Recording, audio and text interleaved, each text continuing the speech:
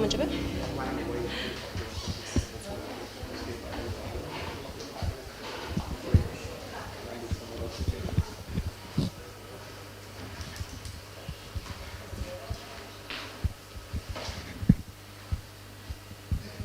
Sorry, just technical issues, so it's okay. Just one, a few, yeah, okay. Can we? Michaela, can we start? Yes? Okay, so good morning, everybody. My name is Miruna Miulescu, and I'm a faculty member here at the Faculty of Psychology and Educational Sciences at the University of Bucharest, Romania. And I'm also a member of the project Orienta4YEL Erasmus Plus project. So it is my pleasure to welcome you today here at the Orienta4YEL final conference. I just want to say that this conference will help raise awareness regarding achievements that have already been made in order to prevent and reduce early school leaving in the context of the Orienta4YEL project. The event, we hope, should help provide guidance for the educational institutions, so for the schools and high schools in principle, in order to prevent and reduce early school leaving. So I just want to say I'm really proud to be part of this project. And now let me tell you a bit about to whom we owe the existence actually of this event. So first and foremost, I need to thank the European Commission for giving us the opportunity to give life to this project. Also to the wonderful Erasmus ladies at the University of Bucharest, our PR department, IT department, and of course our volunteers, our student volunteers who are here with us in this room. Also, I'm supposed to remind you that this event has a hybrid format. So we have online participants. We say hello to them right now. And feel free to use, to write comments and questions in the YouTube chat room, yeah? Throughout the whole conference, of course. Now, I would like to introduce my teammates, the project partners who are here now in Bucharest with us, only a part of them. So it has been a pleasure to work with them, and I thank you very much for their hard work throughout this whole 3 years, I think, yeah? So when I call your names, could you please just wave, make a gesture so that anyone can see you and recognize you? So our fearless leader, Patricia, from Spain. Thank you, Patricia. Alesh, also from Spain, and Joaquin, our co-coordinator of the project. Thank you, Joaquin. From Portugal, we have Sara. We have Catarina, Carla, and Sandrina. I got that right, okay. Thank you. Finally. Okay, we have Klaus from Germany, from Bremen. And also from the United Kingdom, we have Ioannis and Kerry. Thank you very much, dears. And also, of course, it's Mihaela, who is helping us today a lot. Okay. So with that, I want to wish you a wonderful conference, a wonderful event. And I want to thank you all for being here today with us. I would like now to introduce our Vice Dean, Professor Anca Nedelcu, who's going to give a short speech as a representative for our faculty. Anca Nedelcu holds a doctoral degree in educational sciences and is a professor at the Faculty of Psychology and Educational Sciences at the University of Bucharest, Romania. So Professor Nedelcu is a vice dean responsible of quality management and international relations. Her areas of professional and research interests fall on the concept of equity, diversity, and reflexiveness in education, educational management, and the influence of old and new media over education. So, Professor Nedelcu, the floor is yours. Can you use the same mic? Yes, of course. Thank you. Thank you very much, Miruna. Thank you for inviting me and having me here. I was very pleased to hear a lot of things about myself, so it makes my job easier. I'm delighted to, we are delighted to welcome you here in our faculty, which is, like you may already know, the Faculty of Psychology and Educational Sciences.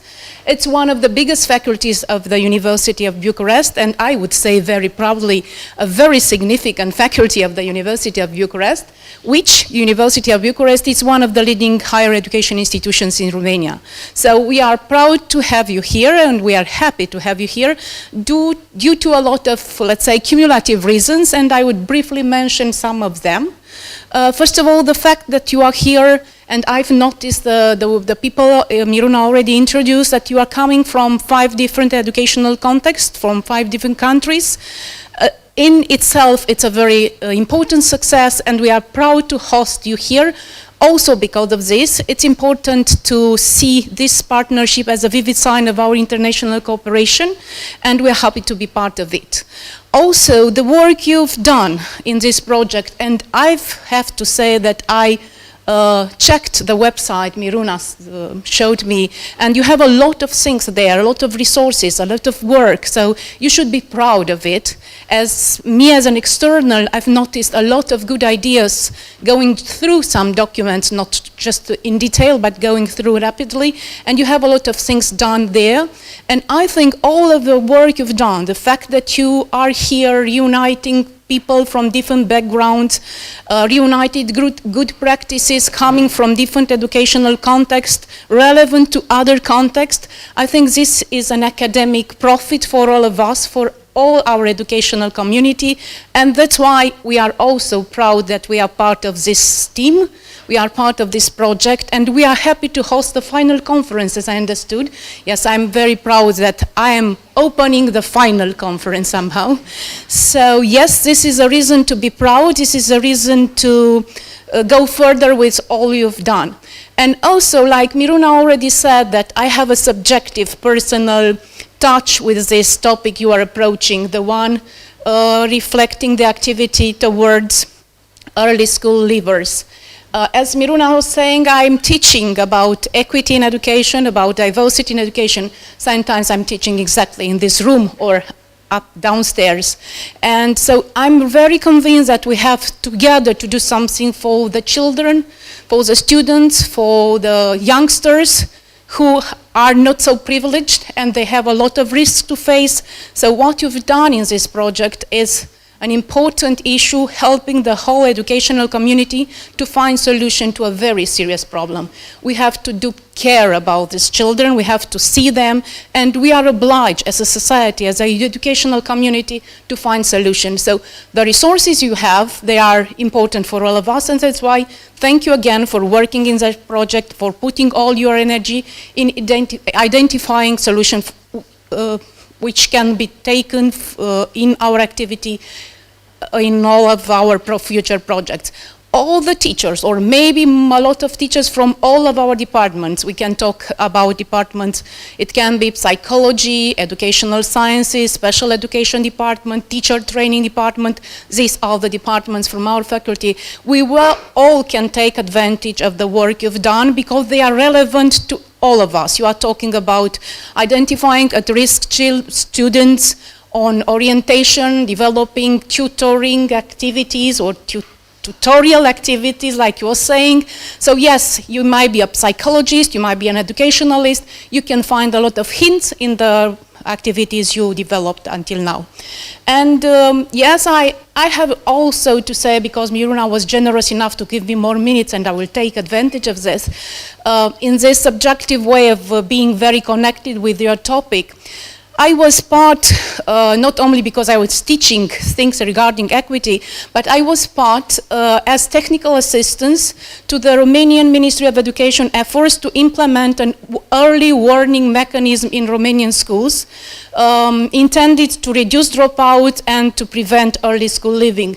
So this was a pilot in a small number of schools, like called pilots of course, and now it's in the stage where the mechanism is scaled up. I was part of the piloting process, and I've noticed how important it is to look with a very professional instruments to the red flag warning signs you receive in schools, and to identify these red flags early enough and to address them in a timely and appropriate manner as soon as possible. We discovered this. It's important to make teachers from our schools in our project aware of the fact that dropout and early school leaving process show a lot of signs before it is produced really, and to be aware of this sign is something very important. Another lesson we learned, and I'm glad to share it with you, is the fact that it's important to make teachers aware. We are working with teachers in our project to make them aware of the fact that addressing the needs of early school leavers can sometimes lead to possible labeling them and stigmatization. When you put the accent on someone being in a risk situation, you can end up in doing this even you are very, very well intended. So this is important and sensitive information. You have to take care how to handle it. And this is another lesson learned we discovered.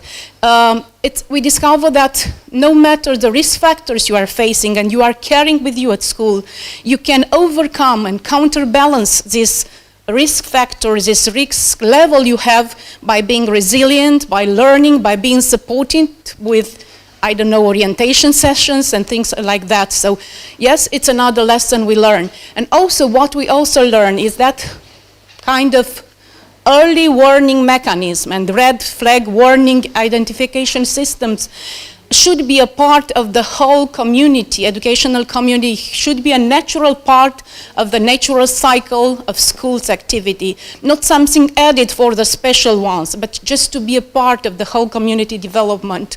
And I would say in the end that this pedagogy for early school leavers or people being in the risk of being early school leavers, it's some sort of a good pedagogy.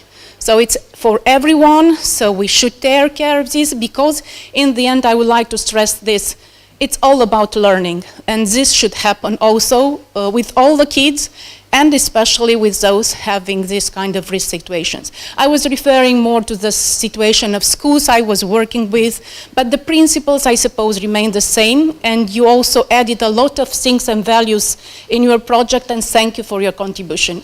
I wish you a very fruitful session today and these days, and hopefully the things you develop and discovered in this project will go further and further and will arrive at the grassroots level. I wish you success, and I was very pleased to be here. Thank you. I think we should just... Thank you very much. Thank you very much, Professor Nedelcu. Thank you very much for your presence here. Now we have, as the program says, the agenda of the conference. We have a guest, the keynote speaker. We have Irene, or Irene, let's say. I can't say her surname because I'm going to mispronounce it, so if you don't mind. Irene currently works as an expert in the apprenticeship and employability department of the European Union agency CEDEFOP, and is responsible of VET policies for inclusion in the labor market. Her job is to apply research and sound scientific principles in the development of evidence-based education and training policies in the European Union. She currently leads the VET for youth, teachers and trainers team at the agency and manages the VET teachers and trainers' professional development and tackling early living from education and training projects. So Irene, good morning. Can you hear us? Please unmute your microphone.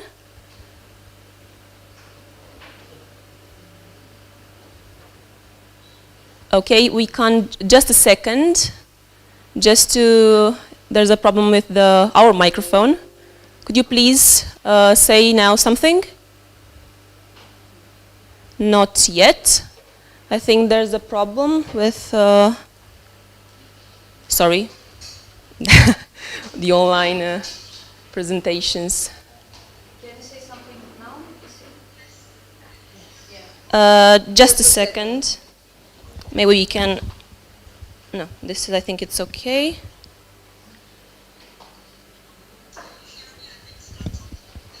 Just a second. Can you test again, please? No, just a second, Irene, sorry. We are just trying. It worked earlier. Now, yeah, the pressure. The laptop also sees the pressure, so senses it. We might tell you that.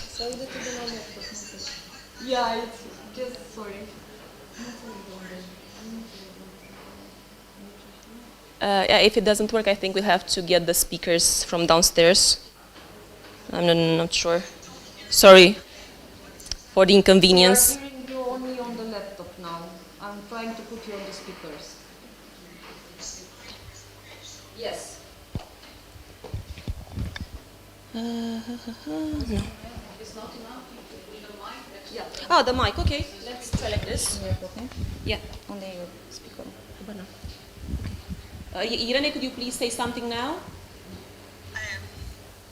For the sixth time, good morning. Just a second. Merg aici. Asta e că trebuie să-l dau pe celălalt.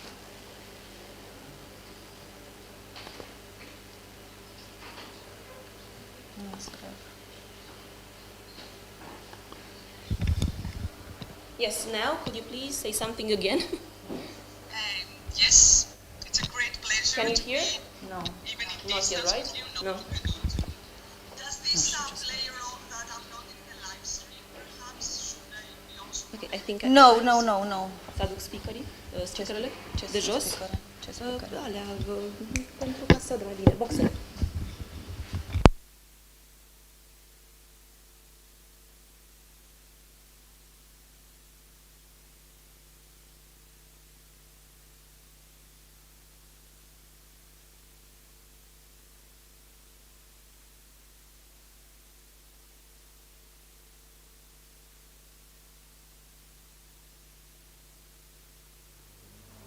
Because it's a normal Zoom connection, but the people being connected to Zoom, it's just a problem with projecting the sound here for us.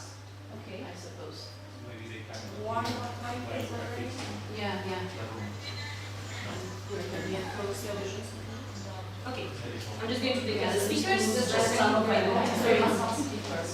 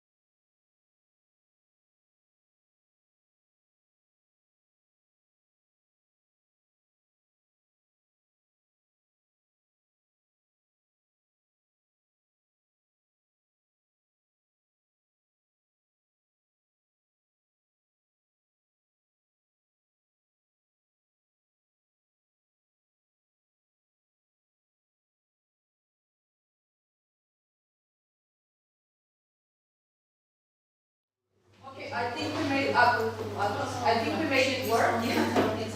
Okay, great. Great. So now it's Okay, fantastic. So I can start? yes, please. Right. So I was saying that it's such a pity I'm not there. If I was there among you, I would have said that I really feel like home. And I would say that because I've been collaborating with the Romanian ministry and with researchers in Bucharest for almost 2 decades. So I'm really honored that this final conference is hosted in Bucharest. And also, a lot of my work and a lot of personal and academic work also was done in the Autonomous University of Barcelona. So knowing that the coordinator behind this interesting project is this university makes me, for 2 reasons, to feel like being at home. But actually, I am at home. And this is what creates all these problems that we just had. So I couldn't be there with you at Tentative. We're still teleworking most of our time. But still, it's a great pleasure, even in distance, to be able to share these beautiful moments that such an interesting project comes to a conclusion, and so much debate and so much new evidence is brought into light. So I don't know if you're all familiar with Tentative. Tentative is a European agency caring for the development of vocational education and training in Europe. I've been with Tentative for quite a few years now, which makes me feel older and older every time. And And I had the chance all these years to focus my work more on VET for inclusion, and especially to lead the project of tackling early living from vocational education and training. I think the importance of your project and the importance of the new evidence that this brings, undoubtedly it's something extremely important at European level for every European student. You may know that 1 out of 10 young people in Europe are early school leavers, meaning that in our times, these young people have only up to lower secondary education, so they have not qualified in upper secondary education. I think each of us may consider the negative socioeconomic and job prospects, the negative consequences that being a low-skilled today in Europe may involve for your job and life prospects. So you understand that caring and fighting for preventing this from happening and supporting young people to qualify in upper secondary education and not only, and especially in Tentative, we try to do that through VET, is of utmost importance. And this is why tackling early living from education and training, I use here the acronym ELET, has been in the EU policy focus, has been in the EU policy agenda and several key EU policy documents from the very, very beginning of the European cooperation.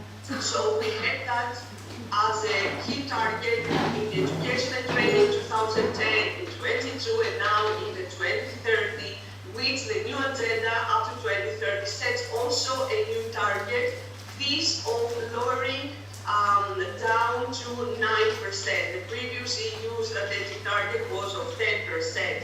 And today we are at 9.9. So somebody would tell me, okay, I mean, you know, we're almost there. I mean, I don't know why we're still talking about it. Well, we talk about it because 1 in 10 people not being qualified in upper secondary education, it is transformed into millions of young people in Europe.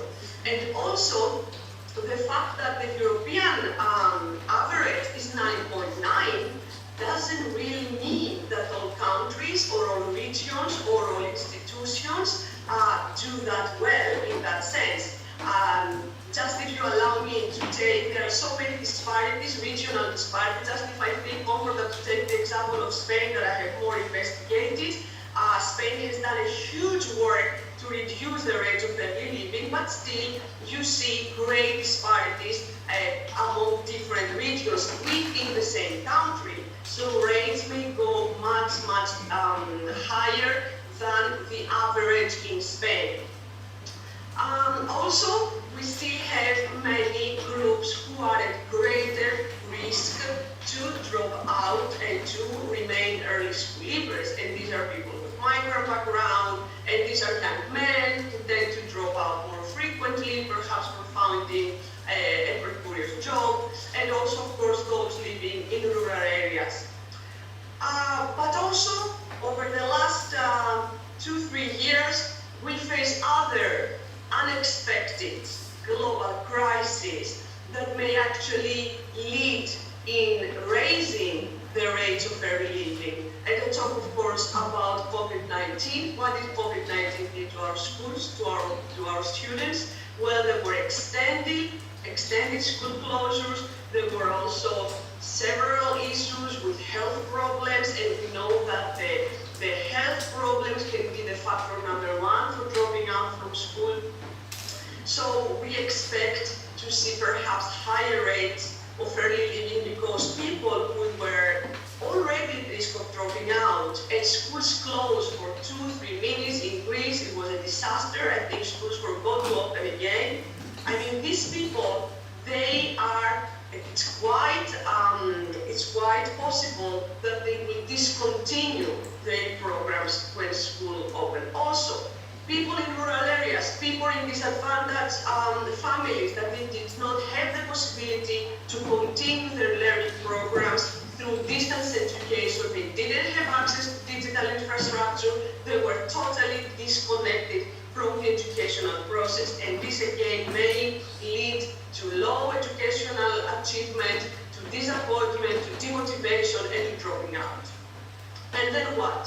As soon as we were trying somehow to recover from COVID, the outbreak of war in Ukraine started, so this led to large wave of refugees. The latest estimations are around 14 million people who left the country to go to host countries, out of which 2 million are people, young people at school age. So these are 2 million people who were forced to become early school leavers because they had to leave the country, and now they're trying somehow to continue with all difficulties around them their studies in a host country. So you see that although it seems that is one of the most successful EU targets because we're close to achieve what the EU strategies aim for, there are still so many challenges ahead of us. And that's why this project and many projects who care to bring new evidence are of utmost importance. The new strategic objective that I told you, which is to lower down to less than 9%, is accompanied by the new forthcoming Council recommendation on pathways to school success. Maybe you already are familiar with the Council recommendation part of 2011 for tackling early leaving that played a key role to mobilize member states, to support member states, and to guide them on how to address this phenomenon in their countries. So now basically this new Council recommendation on pathways to school success is the continuation of this work, putting the whole EU framework in place to support member states. Tackling early leaving from education and training, it's also within the European education area of 2025. You see that number 2 is about inclusion and gender equality. So you imagine that reassuring participation in education and training and completion is part of being inclusive. And here also the pathways to school success, the new policy recommendation, and other thematic working groups that the European Commission has set up. There is one on schools, there is another one on well-being and mental health. All these high-level thematic working groups they play a crucial role to support member states achieving this objective. And of course, when you care about young people to manage to complete their studies and qualify, there are so many other initiatives and EU targets. There are so much linking to that. So you may see here, we have the strategy on rights of persons with disabilities who are at greater risk again to drop out. We have the European Pillar of Social Rights, as education is a human right for every single person, and so many other initiatives that link with the work and the EU policy framework for tackling early leaving. So what Tentative does? Within this European policy framework, Tentative has the mission to support the European Commission, has the mission to support the member states and social partners in Europe to implement these strategic objectives, to implement the new 2030 agenda. And we do this through various ways. We conduct research. We published these 2 volumes that you see there back in 2016. The reason that I've been going to this study, to this research, because it was the pioneer in Europe. It's the unique European study with a focus on vocational education and training. There is still a lot of literature review about tackling early school leaving, but there was no evidence, there was no work and good understanding of the role of vocational education and training. It was said that vocational education and training has a negative role in the sense that many times raises the rates of early leaving, the global rates of early leaving, because most of the people, they drop out from that. This may be true from some of our countries, But this is not true in all countries, and this is not true in all educational systems. There are even regions within countries, and again, you can take the example of Spain with País Vasco, where FED is a very powerful type of education and training, and actually not only does not contribute to the rates of early leaving, but on the opposite, it has a very important role to prevent, because it gives the possibility to people who are in general education continue their studies through a more practical oriented pathway, through a pathway that better fits their needs and abilities. So the inclusive role of FED is undoubtedly there. And not only that, FED also plays a very important role in reintegrating back early school leavers. So from this study, we've seen that many people who were early school leavers, when they decided to go back to their studies, they opted for a FED program, and they managed to qualify and go out from the early leaving status through and thanks to FED. They qualified in upper secondary education through a FED program. So FED attracts these people who wish to give a second chance to their education, who wish to give a second chance also to them to finish their studies. We do several other work. We support EU high-level thematic working groups like those that I mentioned to you before. We organize big events. For example, when we launched new work that I will talk to you about later, we did that within the Romanian presidency, and we organized with the Romanian presidency in Brussels back in 2019. In general, we try to promote real learning through our policy learning fora. And what I will be focusing more my speech today in a while is that we develop online interactive tools to support both policymakers but also FED practitioners. And I will be referring to what you see on my screen on the right, to the FED tool before tackling early leaving, and not only. Also, there is a lot of research that is not yet published, and this research, this slide actually aims to show you what is coming soon and what is the focus of our work currently.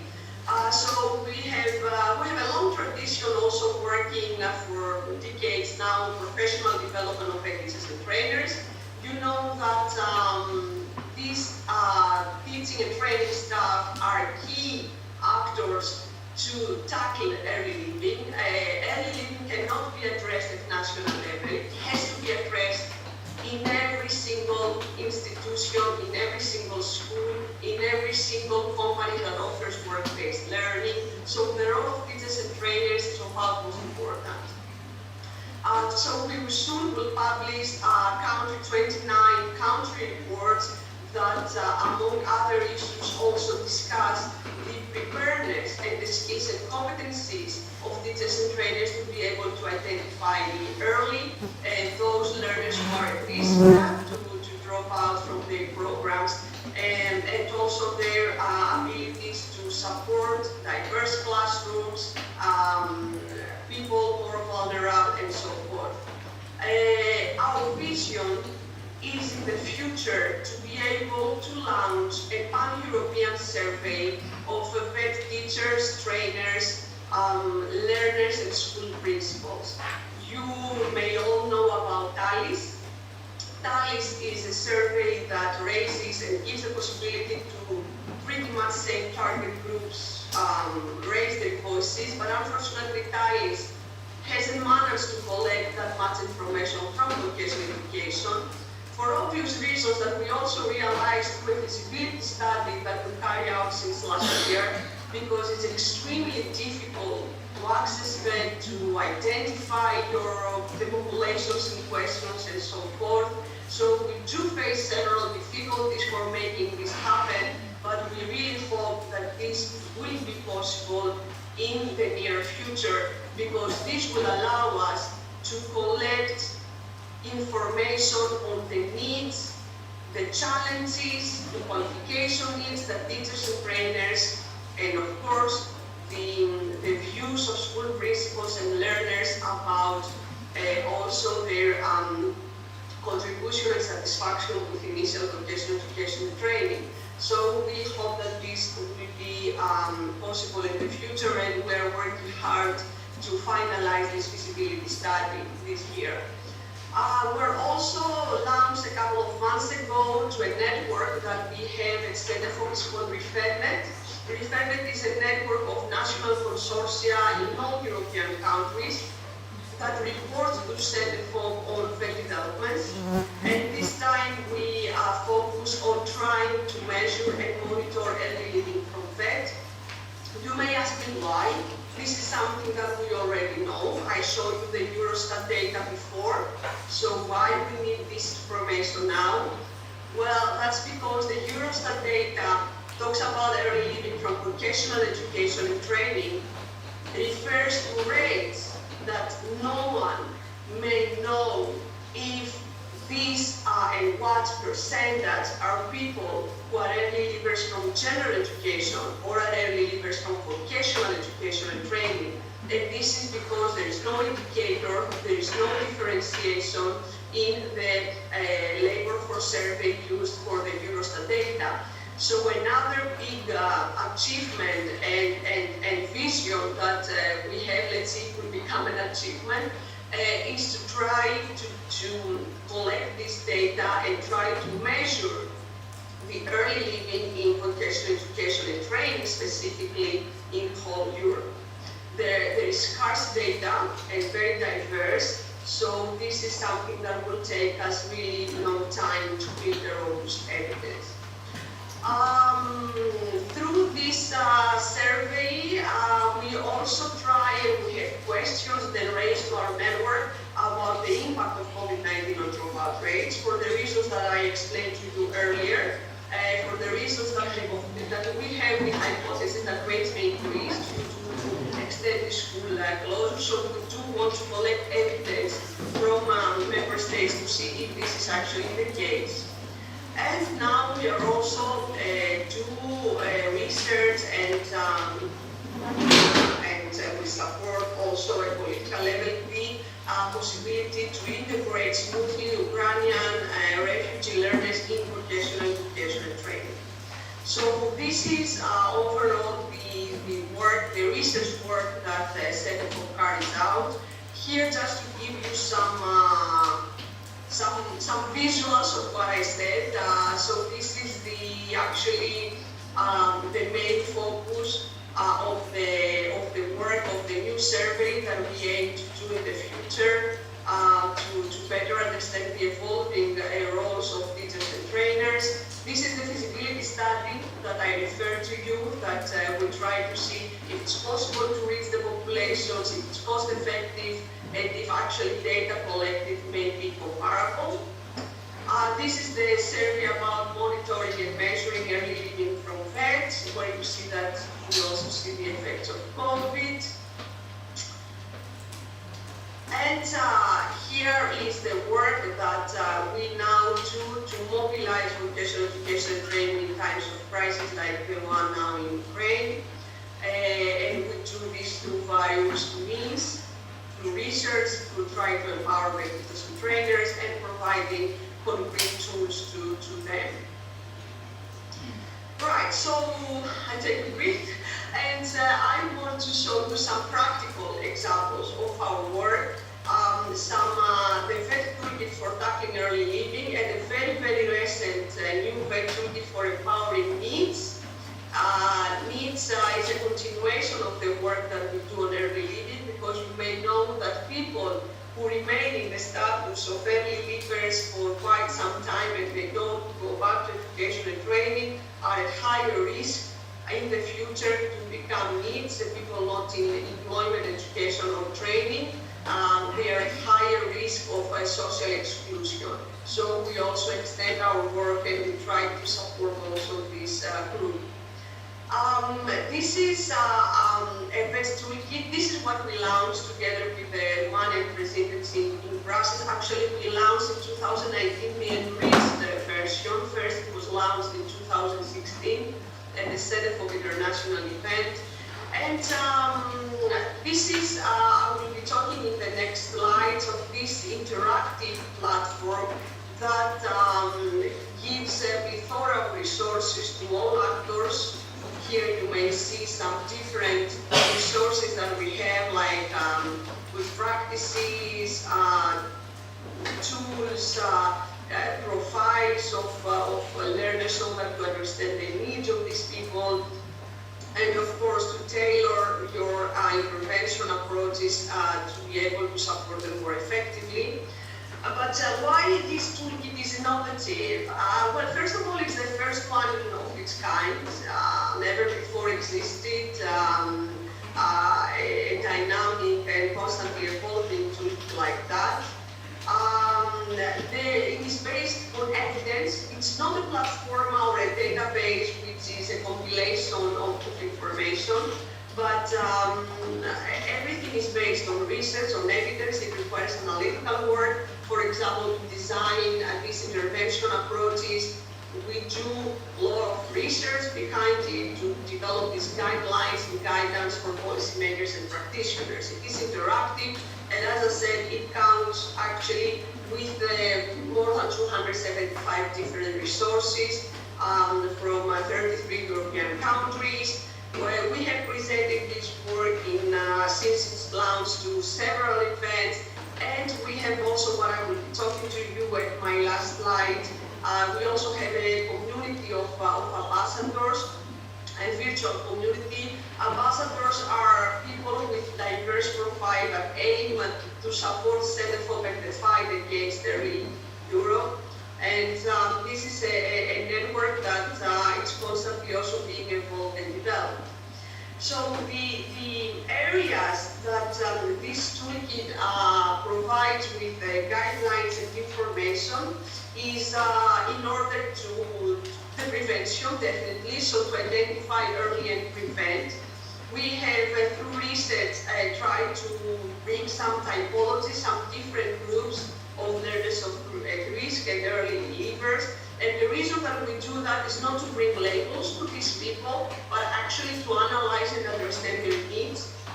Because you may say, he's an early school leaver, but within the category of early school leaver, there are so many diverse people coming from so many different situations, and they have very, very different needs to be addressed.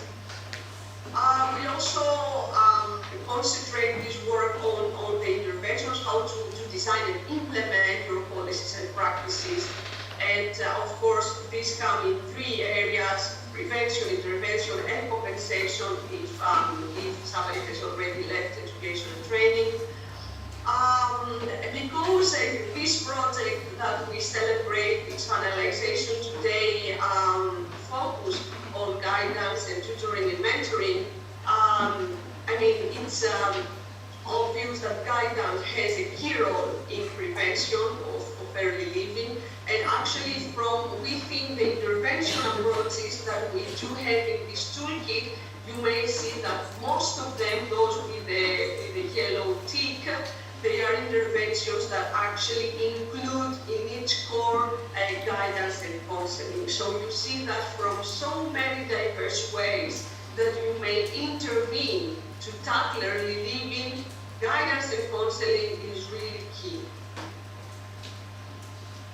And finally, once you design, implement, is the monitoring, the evaluation of your policies and practices. So in this toolkit, we also provide with interactive tools that are tailored for the needs of policymakers, but also for the needs of learning providers and best practitioners to be able to evaluate either their policies or practices, and also to self-reflect on how inclusive are their practices, how inclusive is their system, and to develop action plans to improve their approaches. So by filling, for example, I would invite you to look, I don't know if my colleague who is together with me, Ariela Perez, manages to put some links into the chat, in the live stream, so you will be able to directly access these tools. And you will see that, for example, the reflection tool for vet providers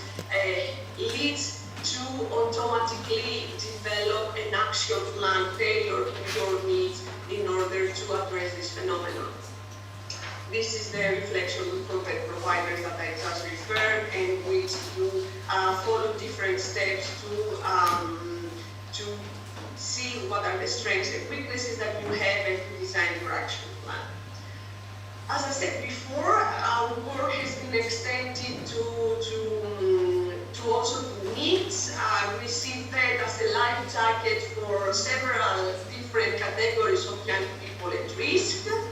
We also launched, as I said recently, a very similar toolkit. You see that we keep the same structure, same philosophy, so that our users are familiar with it, as they have been very familiar with the toolkit on early living, so that they can navigate easier, and also that the two toolkits are compatible and can bring evidence together. And as I mentioned to you, this virtual community of ambassadors that I wish to invite all of you who have an interest to find early living in your institution, to join us, to see what we do, to be able to meet other people in Europe that have the same mission. And there is an online application. The only requirement is to be involved in vocational education and training and have a proof of evidence that you are involved with your job actually requires to know and have access to tools and good practices to find early living from vocational education and training. And that's the end. I hope that, I know it was a lot of information, but I hope that through this work that we do, we actually welcome and celebrate all the work that people involved in this project have done, and we look forward to learn from what you did and continue and reach our resources. We already, I think, have this project there, but we're happy to get to know more. So thank you very much. Thank you for your attention. Thank you very much.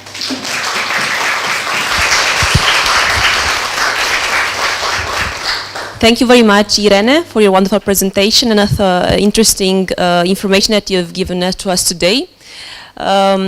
If there are questions or comments from the audience, puteți întreba și în limba română și apoi noi traducem, deci nu e nicio problemă. Let's see. Yes, Patricia, please. I just give the microphone to you. Thank you. It's not a question, it's only to say, Irene, thank you by this presentation, because I think that you situate in a very good framework this project, the Orienta4YEL, that we are going to present here today. I think that the project is in line with the actions that you are developing in CEDEFOP, and so I would like to say thank you, Irene, for this presentation.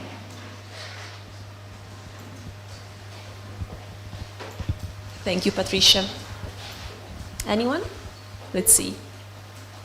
Yes? Ioannis, please. Hello, thanks Irene. Let's see if my question makes sense. I really enjoyed particularly the slide where you had the different types or the different reasons why people become early leavers, and most of them seem to be linked, I would argue, to an education system that is very rigid and doesn't allow for flexibility for people who might be carers, people who have different needs. So from your perspective, do you see any changes in mainstream schooling, mainstream education systems to become a little bit more flexible in some ways? I don't know, from your perspective, is mainstream schooling becoming a little bit more flexible or not really? That's my question. Does that make sense? Yes, absolutely, absolutely. I was just trying to listen carefully. Yes, thank you for this question, and thank you, Patricia, also to you. Thank you, because Patricia is one of our ambassadors and a great collaborator, so the thank is mutual. Regarding this question, thank you for making this observation, because indeed, in all our work, we take out the blame from the individual. We do not blame those with the educational system, but we do blame the educational systems themselves. And that's why when I was talking, I said that young people may decide to give a second chance to their education, and not that the education gives a second chance to them through the second chance schools, for example.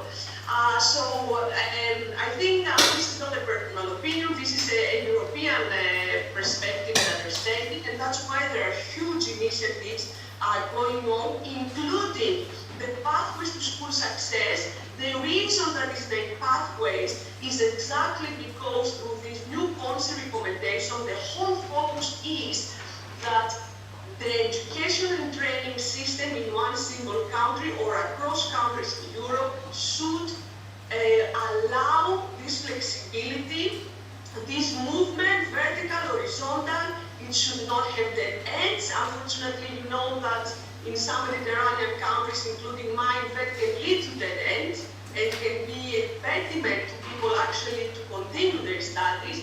So yes, there is a great work done. We also at Tentative, we are working, I don't know if you're familiar with the European qualifications framework, where we try or validating non-formal and informal learning. So we try to make pathways and best pathways more accessible.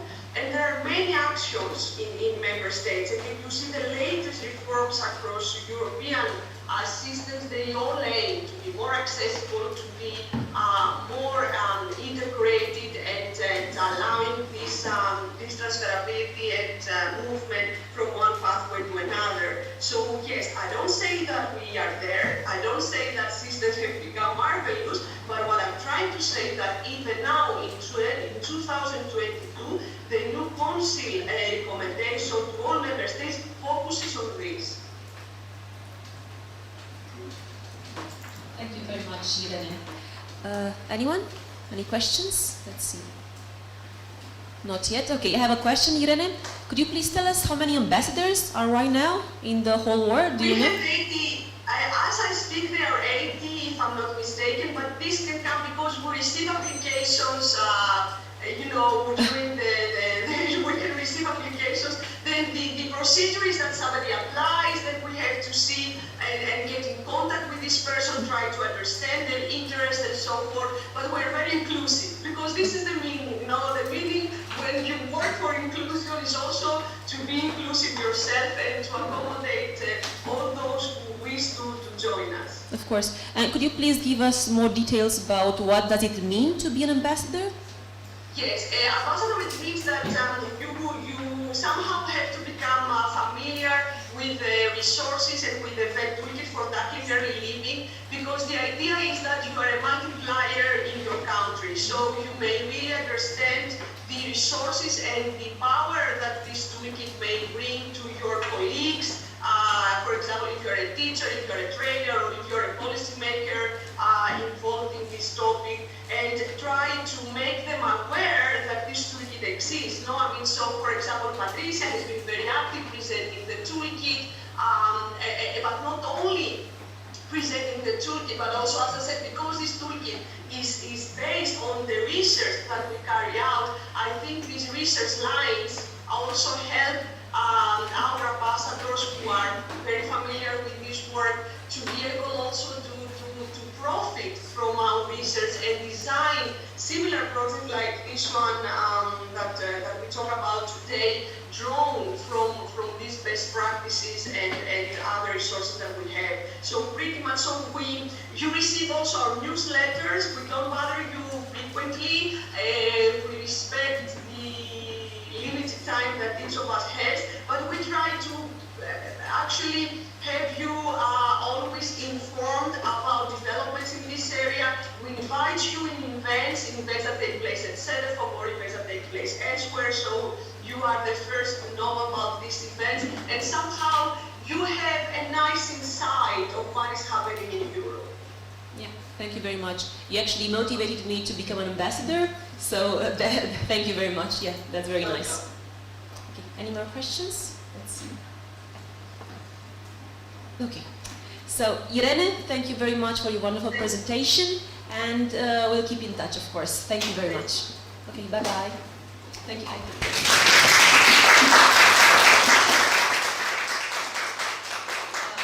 Now the agenda says, we have a coffee break. So we'll meet here again in 45 minutes, yeah? Just to the schedule, yeah? So we'll be here in 15 minutes to 11, yeah? Okay, great, thank you.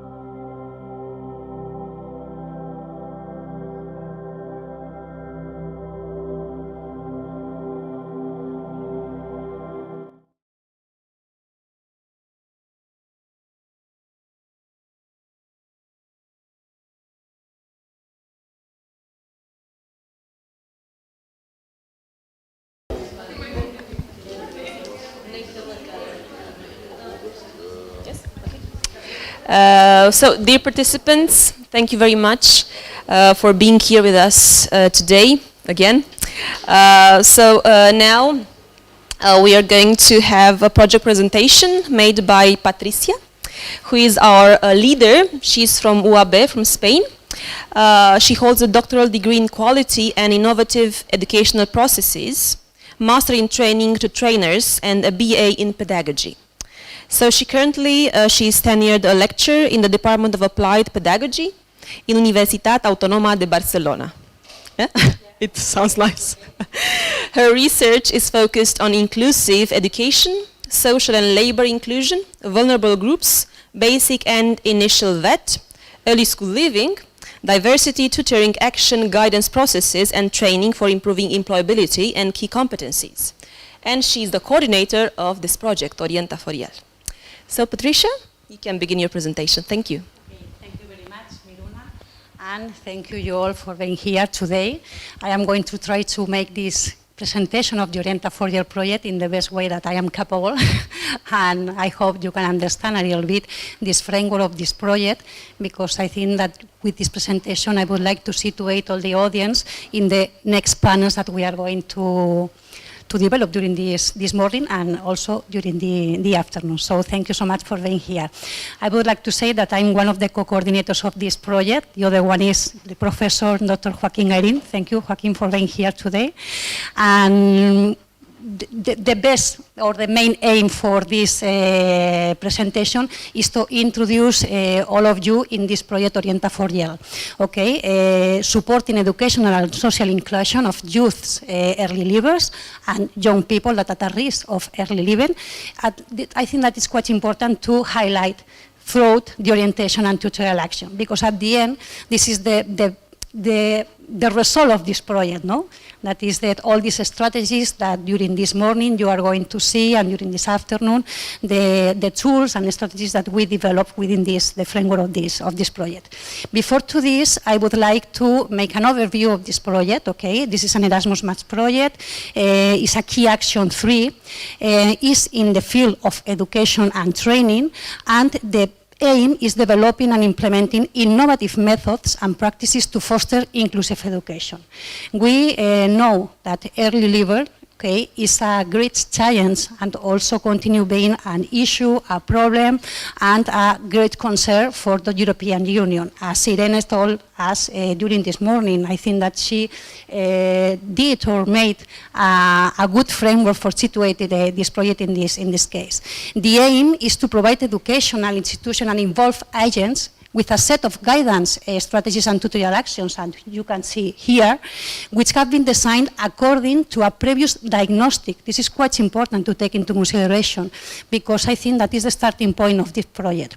When we start the Orienta4YEL project, we know that we know all the partners that we are involved in this project. We have the idea of, okay, to develop, to design, to implement strategies in order to tackle the early living of our young people, okay, in vulnerable situations. But we can do it if we don't start with knowing what is the needs of these young people.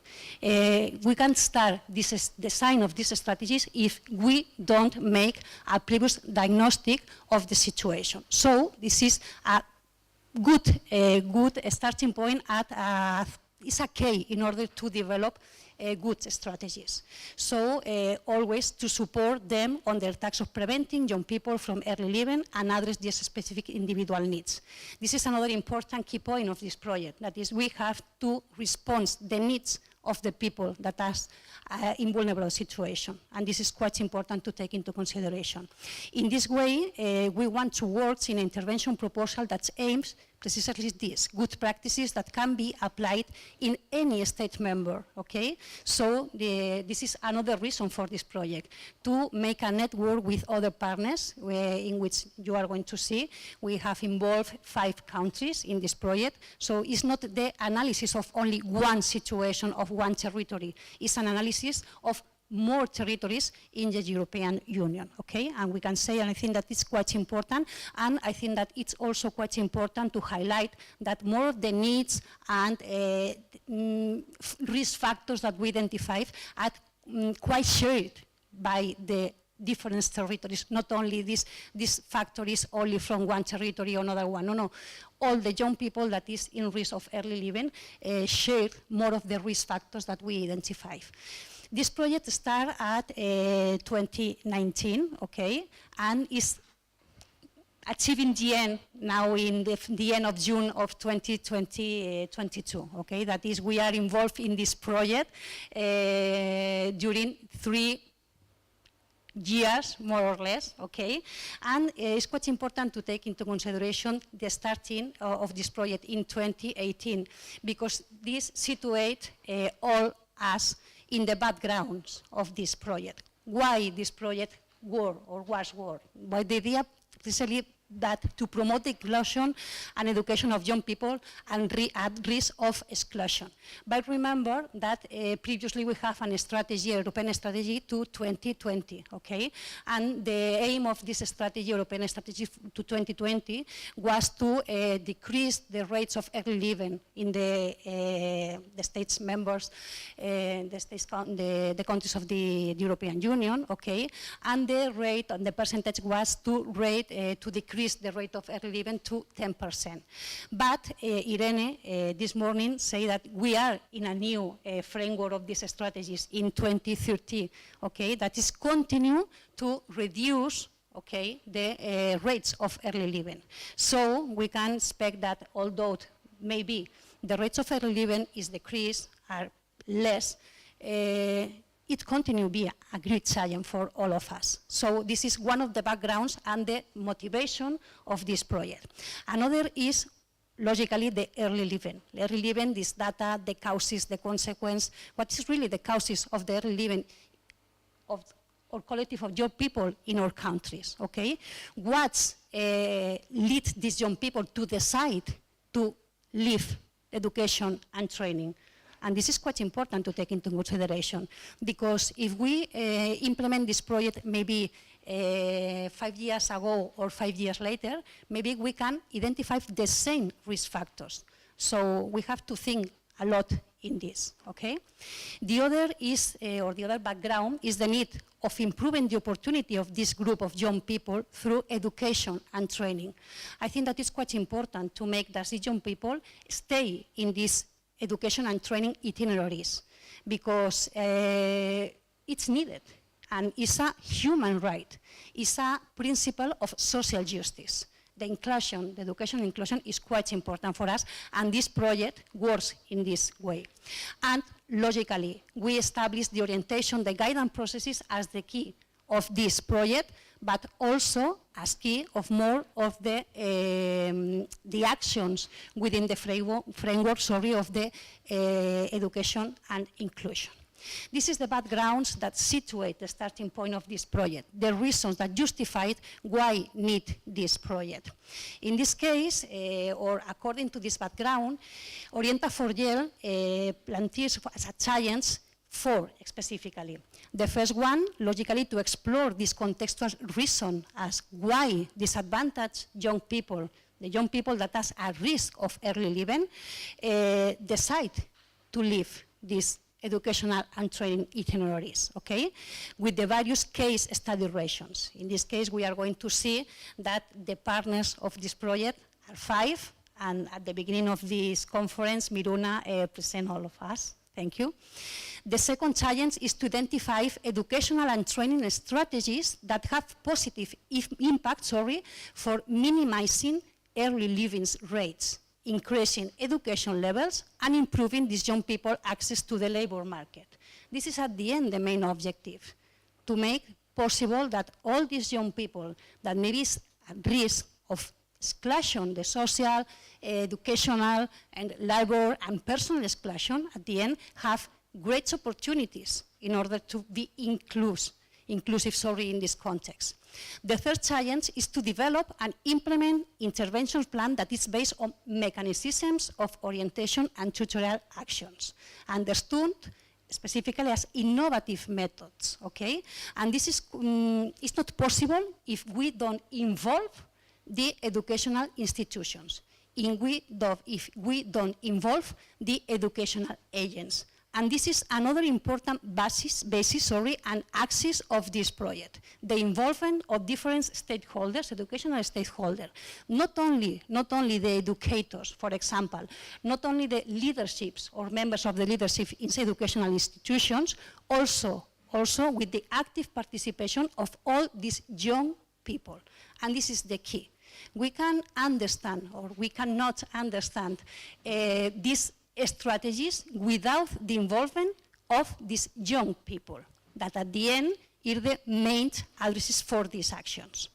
And therefore, this is the fourth challenge, to involve these various stakeholders from formal and non-formal education and training, okay? And we have to say that this project is focused specifically in the secondary educational level, compulsory secondary educational level, also VET studies, baccalaureate studies, that is all these secondary educational levels in which we identify the high rates of dropout of these young people, because it's the transition level in which the young people decide to continue or at the end to leave these itineraries. And so it's quite important to know why these young people decide to leave these itineraries. But I think that the other most important question is, okay, you decide to leave this itinerary, but why not you reincorporate in these itineraries? And this is the best aim in this project, not only to identify the reasons why they decide to leave, also the reasons or the ways in which we are going to try to maintain in these itineraries, but also if you go out, come on, please, here to educational itineraries. According to this challenge, and in order to achieve this challenge, we involve 5 countries. Orienta4YEL has been run on Spain, specifically in Catalonia, in Portugal, with our team of Ipeliria, thank you so much for being here, in Germany, with involvement of the ETB of the University of Bremen. Klaus, thank you for being here involved in this project. Romania, logically, the University of Bucharest, and thank you so much. And the UK, with the University of Bath, here, Janice and Kerry, thank you very much for being here. This project is one not possible without the involvement of all these partners, okay? Because I think that it's quite important to consider the comparative vision, okay, and the situation of these countries. We have to recognize the work that all of us have done within the framework of this project, okay? According to this project, and according to the backgrounds and the challenges that we present here, we define different objectives, specifically 5 objectives that now, in this point of this project that is close to the finish or the ending, I think that we achieve, okay? The first one is to identify the risk factors and support mechanisms to address early leaving. During the second panel that or the first panel that are going to be after this presentation, we are going to know what is these risk factors, okay? And try to reflect on the risk factor in the different territories or countries. The second was to develop, implement, and evaluate mechanisms of orientation and tutorial actions with young people who are early leavers or at risk of early leaving, okay? This is the reason of the second panel. You are going to, or we are going to present the different strategies that we implemented in the different countries or territories, okay? Also reflecting on the impact of these strategies that we develop, okay? The third is to support both educational agents, specifically to work with young early leavers and also young early leavers of those who are at risk of early leaving through orientation and tutorial action. That is, we don't design these strategies, okay, without the intervention of these educational agents, and also the young people. And this is a key important value of this project. The fourth objective is to establish learning learning networks with a focus on tackling early leaving through mechanism of orientation and tutorial action. And I think that this network is possible due to this collaborative work among the different territories, and also among the different educational institutions and educators, agents that can be involved within the framework of this project.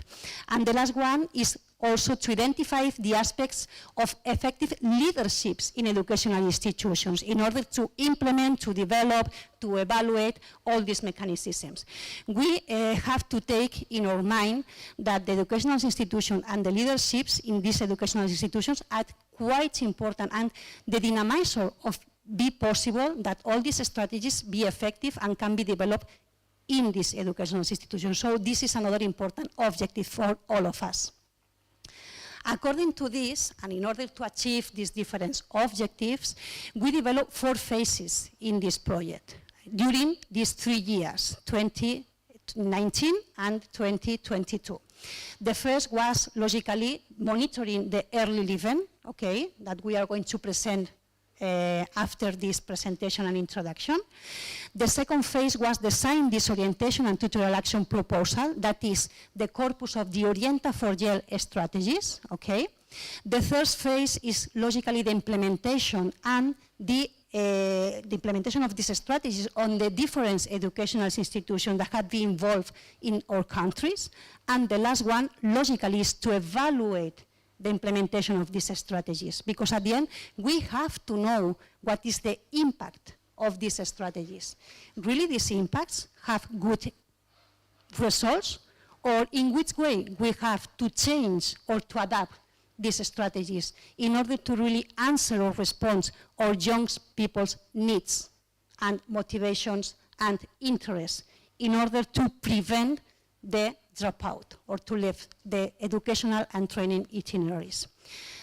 These phases, or specifically, we think, when we start this project, we think, okay, we have to analyze we have to monitor in the early event, we have to know what is the really risk factors of this, the risk factors to early living. So I think that the interesting of this project, Orienta4YEL, and I have to highlight here the different contributions, is the first one. We designed an analytic framework to explore and identify the main risk factors to early living, okay? And this is, we are going to present this analytical framework. We are going to present the dimension in which we identify the more risk factors, but I think that this is the first best contribution of this Orienta4YEL, okay? This is a framework in order to analyze, to know, to work in this early living and to identify the risk factors. We are going to go in deep in this framework during this first panel, okay? But I would like to present the first contribution of this project, no? It's the first step also to others to know what to do on career guidance and counseling, okay? The second contribution, according to this analytical framework, okay, the key findings or risks to early living that we are going to go in deep, you can see that specifically we identify in all the countries personal science, family circumstances, social relationships, institutional factors, and the most important dimension in which we identify the risk factors. So at the end, she guides to us to think, okay, we have to design strategies, okay, according to these 4 dimensions and focus in these 4 dimensions. Not only in the personal science, okay, in the personal circumstances of the young people, also in the other one, social, familiar, and the educational institution. The institutions are also, an important context in order to interview, okay? But we have to take into consideration that all these factors are not in isolation. All these factors are interrelated, okay? The second great challenge of this, or the contribution of this Orienta4YEL project, is the design a set of guidance strategies that we implement, evaluate, and adapt, okay? We develop a total of 13 strategies, okay? These strategies was designed according to the previous needs detection, okay? And we developed these strategies, this corpus of 13 strategies, according to this previous analysis. But we have to also consider and to take into consideration that although we develop this or we design these 13 strategies, each one of us in our territories and each one of educational institutions, we adapted these strategies. These strategies are not universal strategies, or maybe yes, but these strategies need to be adapted to the different countries. We don't understand these strategies without our specific educational context. So this is the second contribution of this Orienta4YEL project. And according to these strategies, we are going to develop the second panel, okay, within this framework of this final conference. It's true that during the Orienta4YEL project and its development, okay, we have the presence of this corona, okay? This pandemic situation was during the development of this project. And the question is, really impact negatively this corona situation in our impact? Maybe if we analyze, we can say that maybe with the corona situation is quite visible in the weaknesses and threats of our project, okay? The pandemic situation and its impacts specifically on educational institutions, okay? Here at the university is another educational institution than the impact, the COVID. So imagine in secondary education, okay? And difference is the degree of involvement of the participant external education institutions according to this pandemic situation and the corona. Other threats, another time, the pandemic, okay? This is a threat for this project, the participation of the stakeholders, or the level of participation of the stakeholders, and the difficulties to implement the action in face-to-face. But more of these actions were implemented in virtual ways according to the needs of adaptation of this new situation of the pandemic. But although these weaknesses and threats of the pandemic situation and the impact in our project, we had to highlight the strengths and the opportunities that Orienta4YEL project, okay, is for us. First one, the continuous communication with the institution involved introducing new actions. Remember that one of the mains of this project, Orienta4YEL project, okay, is to be an innovative way, an innovative method in order to work and tackling early level, okay? And this is needed according to a continuous communication and interrelation between all the agents and partners that we have involved within the framework of this project. Implication and constancy at all involved students and agents, the networks between countries, institutions and stakeholders, and the relevance of the aims and the outcomes. This is strengths of this project, and we have to present this. And the opportunities, as you can see here, okay? And the networks, the importance of the topic that we address, and the useful of the generated materials to educational institutions and agents. Okay. Remember that, for example, during this morning, Irene introduced the toolkit of CDFOG. So we have to take, or we have to say, highlight that Orienta4YEL is recognized as a good practice within this toolkit of CDFOG. Okay. So we wish that we can support not only the educational agents, the young people, also the policymaker, okay, and the policies within this educational inclusion and to tackling early living. So, I am going to end in this presentation because I think that we have more interesting things during the panel, but thank you very much and welcome to Orienta4YEL, okay? And I say some different participants in Romania, I said I like the project, I like working with the researchers, they are very professional, good luck at the conference. So, I hope this, thank you, and welcome, thank you.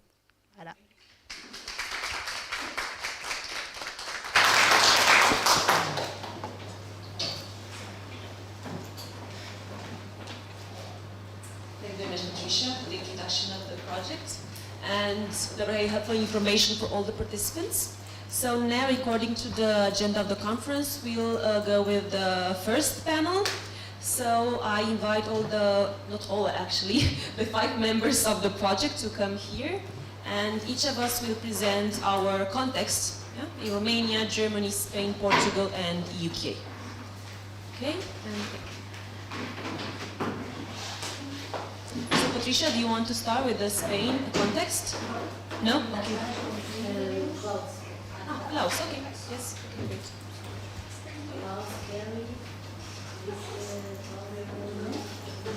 Yes, you left. The second one, yes, of course.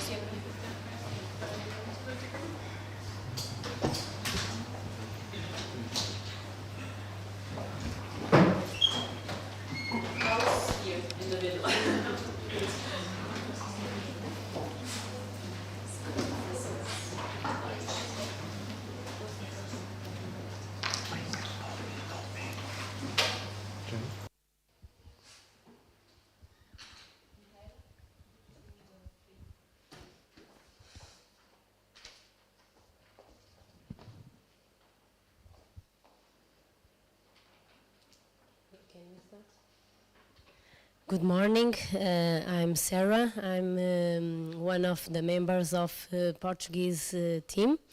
Welcome to this panel that aims to share the main results of the diagnosis phase that was realized between June and November of 2019.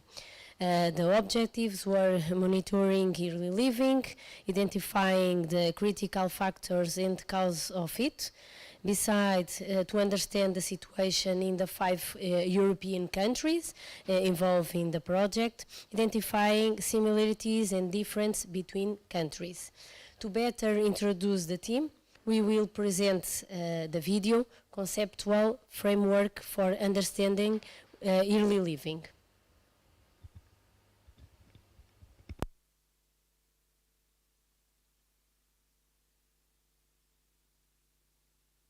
Presents a framework for understanding the risks to young people of early leaving, or what in the UK is called being neat, not in employment, education, or training. There are 5 key categories. The first risk category we call personal challenges, which the child is born with, acquires, or experiences. This includes health and abilities, such as having special educational needs or mental health difficulties. Young people's view of themselves and their future, like low self-esteem or aspirations. Significant events, such as trauma or neglect, and the child's responses, such as difficulty in trusting others.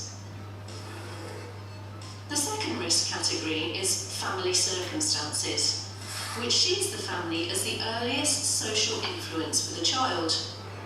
This includes material circumstances, such as living in a low-income or workless household. Cultural factors, such as the value parents assign to education. Family relationships and the needs and availability of family members. The social relationships risk category refers to relational challenges brought about through all types of relationships, relationships with peers and friendships, such as exclusion and bullying. Threats from online and social media, such as social comparison and anxiety.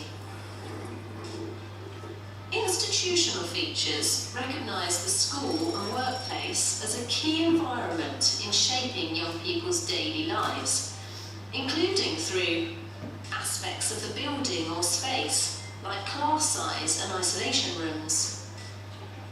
Organisational policies on, for example, attendance and daily routines.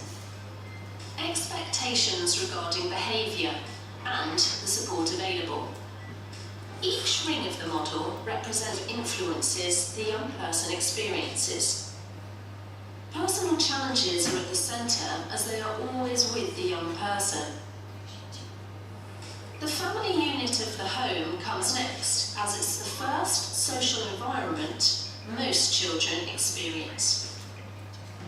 As they get older, young people spend an increasing amount of time. Institutional spaces of the school and work are a big feature of young people's daily lives, but their influence is less when children aren't present.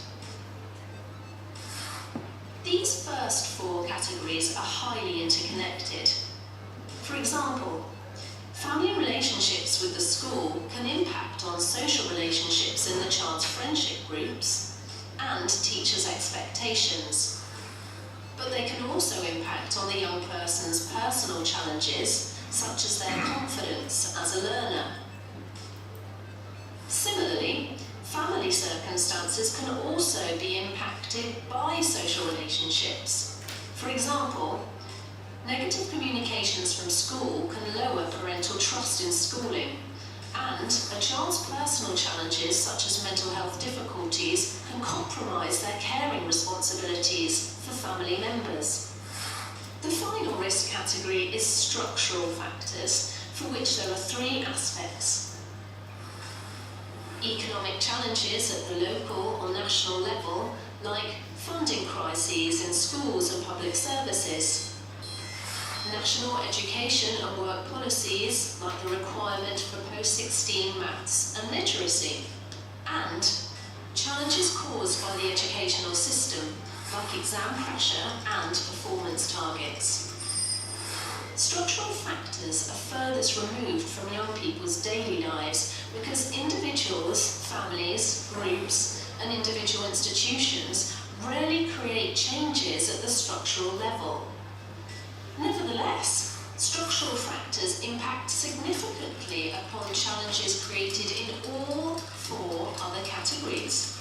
For example, austerity policy making can reduce the resources schools have available, may force youth clubs or social areas to close, can reduce family income, and may increase stress for young people. Understanding the different categories of risk and how they interact highlights the complexity for young people in navigating their education, employment, training, and life pathways. By understanding these challenges, we can better design actions to give young people the support they need to realise a brighter future.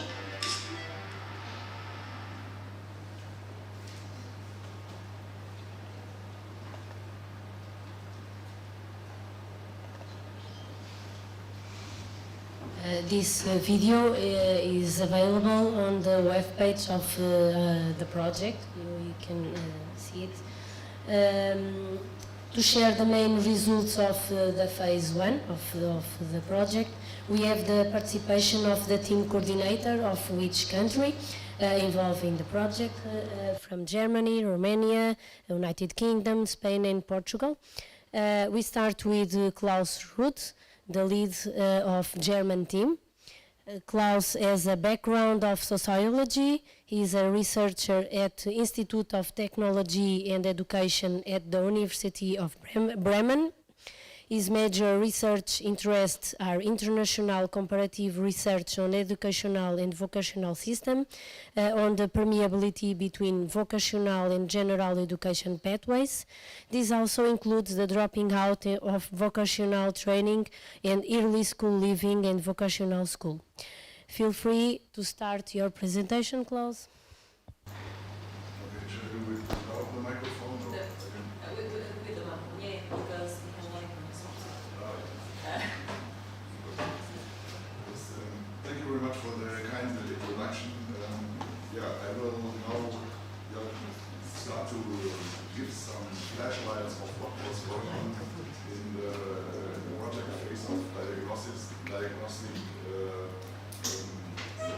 developing diagnostic tools and getting an idea of what are the major reasons of early people, the risk factors, etc. And also, sorry. The mic was not working. So I will just shed some flashlights on the experiences we made during the project in the first half of the project duration.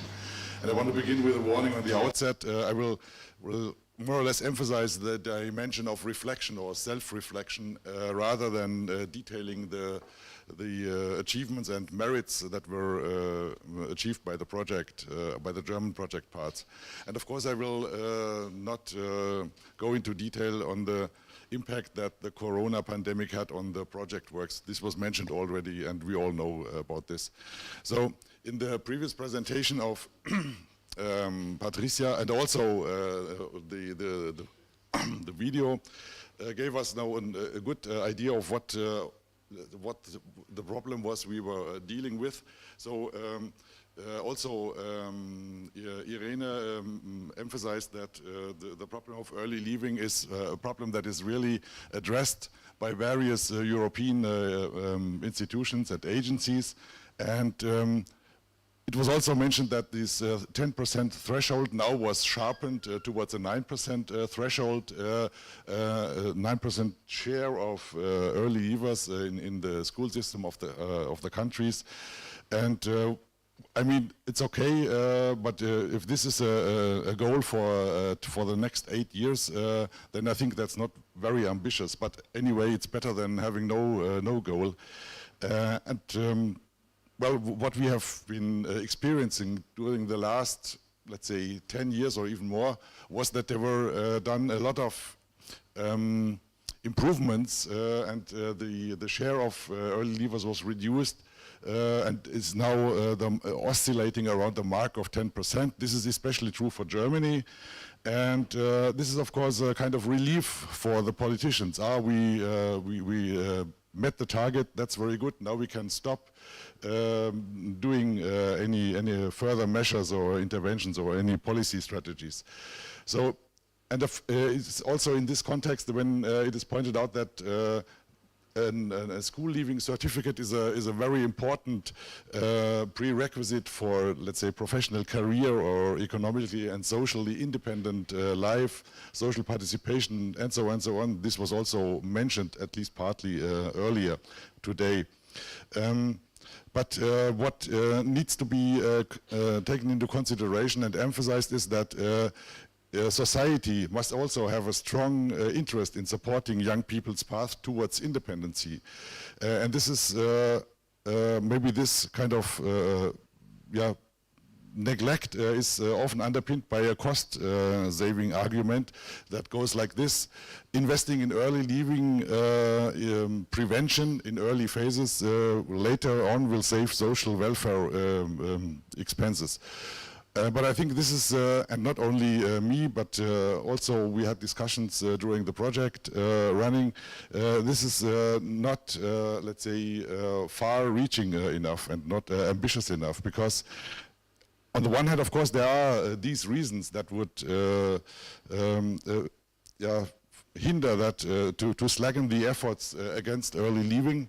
But it's more important that early school leaving is obstructing, let's say, one essential normative educational goal massively. And I want to emphasize this with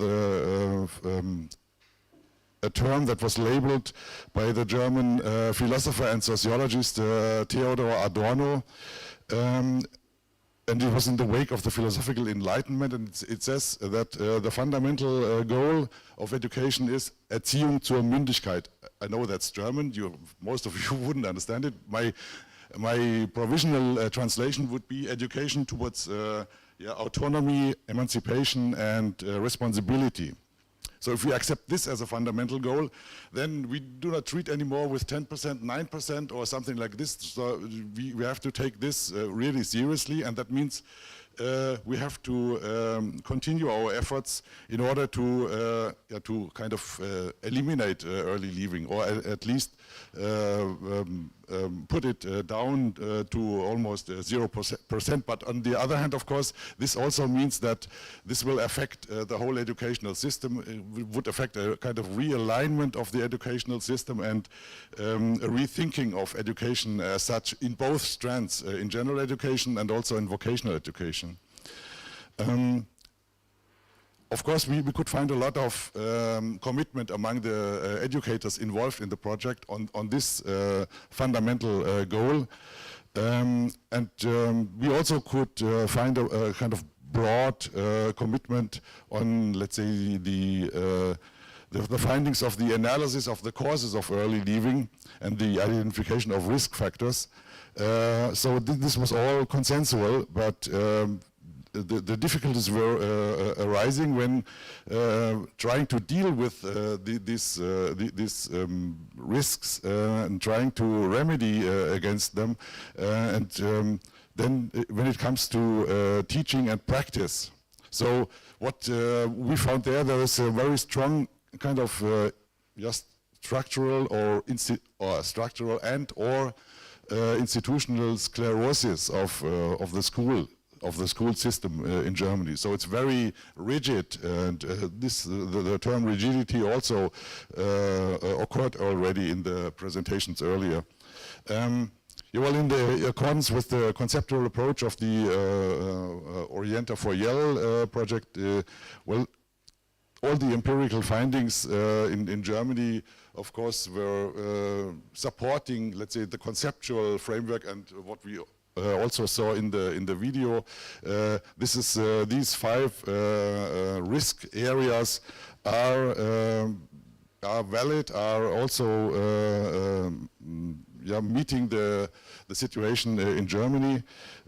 What I would like to add here, we had, in a way, we forced or we squeezed interview partners or discussion partners to give us a priority. Which one of these goals is the most important in your view? And what we heard was the answer: family circumstances and or personal relationships. But of course there is, I will come to this later.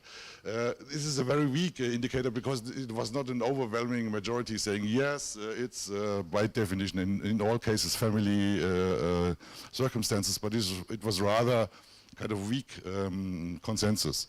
But nevertheless, it did make a sense, and we found that in implementing the strategies in the later parts of the project, that this played an important role.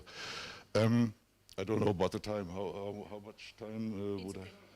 It's okay. It's okay to stop now, or it's okay to go on? It's okay to go on. Okay, thank you. Giving an example how the basic understanding of the educators, of those who are, let's say, in at least one responsible part in the educational field. Of course, the pupils also, but the pupils weren't asked or didn't have the same opportunity to get involved in the pre-phases of the project. So we found that, as an example, low self-confidence and self-esteem of young people must not be attributed to them on the first instance, but rather on the school system, or let's say on society and other points.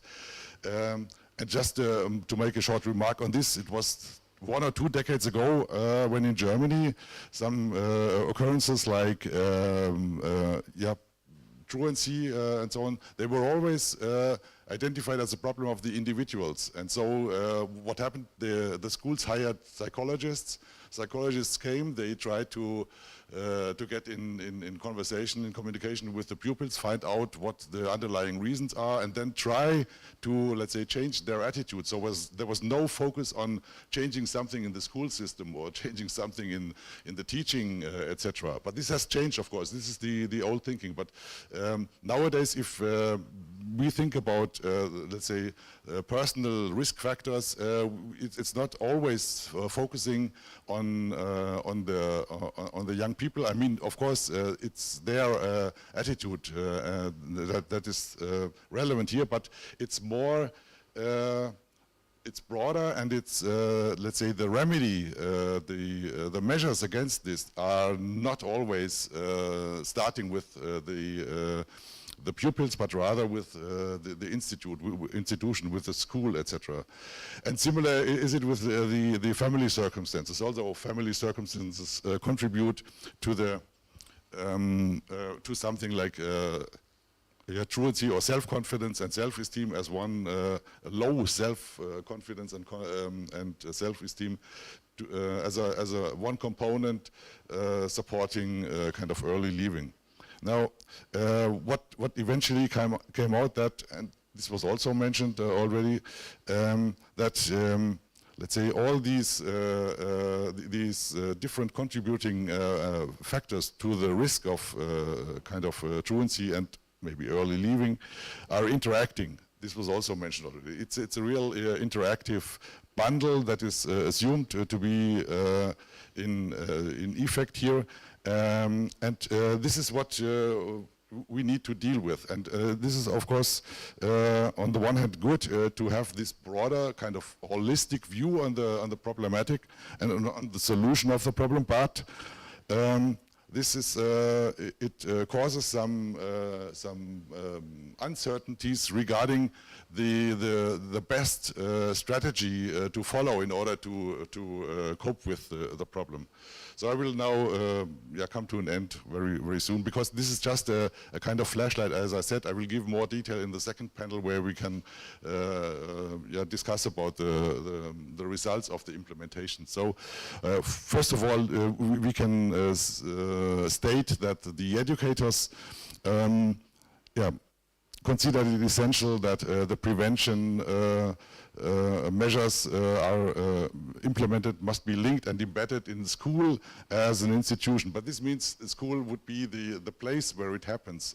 But of course, the involved actors are, of course, it's open. They can come from the family or from neighboring educational organizations or whatever.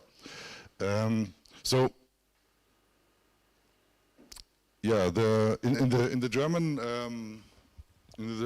partial project, the kind of lack of motivation to learn, for example, or low self-confidence and self-esteem were seen as most important risks in the risk subcategories for, let's say,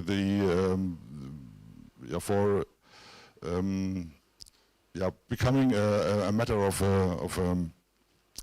early leaving, manifesting themselves in early leaving. But when looking at the chosen strategies, preventive strategies to deal with these risk factors, we find both. We find on the one hand a kind of mentoring strategy to deal with the problem, a kind of mentoring strategy which is kind of oriented at personal problems or at personal risks, but also an institutional strategy like having some support for young persons learning outside the formal curriculum. So we will get more details on this. So what we can see is analytical and categorization of the risks was a clear and unambiguous tasks, but when it came into practice, there were different strategies followed to deal with the same problem. So a tentative conclusion for Germany, or I would say for the German part of the project. I cannot talk about the whole country, because there's a broad variety of interventions and so on going on. So first of all, I mentioned that already.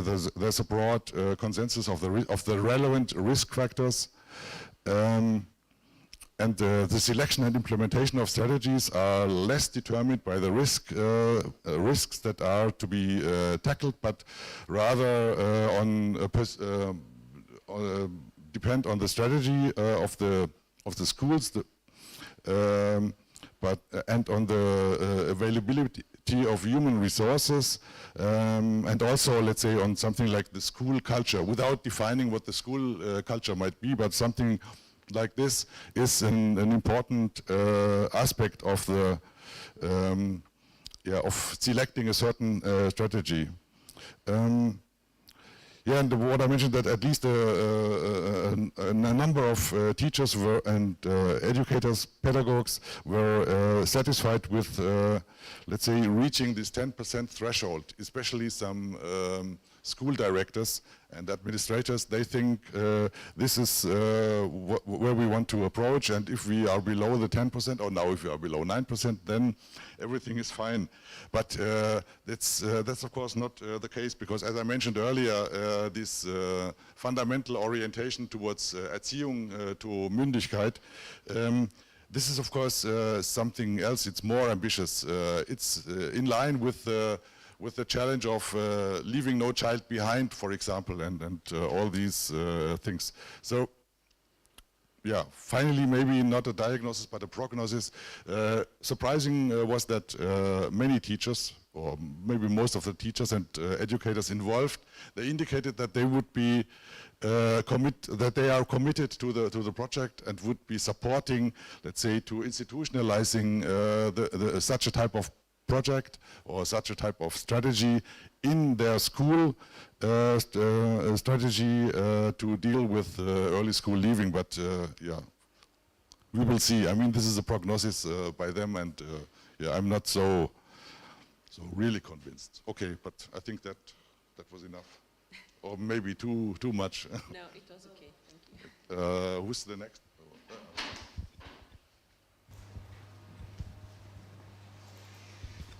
Thank you, Klaus.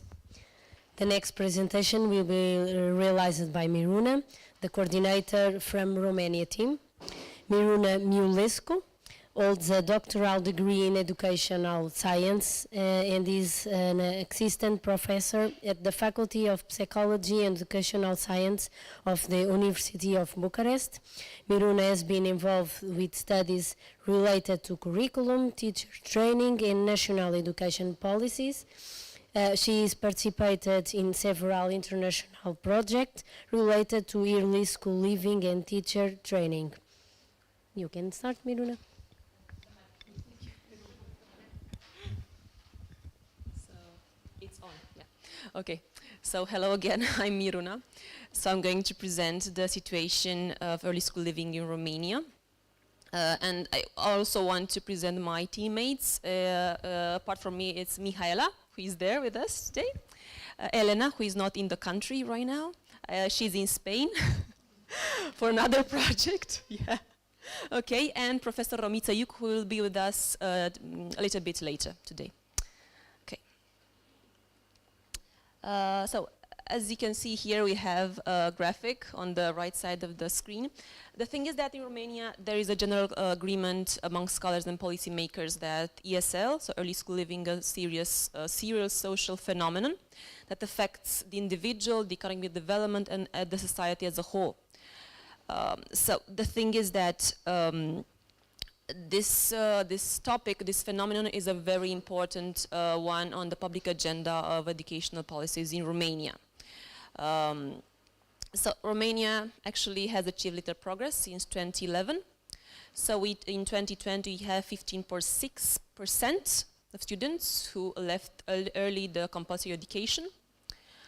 We have 15.7 in 2019 and 18.1 in 2017. Yeah. So we have lots of work to do regarding early school living still. We actually, at the national level, we have some measures that were implemented by the Ministry of Education, and then was scientific research. Now it's only Ministry of Education, that's it. The name changed. So the strategy on EL is from 2015. So actually this strategy provided a consistent and harmonized approach while achieving the targets of the National Agenda and Europe 2020 strategy. We have here, as you can see on the right side of your screen, some measures that were taken. For example, revision of the national curriculum, training of education professionals, the research part, of course, which is really important, but not so important to the decision makers in Romania. I don't know why, but yeah.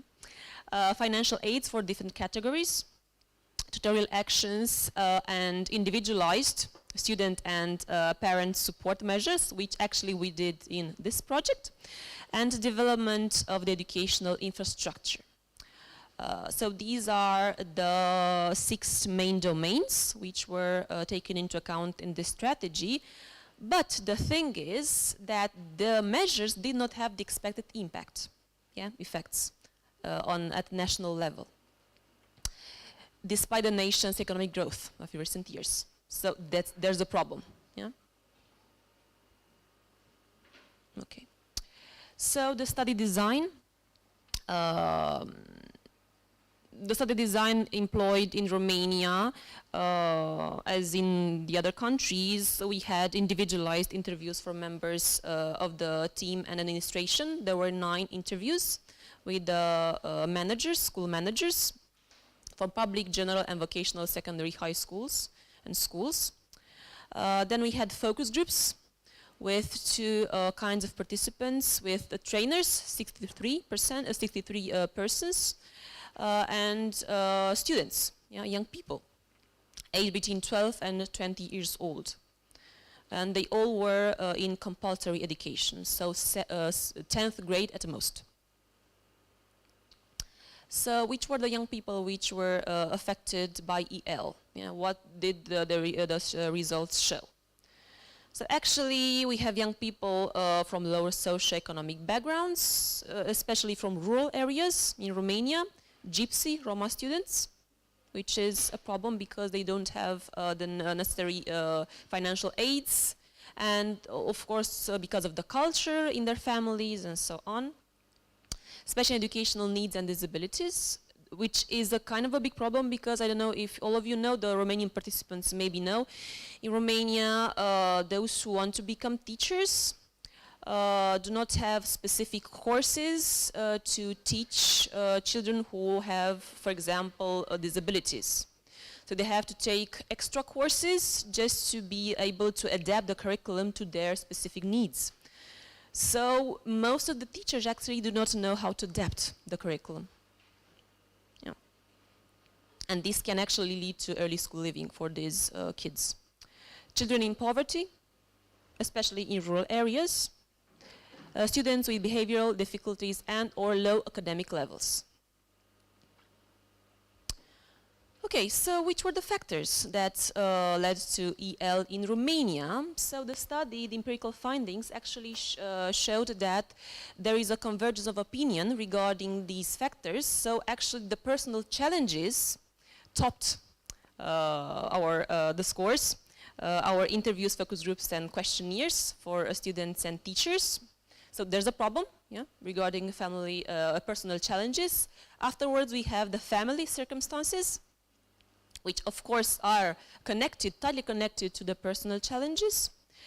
Then the institutional features of the school, social relationships and structural risk factors.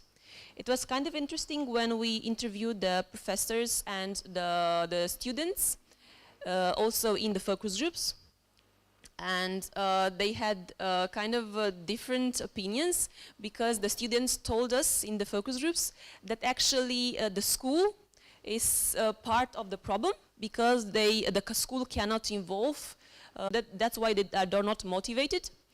And when we asked the teachers and the principals what are the factors that lead to EL in Romania, they actually told us that the personal challenges and family circumstances. Yeah, so it's kind of low motivation. I'm sorry because I wanted to put here image very relevant to the low motivation of students. If you remember in 2012, the PISA results, the Romanian students had very low motivation. Actually, it was not in the chart, I think, yeah, their score in comparison to other countries. So we have very low motivation regarding school and academic activities, which of course can have many causes. So truancy is tightly connected to home, school, as well as personal related factors. In their reasoning, the school-related challenges that can lead to truancy included problems with teachers and lessons, so in the student's perspective, yeah. Lack of relevance of some study subjects, which is a very big problem in Romania. Avoidance of tests, as well as bullying. Some support strategies to motivate the students to participate in various school activities. We have the positive reinforcement and teachers' approval through encouraging open communication, involving young people in the classroom activities, giving them a sense of ownership, which is really important, because many students told me that they don't sense that they have autonomy of what they learn and when they learn. So that's kind of a problem, as well as making sure their work is recognized and valued by the whole class and by the whole community.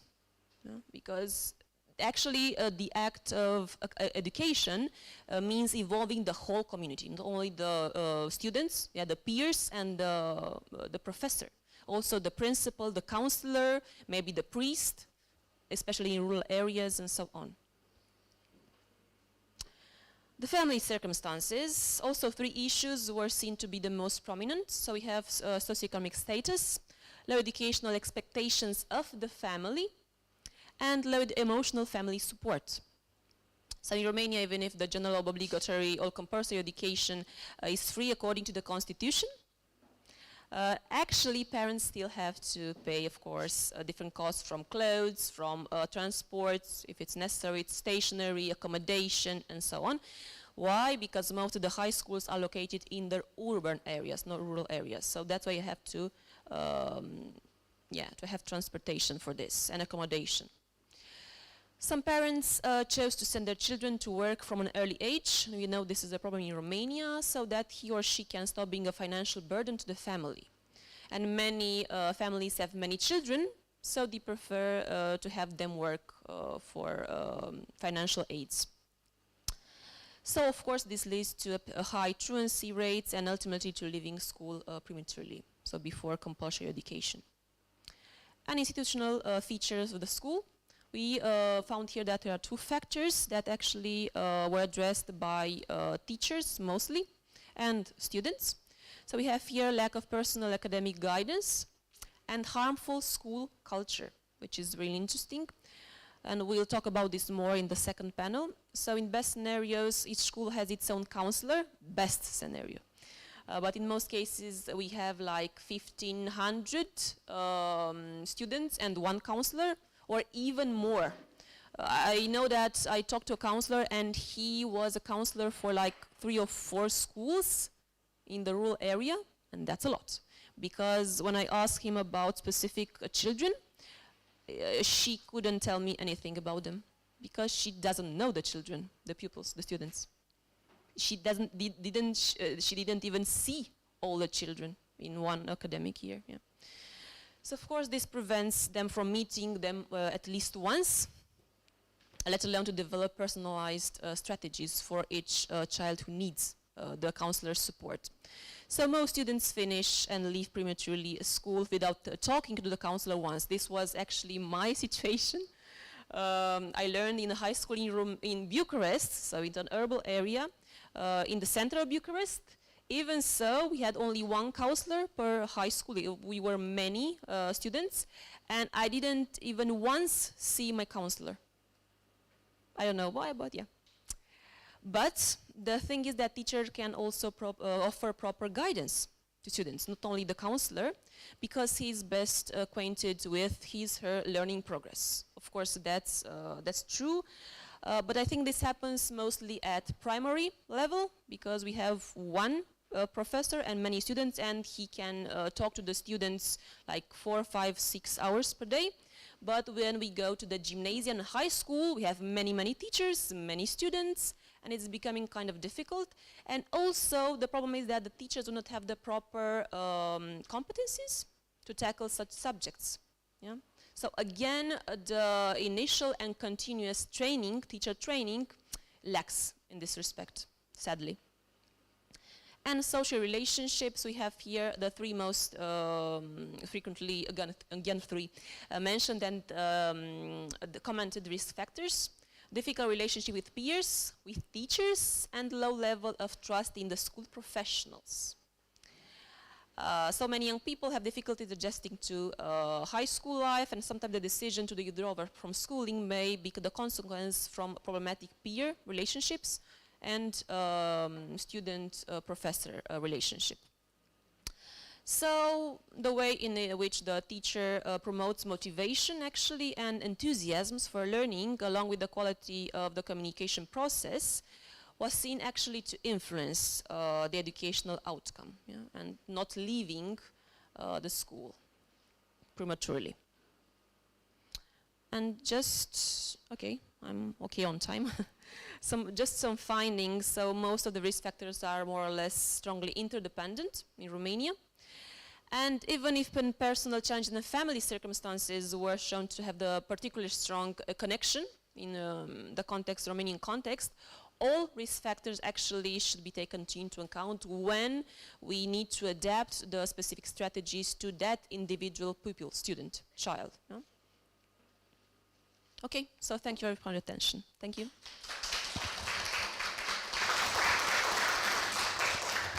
Thank you, Miruna.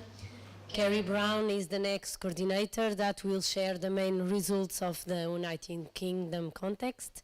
Carrie Brown is a reader in education in the education department at the University of Bath. Her research centers on methods that explore children and young people's experience of education. Carrie is interested in educational disadvantage and the schooling beings of poverty, schools' role in promoting mental health and well-being, and a special dimension to educational exclusion and inclusion. She leads the United Kingdom team. Thanks a lot. And you also met Yanis, fellow colleague on the project, for which this research wouldn't have been possible without. And also I'd like to acknowledge two of our other colleagues, Alison Douthwaite and Nicholas Savides, who can't be here today but played a really important part in collecting this data and making the research possible. So, oh, can you hear me? Is that better? I'll hold it a bit closer. Thank you. So a little bit of a context then about the UK, specifically England. One of the most important things to start off with is that the UK, or England in particular, doesn't actually recognise the term early school leaving. So in policy, it's not a recognised term which sort of is different obviously from the rest of Europe, and instead the government collects data on what's called the young people who are NEET, so not in employment, education and training. And so it was interesting because alongside Germany, the UK was one of the nations in the project with relatively low levels of NEEThood compared to our other partners in the project. But it was interesting that at the time of data collection, which was around sort of 2020, wasn't it? So the levels of NEET at that time were around 11.4%, which was a bit of an increase from the previous data that had been collected. And it's really interesting to think about the particular local region that we selected to carry out the data in, which we called Windy County. So Windy County was a large rural region in the southwest of England, and really interesting because actually the economy was quite strong relatively, and unemployment was lower than the national average. And yet, having said that, there was a big issue in relation to NEET figures. So these are the local and the national government are responsible to collect data on young people aged 16 and 17 who are not participating in education or training. And what was so interesting for this region is, despite having higher than national average levels of employment, there were actually a very high number of young people that were not participating in education and training. And this was around 11.3% of all young people. And when we actually start to dig into those figures, what's really interesting is that only 2% of them were known to be NEET, which left sort of over 9% of young people at that age without the local authority knowing what they were doing. So they were hidden NEETs. So we thought it was quite an interesting context in which to explore the issue of early school leaving. So a little bit about the groups of young people that were involved in our study. So quite a big population that were seen as at risk of NEET were children in care or care leavers. There were also children in the region from military families, including as well children from Gypsy, Traveller and Roma backgrounds, children with special educational needs or behavioural, emotional and social difficulties, young carers, children with mental health problems, and that actually turned out to be a massive issue in relation to our data sample, young parents, children in poverty, young offenders and young people that have been excluded previously from school. So we carried out our research in the first phase with 11 different research settings, only 3 of whom were mainstream education schools. We had 2 specialist schools, 2 vocational education and training, really interesting because they particularly targeted those who were already NEET, so who were already disengaged. And then we also spoke with the local authority in terms of their team that was designated to support employment and skills. and a huge cross range of participants as well. So everything from young people and teachers and school leaders to mentors, trainers, local authority leads.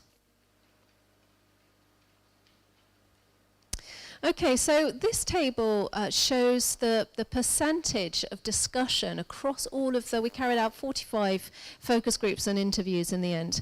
And across all of the data set, this represents how much of the discussion was dedicated to each of these respective categories that we looked at in the video at the start. And what we can see firstly is, as with the other nations involved, that there were risk factors that emerged across each of the 5 categories.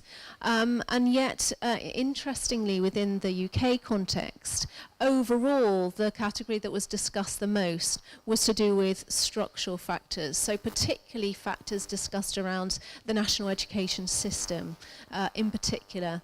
But as you can see, each of the other categories did indeed have quite a large percentage discussion, so it was quite an even distribution outside of the structural factors that were already also raised by participants. And I'll say a little bit more about that later. But this table is interesting because this shows really the key issues that came up through the data set.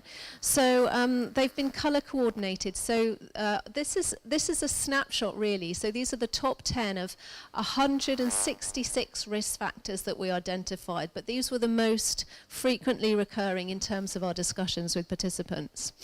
And as you can see on the table, 6 of those top 10 factors sort of fell under this structural challenges, structural factors category. And right at the top of the table was education policy. And in particular, what was discussed in relation to education policy was the performative pressure that schools were put under in terms of getting children to meet these benchmark national standards. And that was seen to be such an issue, partly in terms of the pressure that it put children under, but also in terms of teachers and the flexibility that they had to tailor the curriculum to those with wider needs, an issue that Marina and Klaus discussed earlier. So this really came up as a massive factor, as well as other issues such as, for example, recent changes in the grading system, which had been seen to have a big impact. And a particular issue that was discussed was, as you can see further down the table, this requirement for post-16 maths and literacy. So 10 years on from the introduction of the statutory nature of raising the participation age from 16 years to 18 years, that came with it this requirement to continue to learn literacy and numeracy, which was seen to be a real barrier for some young people. Other structural factors that were raised included, number 3, the lack of funding or time, so a massive implication both at a national and a local authority level.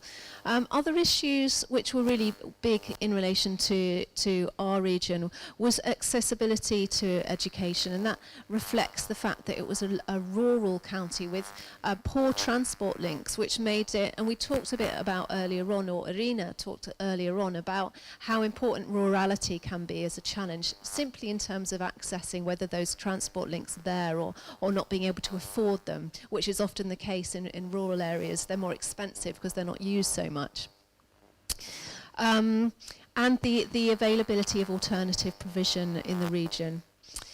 So another factor which was interesting to discuss, number 2 in fact, so really particularly raised by young people themselves, was this issue of how schools managed pupil behaviour. And that was interesting because they talked about how schools would have this really authoritarian approach, and it wasn't seen to be effective by young people. So either in terms of leading them to feel unsafe in school, or alternatively feeling that the issues which led to the misbehaviour were not understood, not recognised. So creating this culture whereby young people didn't feel safe or understood really within schools. And then two key personal challenges were also high up on the table, particularly this issue of mental health issues. And this was interesting because this was when the data was collected before the pandemic. And during the course of the research, this issue became more and more pronounced in terms of the young people that were seen to included those from multiple different home situations, but that had this sort of common experience of mental health problems, particularly affecting a very wide range of young people. And also, of course, the personal motivation, aspirations and expectations, and that sort of definitely seen as a sort of knock-on impact of some of the other risk factors. So, really, I guess it's time just for a few key reflections on these risk factors. Particularly important to say just how interesting it was to see structural factors really right at the top of the table, reflecting the fact that these issues that were seen to be the greatest barrier for young people were outside of the control of individuals, so outside of the control of young people, of teachers, of institutions either, and yet they were seen to be so important in creating a barrier for education and training and work.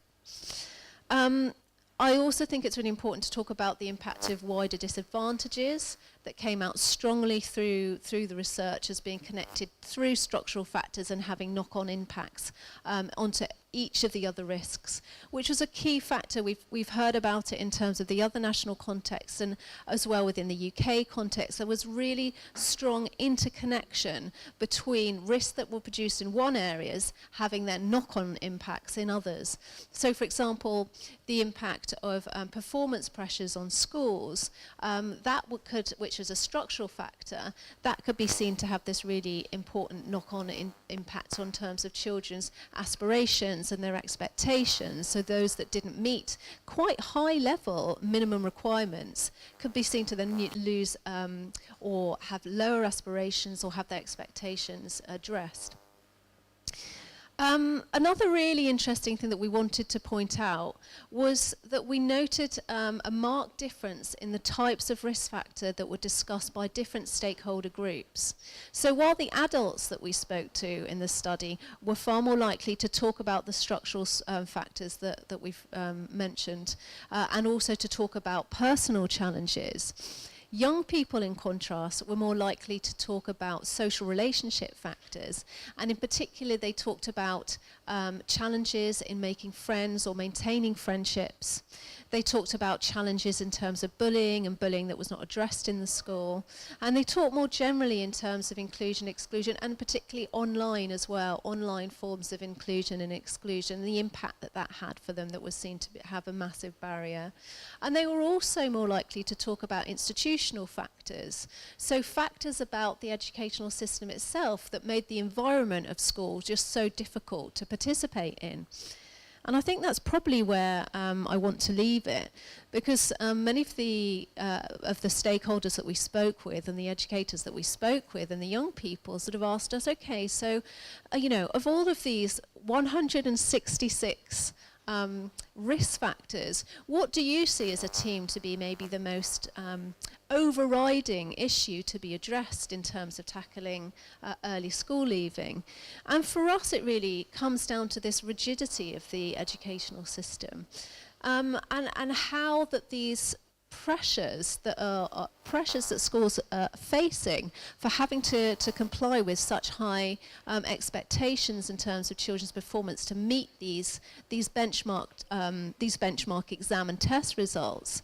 It really meant that the educational system was designed for those of whom were learners that had everything going for them. So young people that had supportive home backgrounds, that didn't experience educational challenges, that those that were happy to work independently and with very little support, those that were happy to learn within class sizes of 30 children.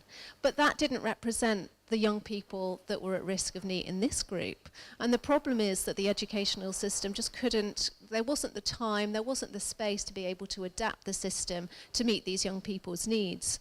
And so what happened, and what our stakeholders talked of, about the reliance of the educational system on alternative and support forms of education to kind of plug these gaps, and really in enabling this, the kind of the support and the long-term one-to-one kind of work to start to address these kind of core needs before we can get to the crux of learning and aspirations for the future. So I think that's quite an important place to end on. I don't know how we're doing for time. It's okay. That's great. Okay, so I'll pass over then. Thank you.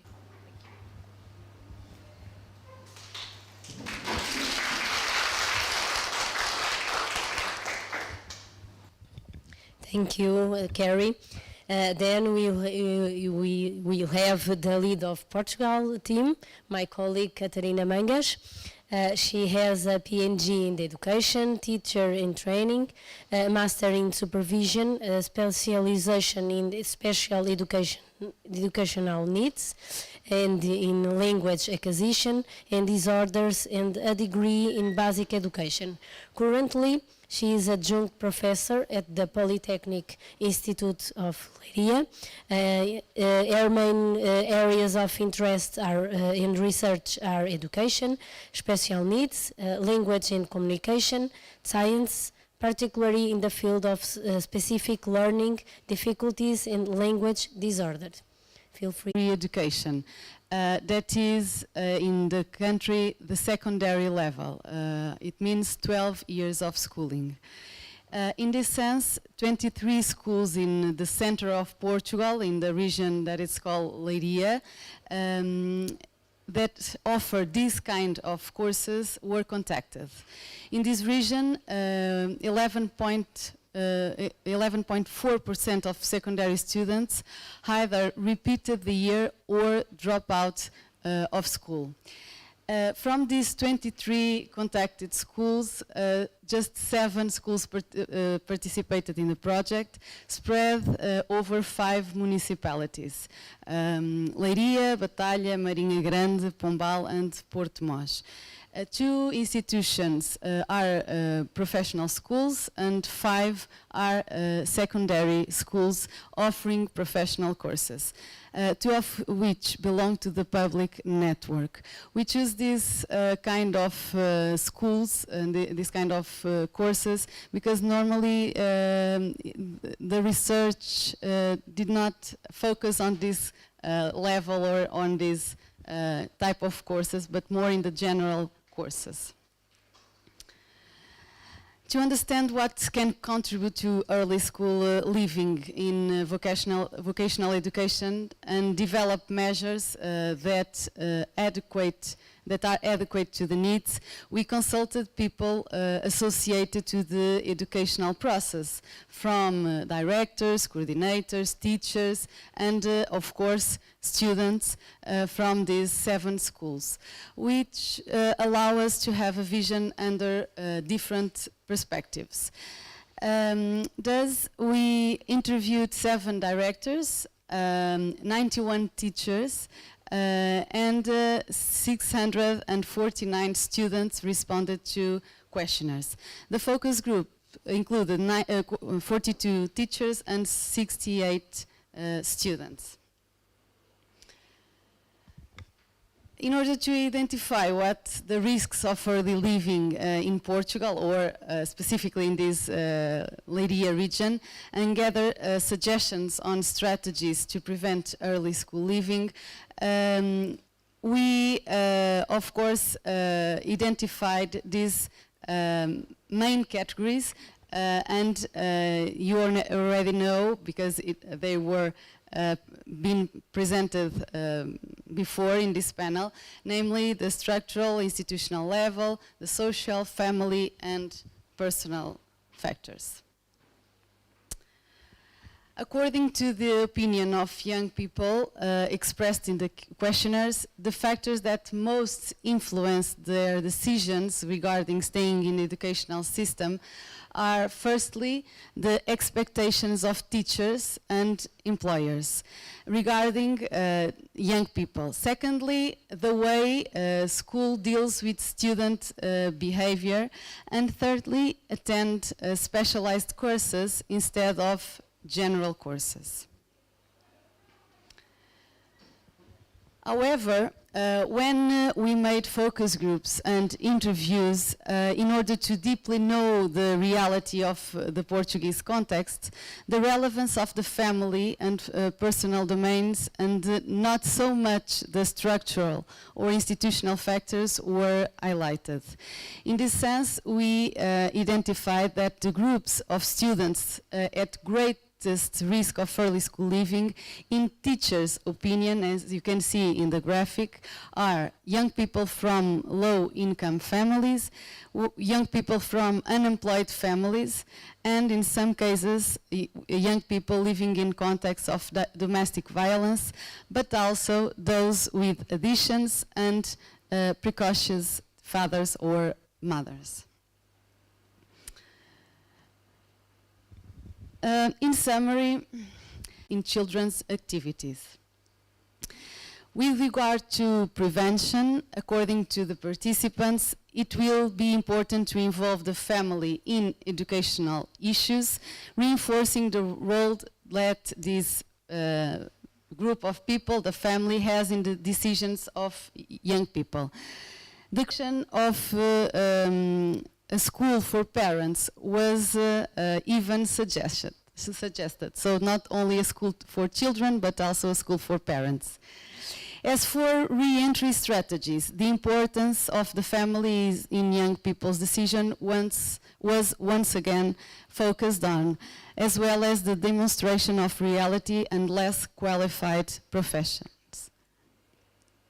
In terms of personal issues, the lack of motivation, low self-esteem of young people, and lack of resilience stood out. The need for strategies that motivate young people to learn, but also make them feel that they are heard and that they feel loved, as well as the importance of having group dynamics was pointed out. As re-entry strategies, emphasis was placed on the importance of having context and personalized support, as well as promoting awareness, raising action. With regards to structural or institutional issues, inadequate curricula were highlighted, with a high workload and excess of theory as opposed to practice. Remember that we analyze professional courses. Therefore, the adaptations of curricula was suggested, reducing the workload, the promotion of more active teaching and learning methodologies, and more practical training.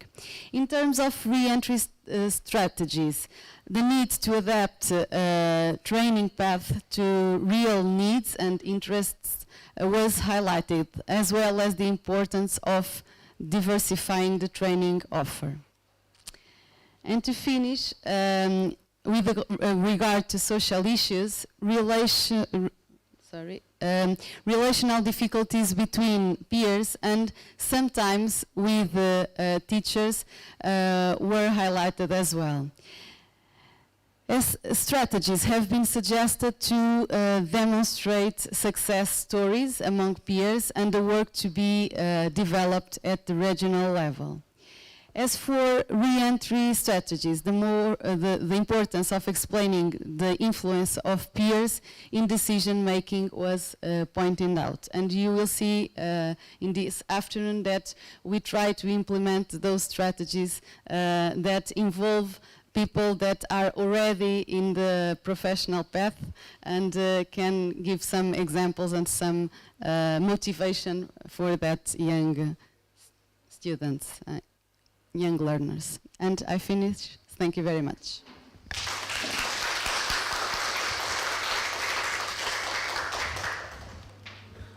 And to finish this panel, we'll have the presence of the Patricia Olmos Ruela.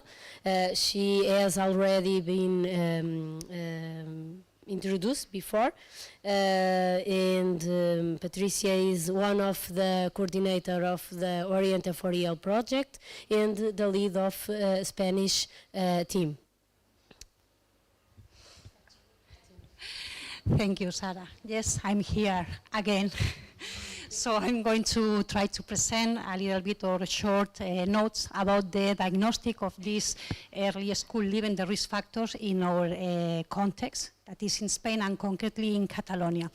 We said that in our country that lo bueno si breve dos veces bueno, so I'm trying to, the good if brief is twice as good. So I'm trying to not spend a lot of time in this section because I'm the last in this panel, but I think that more of the things that I have to say have said before by all my colleagues that precedes me. Why? Because most of the risk factors that I'm going to share here are effectively the same that the risk factors that Portugal, Germany, England and Romania identified previously. So in this case, we have to share with the sample of this analysis of the context in our country. In Catalonia was involved 10 educational institutions, that is 10 highly complex public secondary schools in the surroundings of Barcelona. These 10 highly complex public secondary schools makes us the idea of the profile of the young people that have been involved in this project, okay? And determine a lot of well and allow us to draw what is the profile of these young people and the main risk factors that we identified within this previous analysis. We apply interview questionnaire as the rest of our partners in the different countries. Concretely, you can see here the sample. That is 27 interview to school leadership members. Also, 73 participants in focus groups and 121 questionnaire responses by the teachers or educators. And also the young people aged between 12 and 21 years old was involved in this analysis, and their participate 117 participant in focus groups and 819 questionnaire response by these young people. So this is the starting point of a high and complex sample in order to identify these main risk factors in our country, in our context. It was possible, I say, by the involvement of these 10 highly complex public secondary schools, that we are here, all the educators and educational institutions that have been involved.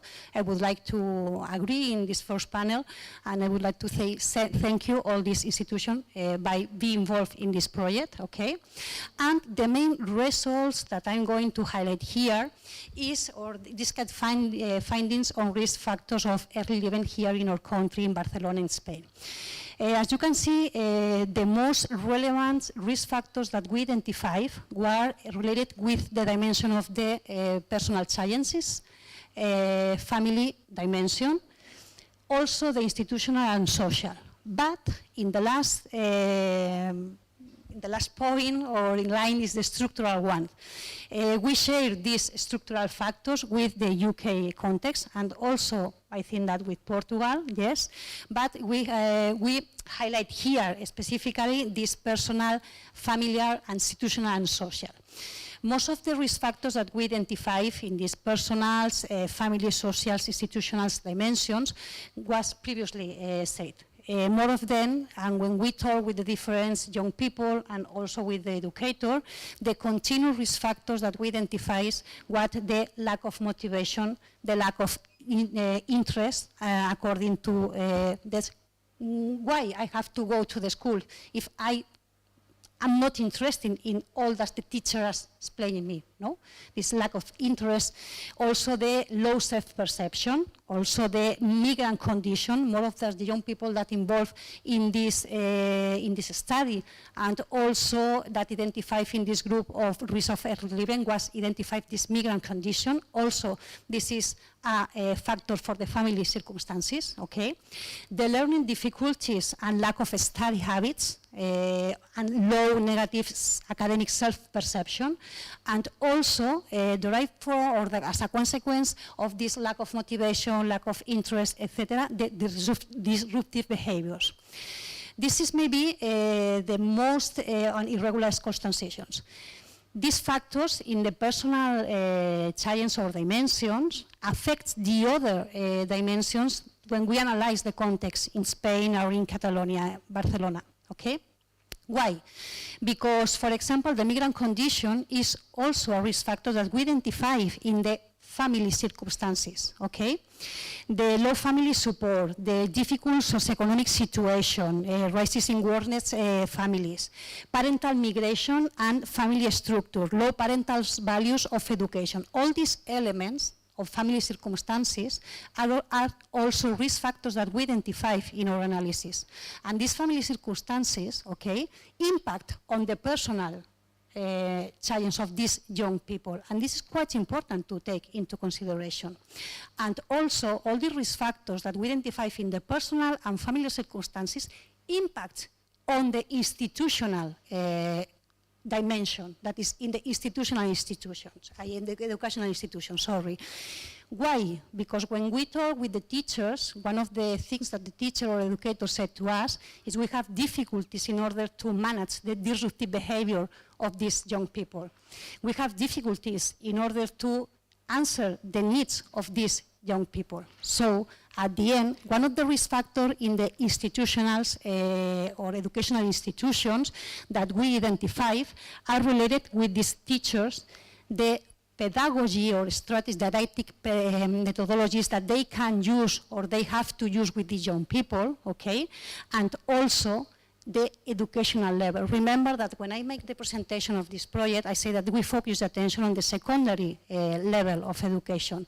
Why? Because it's a critic transition for these young people, affected by all these risk factors in the personal and also family circumstances that we identify, okay?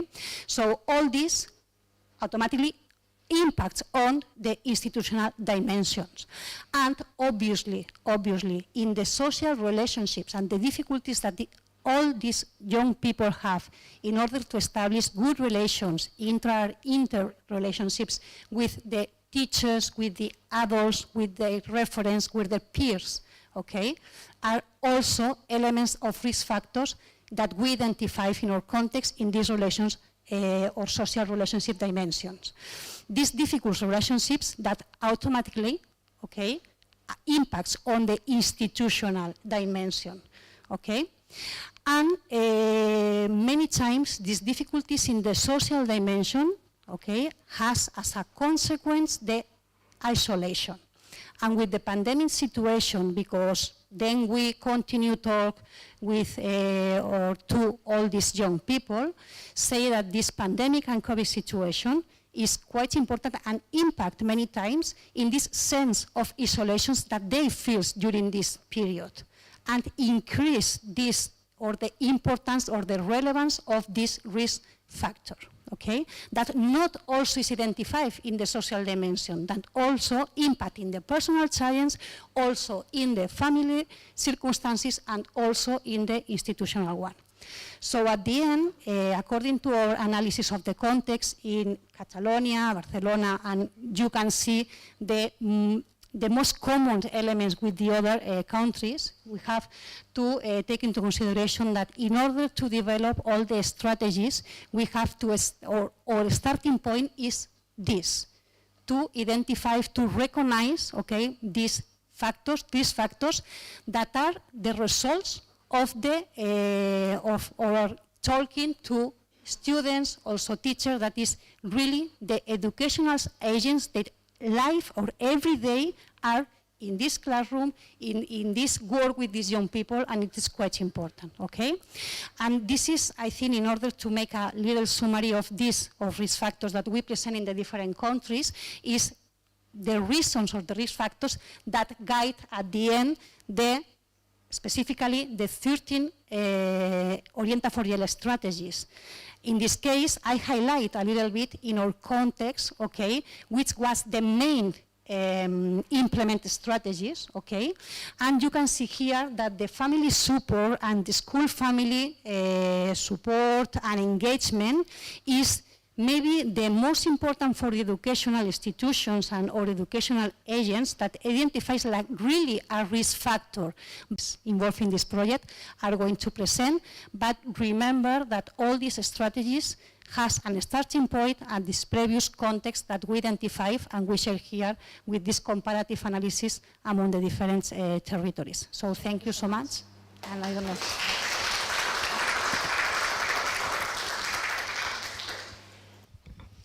Thank you, Patricia.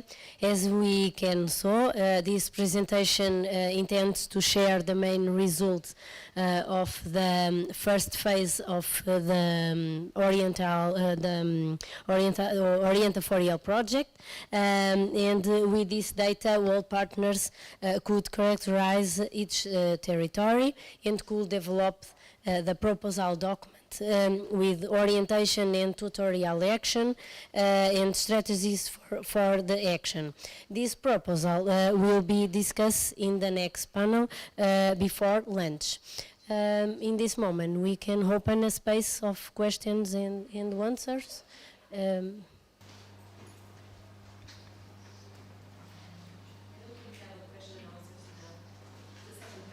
second?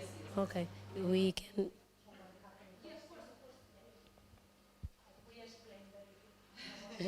Yes.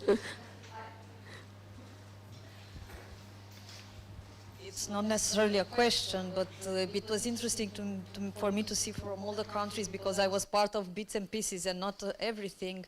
And one thing that maybe it's my new interest, that's why I followed it through all the presentation, it's the talk about personal challenges and especially the one focused on mental health, which I think that, I don't know who said that it was a problem before the pandemic, but now we can see even more and more that teachers are having a harder and harder time in tackling this, and I think this will be one of the points or on the personal challenges that we need to focus further. But because I could see it in every one of in every country that this was one of the main focuses and main points. Yeah, so that's the comment because I just try to follow throughout the whole presentation that this was a really turning point to see. So yeah, thank you very much. I think that this is a real challenge, specifically in all the countries, the mental health, and derived from the pandemic situation increase the relevance of this factor. Many times when we talk with the young people, for example, in our context, they say that they don't like the school, the institute, but they like to go because there they feel that are safe and secure. So this is quite important and relevant to say it is a context and due to the pandemic situation, this isolation, this mental health and these difficulties in order to establish relationships are another way, the challenge for the early living, to take early living. Any more? Okay, Ioannis. Yeah, I think for me what connected everything as well as mental health was just a bit depressing that what are schools doing? Because everyone is low engagement with school is boring, and fair enough, I think school generally is boring, which it shouldn't be. It should be a wonderful place to learn and develop. So anyone has any thoughts or comments or disagrees with me, maybe?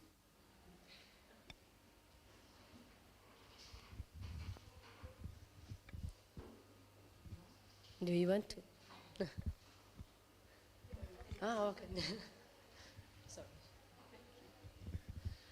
Well, I think that's quite right, and it really connects back to the point that Michaela was saying about these are children that are hardest to reach, they're the most difficult to engage, and actually it's all about routine, isn't it, and rhythm, and knowing that there's somewhere safe to go, that you see your friends, and if you sort of break the connection with that, then those who are already the most disengaged are the ones being stuck in their rooms. They're unable to reach out to their friends. There's, of course, we haven't even mentioned the challenges with the digital divide, and families that have to share a laptop or even a phone to be able to try and connect with school, and how that creates this huge gap that is really, really difficult to fill. And I think the problem is that certainly that came through in our research is around when you have such a high pressured environment, when teachers are so beholden really to the curriculum and meeting these goals, it becomes very difficult to find that time for that kind of discussion activity, for that kind of group learning, that kind of one-to-one individual support that young people need to try and unpack those challenges and start to work incrementally to build that confidence back. So one really goes hand in hand in the other, and it really comes back to that appropriateness of mainstream education. And what's the alternative really? Do we and that's something that happened in the UK, do we reach out do we say that mainstream schools just aren't for children who come from these broad range of risk categories that we've discussed? Is it only for the most able learner? Is that the way we're going? And rather than the sort of support mechanisms being something that takes place within school and having inclusion within school, we're finding that schools are becoming more exclusive rather than more inclusive. So I don't know if anyone else wants to. Well, I'm not sure whether I answer your question in the right direction, but I see a very big contradiction, if not saying that this is kind of ridiculous, that the teachers or let's say the school is not recognizing personality of pupils, or not enough recognizing personality of pupils, but rather seeing learning machines in them, and that precisely these educators and teachers, they now identify personal risk factors as the most important. I mean, this is a defending strategy in a way, keeping it off, and the school has never any guilt. It's always somewhere else. So this is what occurred in my mind when you raised your question or gave your comment.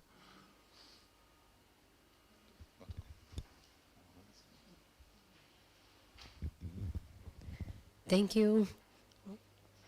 Okay, sorry. I just want to make a kindly remark for all the countries. I think that we need real and kindly and friendly content and context to increase the motivation of the students. And thank you for all these presentations.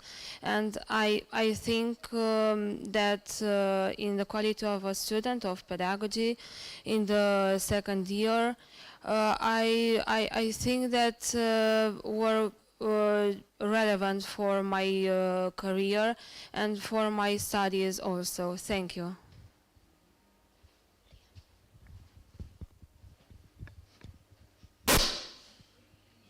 Any more questions or commentaries? No? We can finish? Yes, one time. Thank you colleagues for your presentation, and thank you all the participation here and online, and have a nice lunch.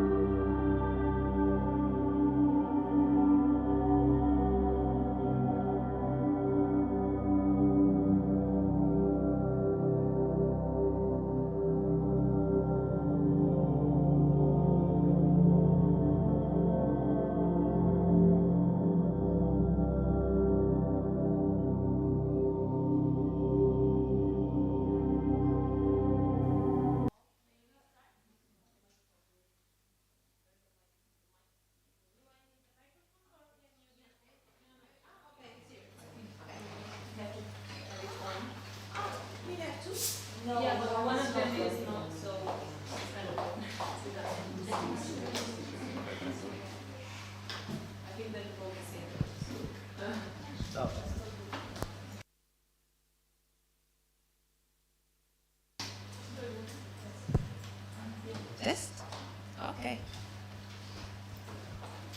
Okay, may we start? Good afternoon, everybody. I hope you had a good lunch and have the time or the opportunity to rest a little. In the morning, we saw the project Orienta4YEL and the strategies, as well as the diagnosis in each country. And right now we are going to present the results of the implementation of the strategies of this project, the Orienta4YEL project. I am going to present our invitees, our partners that are going to present the results of the laboratory.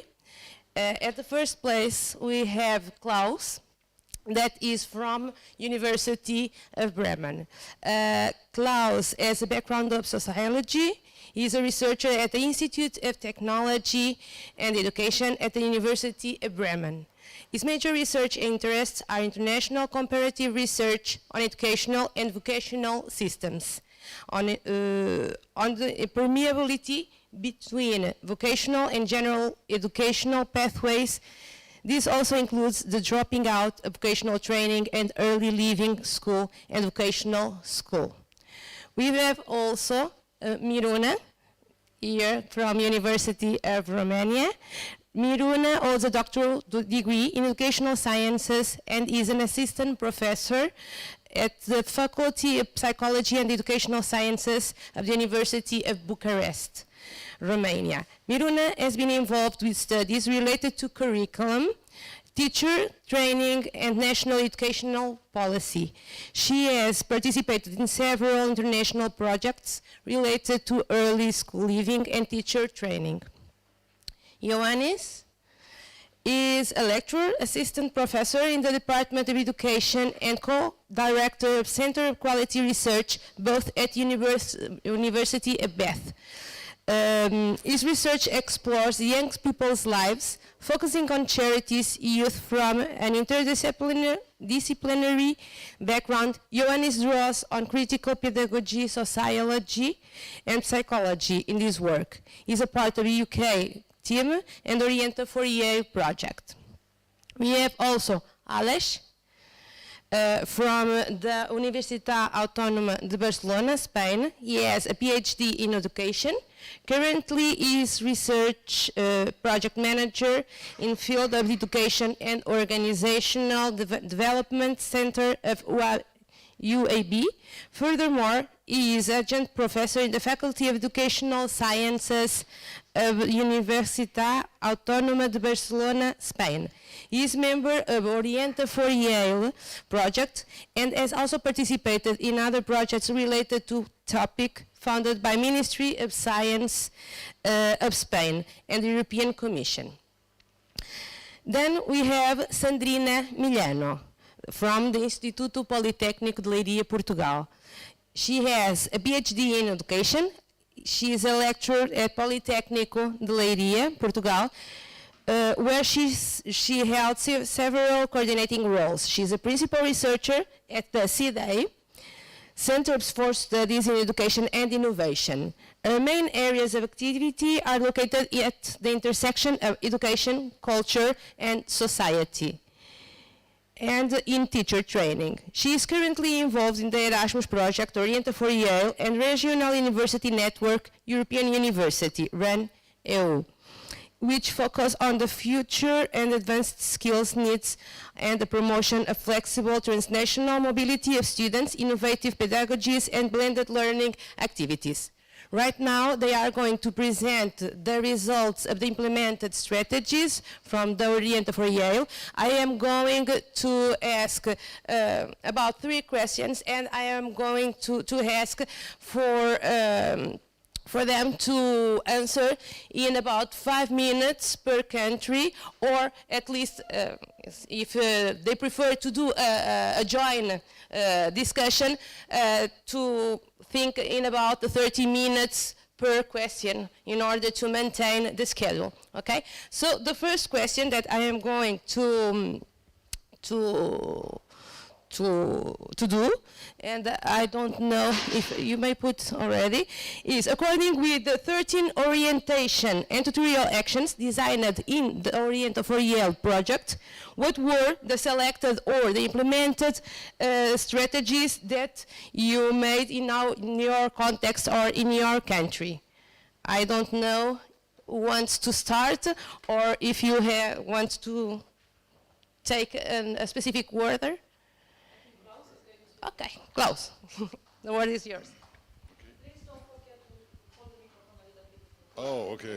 Well, so I oriented myself towards the questions, but I prepared a presentation which does not follow strictly the single question. So I would like to give a kind of overview, and I would show you only 3 or 4 of the slides which would fit to the question number 1.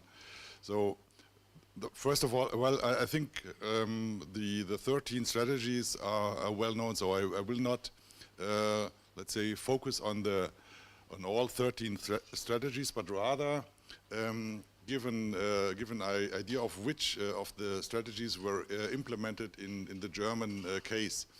So what you see here in this table is, it's there. In the first column you see the strategy number, and in the second column you can read the title of the strategy. So as you can see, we have blended media mentoring twice. We have support for young people's learning outside formal curriculum.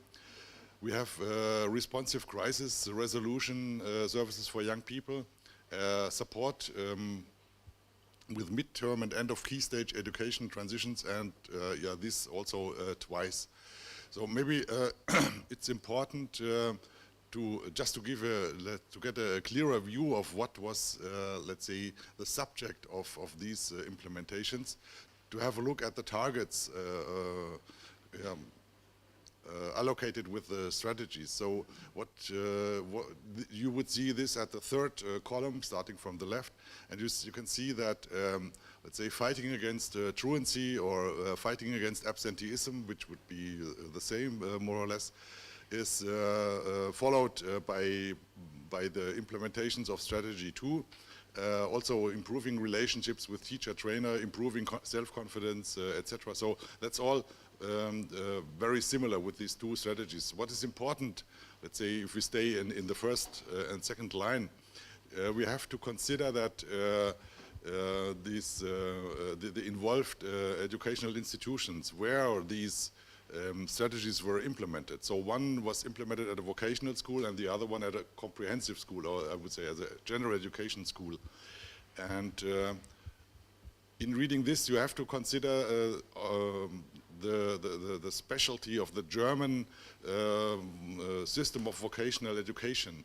It's based on the so-called apprenticeship systems, and it comprises a dual system of education. So there's part of this education is taking place in a vocational school, and another part is taking place at the companies. So if we are talking about absenteeism, it's always the question, is this absenteeism taking place at the company, or is it taking place at the school, or both? And so this makes it a bit more complicated, because in general education school you can measure absenteeism very easy at the school. You see certain pupils are not present, so they are absent. But there's not so a close link between companies and vocational schools, so it can happen that a pupil or an apprentice is coming to the school, but not to the company. So the school doesn't know anything about the absenteeism. But more common is the other way around, that they are always going to the company, but yeah, don't like to go to school, and therefore they are very often absent there. The remaining 4 columns just give you some figures, some metrics of, let's say, how many people were involved in these implementations, and maybe the most important are the column on the planned duration of the implementation and the time to evaluation. So the planned duration was something like almost a school year in the first, in strategy number 2 in the first cases, but the evaluation took place almost around the mid-term, which was, of course, had several reasons, and you can easily imagine that they are in one way or the other related to the pandemic. And so everything I will tell about the results and about the impacts of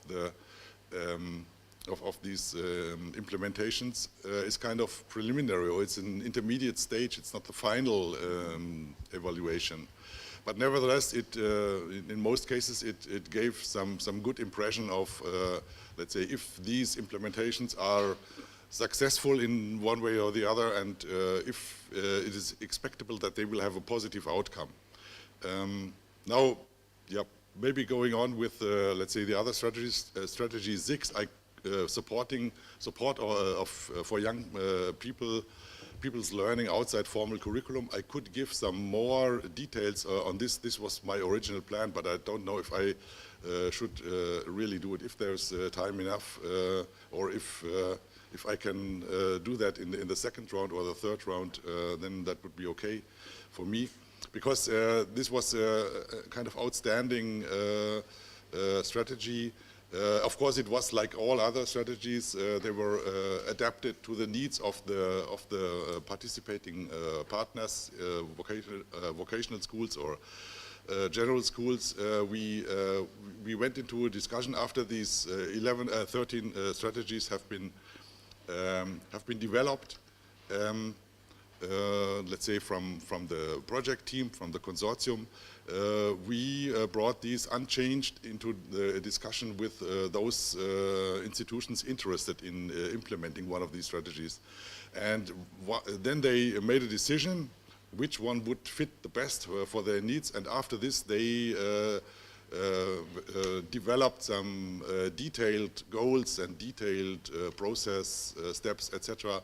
And this, of course, was the adaptation. This led to an adaptation towards, let's say, the needs of the schools or of the educational institutions involved, and which, of course, led to the fact that what was implemented in Germany was not following in a strict sense what was formulated in the paper with the 13 strategies. But overall, it still followed, let's say, the general idea of these strategies. So strategy 6 would be interesting. Of course, this was also fighting against truancy, but it more focused on, let's say, on the personal issues, on the personality of the pupils, trying to balance, let's say, the emotional, affectual component with the how do you say that? With the intellectual and with the intellectual side in a way. And so this strategy was very interesting, but it took, and this is maybe very important to emphasize. It didn't take place in a school, but rather in a support center where there were 2 or 3 schools associated with, and what happened there was, of course, a benefit for all the participating schools. Just to mention the 3 other remaining strategies, the responsive crisis resolution that was taking place in a vocational school. So they developed a kind of school-specific curriculum to deal with the problem of developing social competences, etc. And finally, the support of midterm and end of key stage, they There were two approaches. One for a vocational school, that means support for vocational reorientation, and in comprehensive school it was a kind of orientation phase. So career decisions to being made by exchange, let's say, pupils from the general school to the vocational school. Well, thank you. So I think you have the opportunity, all of you. Yes, of telling more. Who wants to go next? Miruna? I can go next. Okay, Thank you. Thank you. So I'm going to talk, so just a second, sorry. I have to, just a second. Oh, it was on this side. Yeah.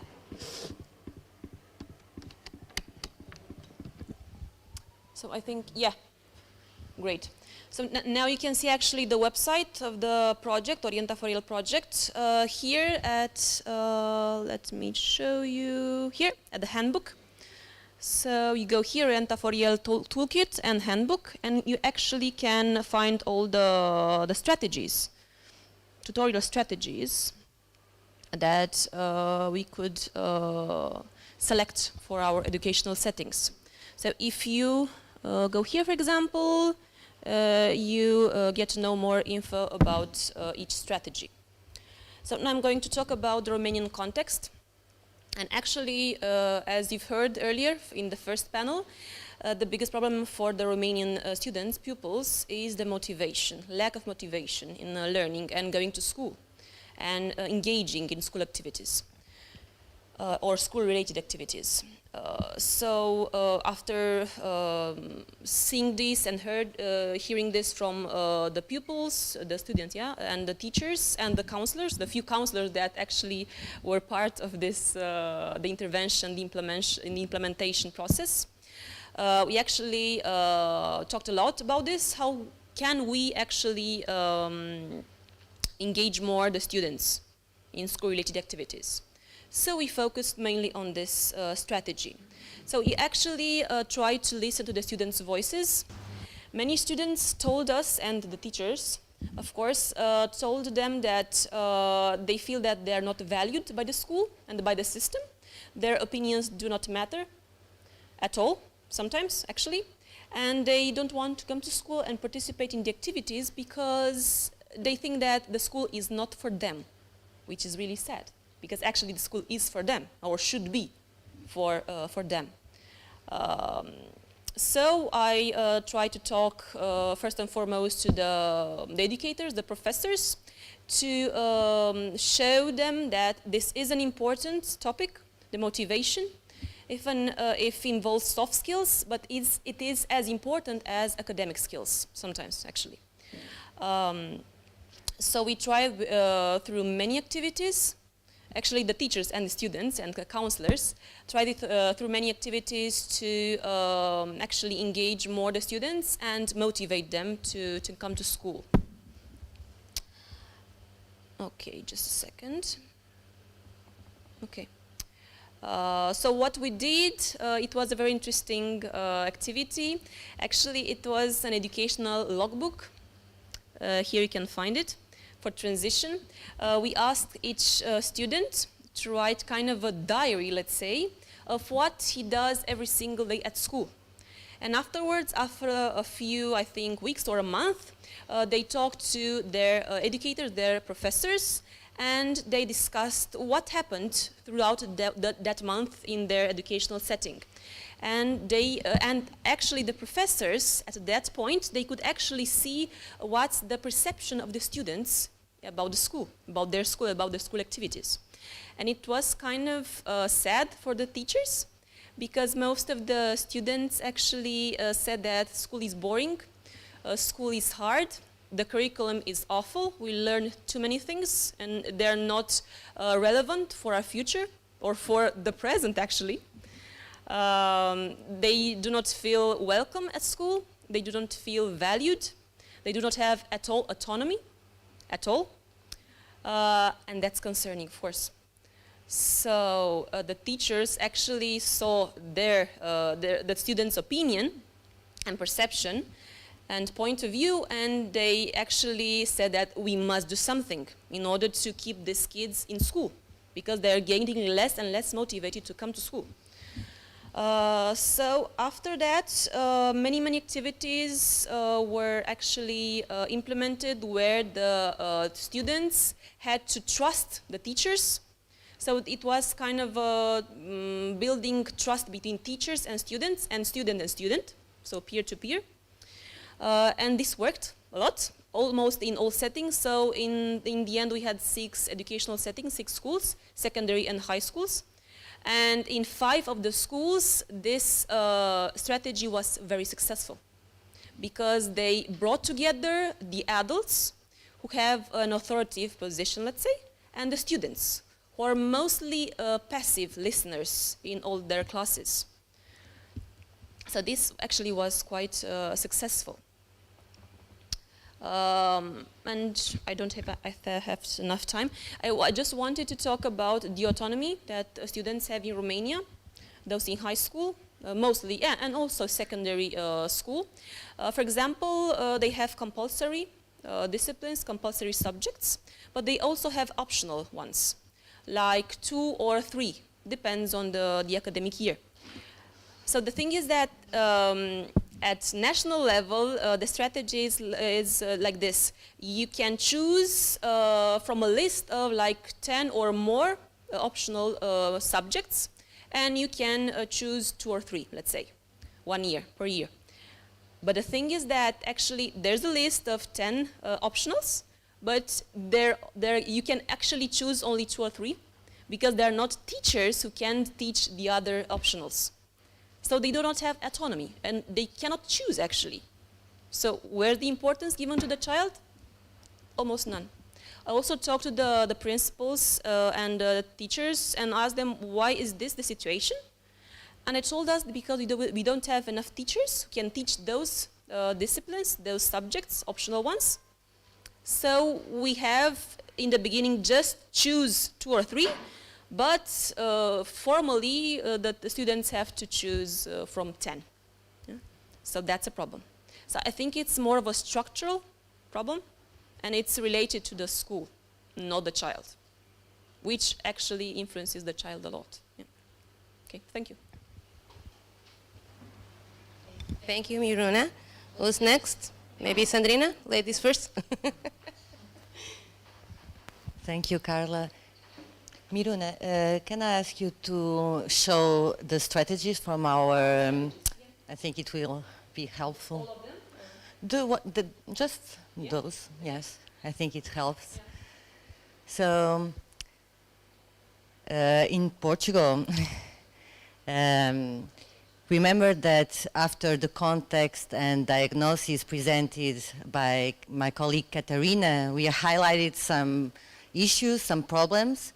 So, of course, from those issues, problems and concerns, from the 13 orientation and tutorial actions you are seeing, we suggested and adapted 5 of them. First, second, 5, the 5th one, 7 and 8. I will explain some of them. And those pre-selection were in fact based on the pressing needs of stakeholders' contexts, and not all stakeholders have chosen the same ones, but generally those were the chosen. And also another issue that we've mentioned, those strategies should be possible to implement at that moment in the beginning of COVID, given the restrictions imposed and the perceived difficulties, opportunities, and uncertainty. So, remember that we've mentioned, of course, the family circumstances, the way that parents sometimes don't pay enough attention to their children, or the way that students feel that their parents don't value school enough. So, one of the strategies aimed at family support and this relationship which is so important, school and family. This, of course, was one of the strategies. The other,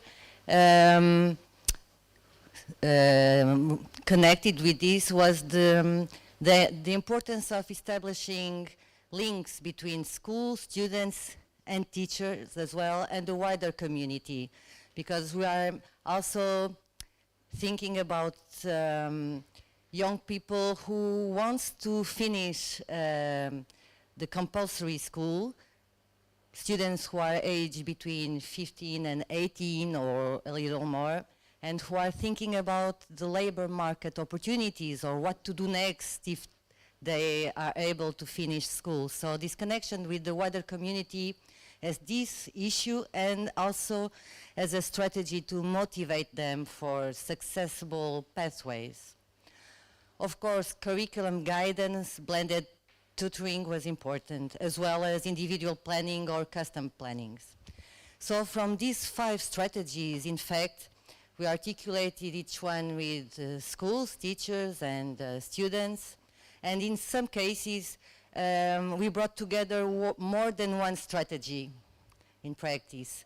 So at the end, we created 17 activities aimed at different multiple educational agents. In fact, in this idea of creating a tutorial network that could have a structuring rule for those young people at risk, especially in this preventive logic for us. So let me just give you some little examples. When we talk about teachers, we mainly developed activities following the themes that they felt they needed more. For instance, classroom management and group dynamics, in order to prevent behaviors or indiscipline, which was an issue for them. Motivational issues, managing emotions, their students' emotion, since they were not prepared to do this. And so the diagnostic showed that this was important, and they realized they didn't knew enough about it. So they wanted to know more. Memory and learning, and also the importance of sharing good practices between the stakeholders. And this was important. For students, according to the diagnosis, the action intended mainly to share successful paths.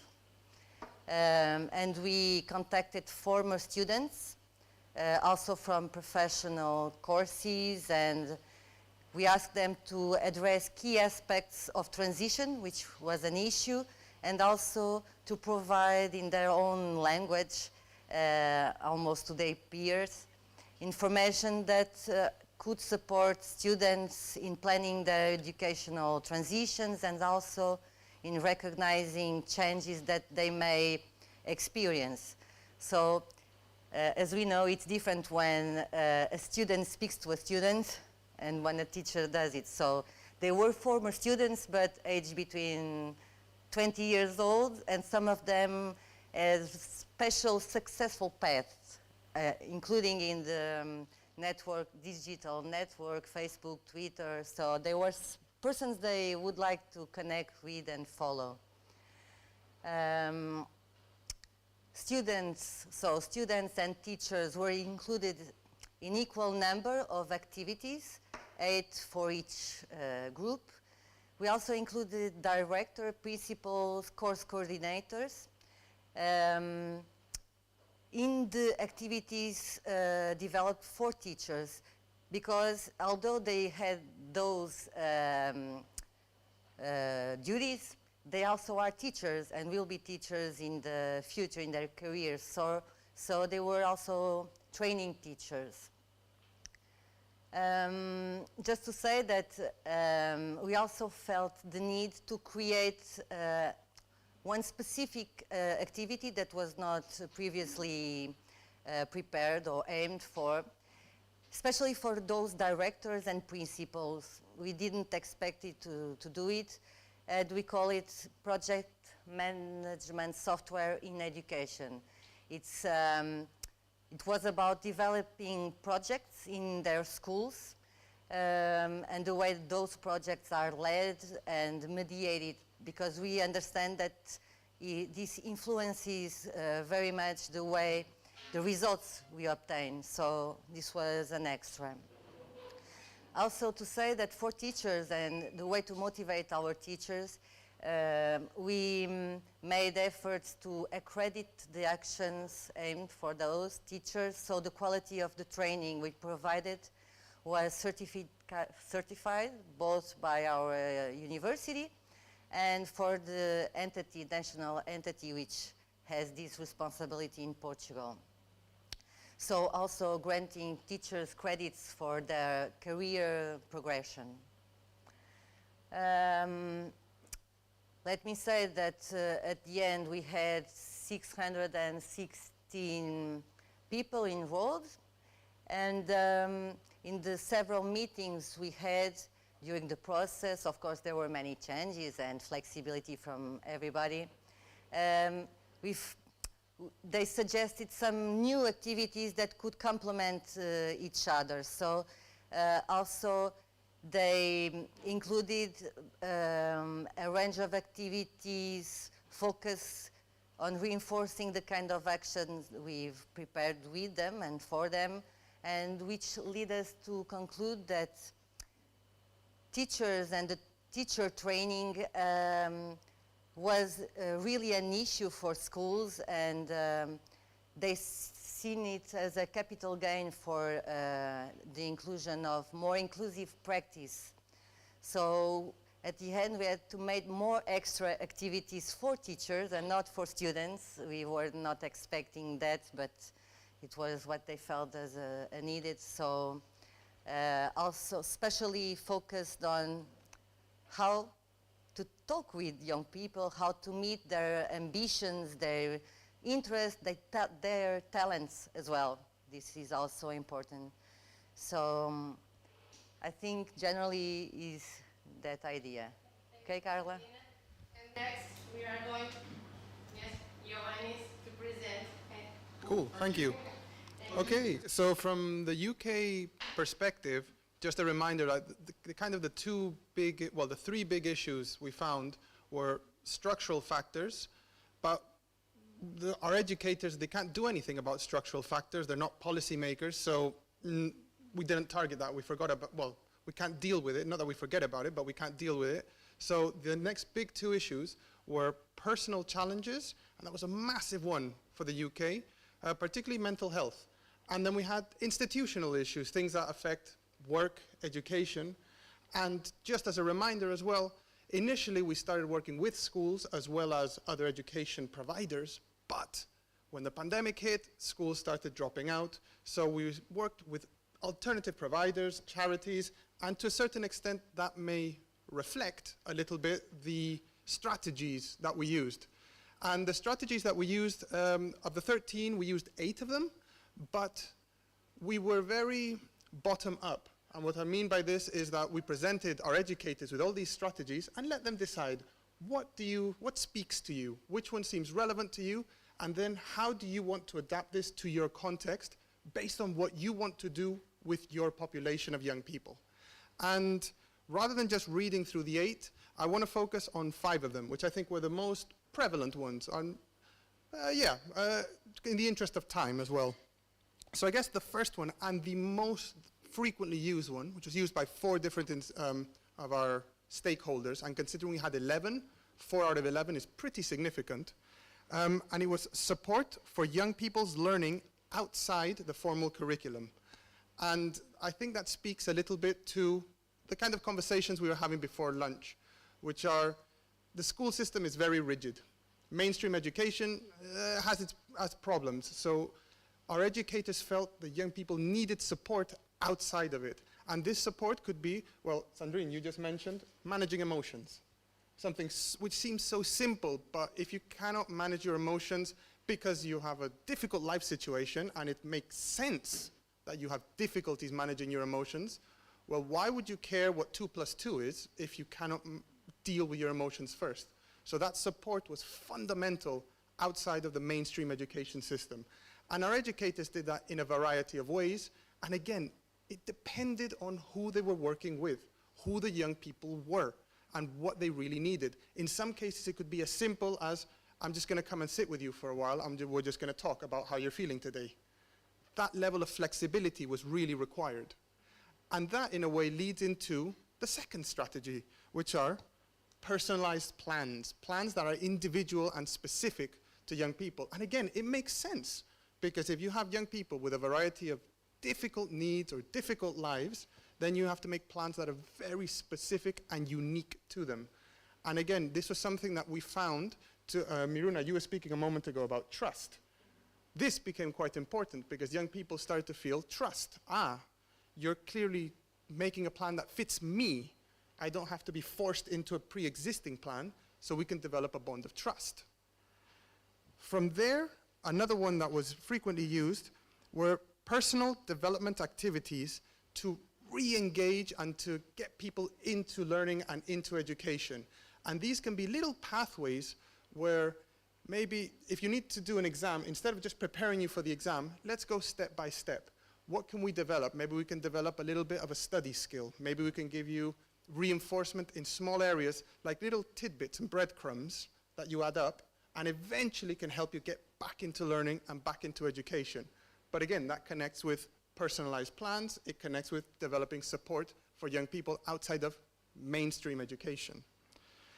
And the last two I want to focus on, the second to last, learning pathways and career advice. And this was about educators being able to create a little bit of a map, like a roadmap of where do you want to go, more or less, where can we get you? Well, okay, how can we do that? If you're here, you can go over here, and then end up over here.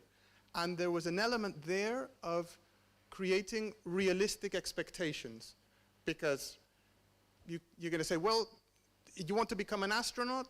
It's difficult to become an astronaut, but at the same time, you don't want to lower their expectations and say, well, oh, you can only do one or two things. So it's about finding that middle ground of pushing them to what they can achieve, but by managing expectations at the same time. And lastly, support with transitions between key educational stages. And I think one of the phrases that, well, Kerry, you and I fell in love with, that one of our educators said, is something called a warm handover. And let's say Aleix has just finished school, and I'm going to send him to his VET with Sandrine. Well, instead of saying, Aleix, go to Sandrine, she lives over there, go, that's not enough. I'm going to give you a warm handover where I will take you and meet Sandrine. And that very small action, a warm handover, will encourage Aleix to go to Sandrine more frequently. So this is one of the key things we learned. So I think I'm going to stop there for the time being, and then there are more bits that we can discuss later on. Okay? Thank you very much, Giovanni. And now Aleix is going to represent the Universitat Autònoma de Barcelona. Thank you so much.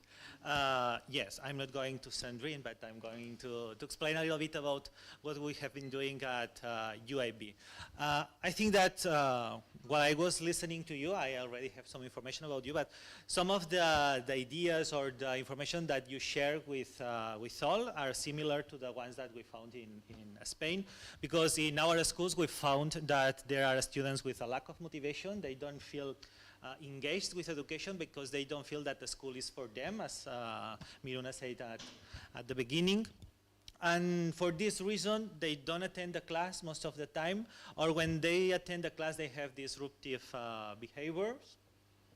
And because of that, or maybe because of a mix of all these variables, they don't feel interpelled by the school. They feel that it's boring. They feel that they are not good at the school, because this is something that when we interviewed them, they said that during the previous years, they listened that you are not for the school, and they feel that they are there because they are obligated to be there, but they don't feel that they want to be there. So because of that, they have low academical performance, and most of them, they don't finish the compulsory education. They don't success to finish this education, and it's difficult to move them from compulsory education to non-compulsory education or to vocational education. So considering that this is the background of the students, we worked with the schools, we worked with 10 schools, and now I was counting the number of strategies, because we have 13 strategies, and 9 of the strategies were implemented by the schools from Catalonia, from the Barcelona area. And these the activities that were more implemented were related to individual activities or to personal activities, and especially individual and personalized plans, also mentoring activities. And we also implemented some strategies related to the transition between the different levels of the educational system. And here we saw that in the case of our schools, they didn't implement only one strategy or a single strategy. There was only one school out of 10 schools that implemented only one strategy, but most of them implemented like, I don't know how to say that in English, a mixture of strategies, because they take advantage of different strategies. And why they did that, or how this was possible, it was because they don't implement the strategies directly, as it appears in the documents that we provide in the project, but they adapt the strategies to their specific context, to the students, actually, because they are trying to do personalized plans and individual plans. As Ioannis said before, it has to be somehow, I lost my words in English, sorry, but it has to be adapted to the student. It has to be like customized.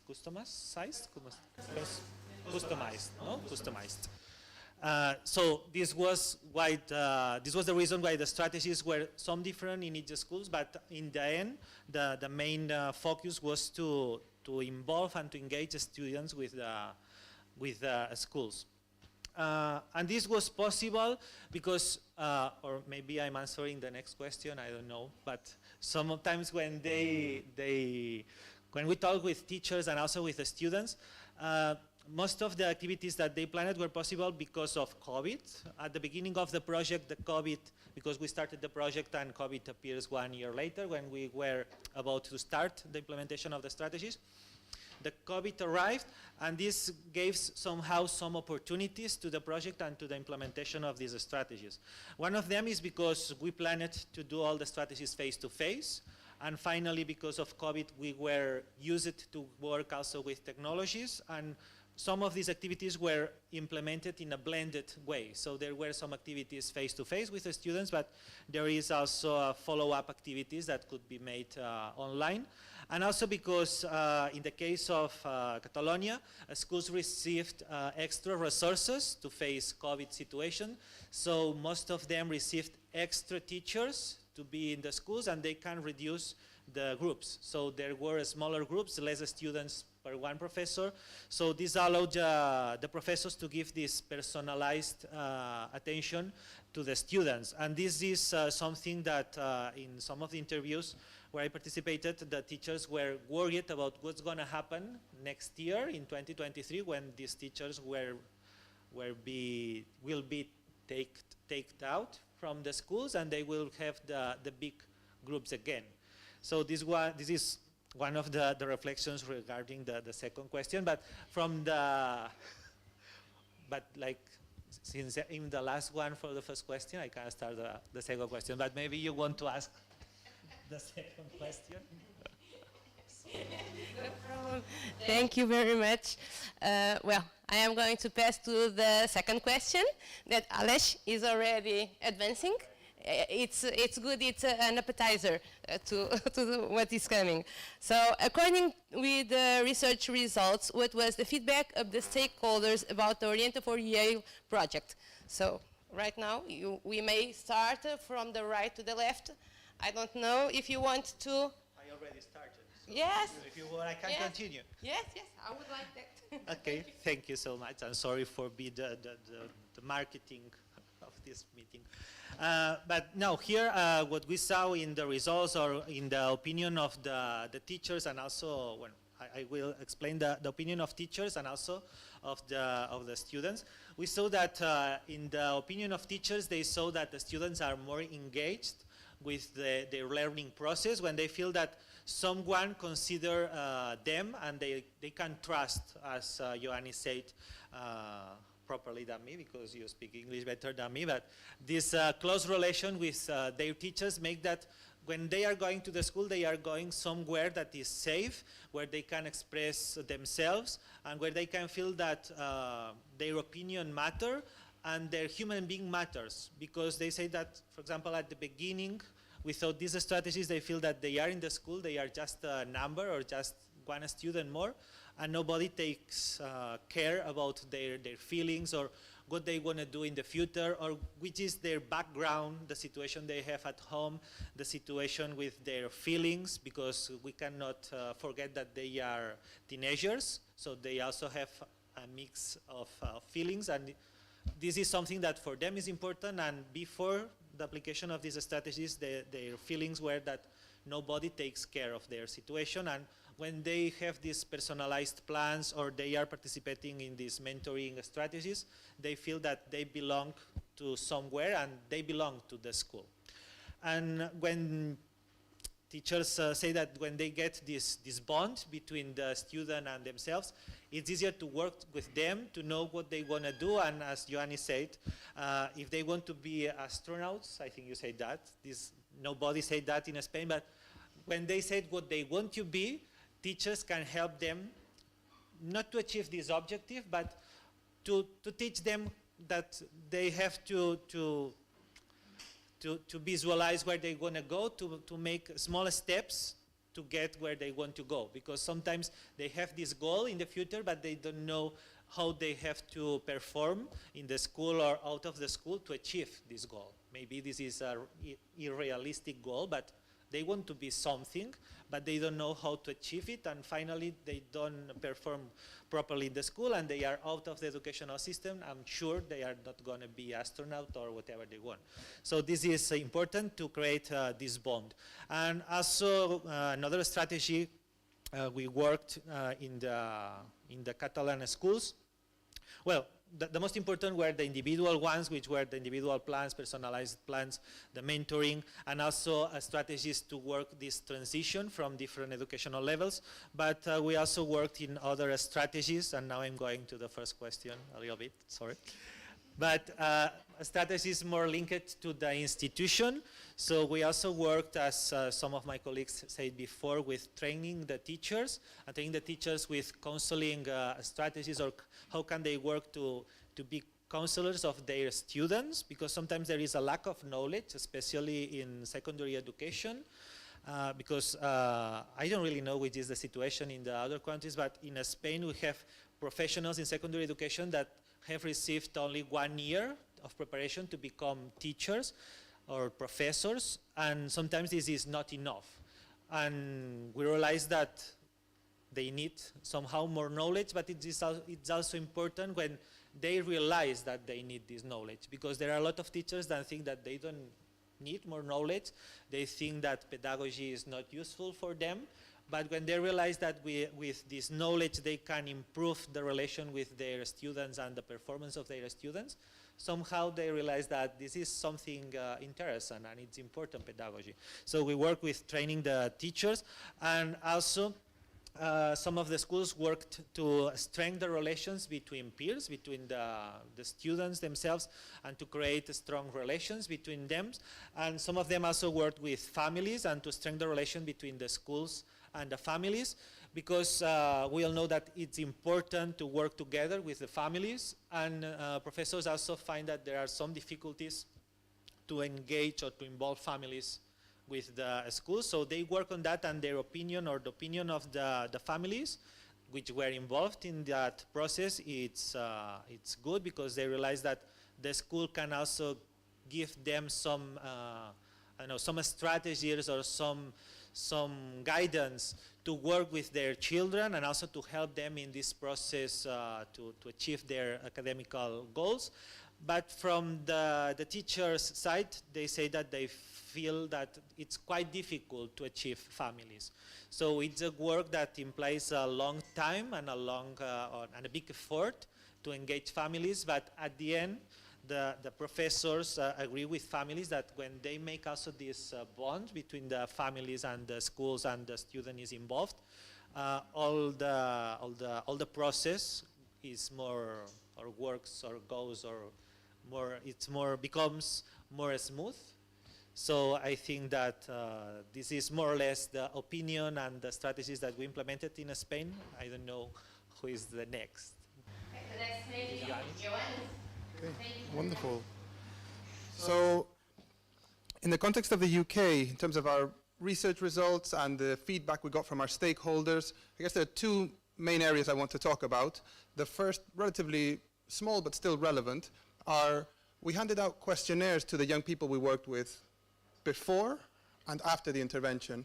And what the questionnaires, they were quite short, they were tailored for the young people, they were tailored around issues of community, issues of education, issues of work.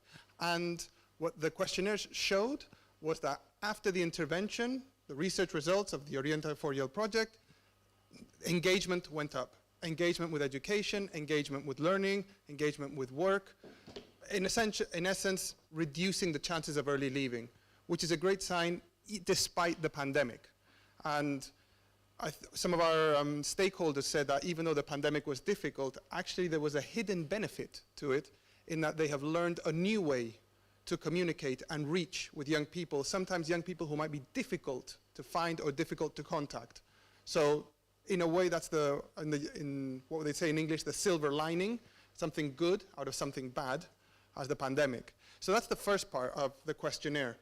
The next bit, which is almost mostly what I want to focus on now, just 5 key conclusions that we identified from feedback from our stakeholders about what worked. How did these results make sense? And the first one, probably for me the most important one, is the importance of the educators. If you do not have a good educator, educators who are flexible, caring, you mentioned care a lot, that genuinely care for the young people. They have a genuine interest in the young people. They really want to support the young people.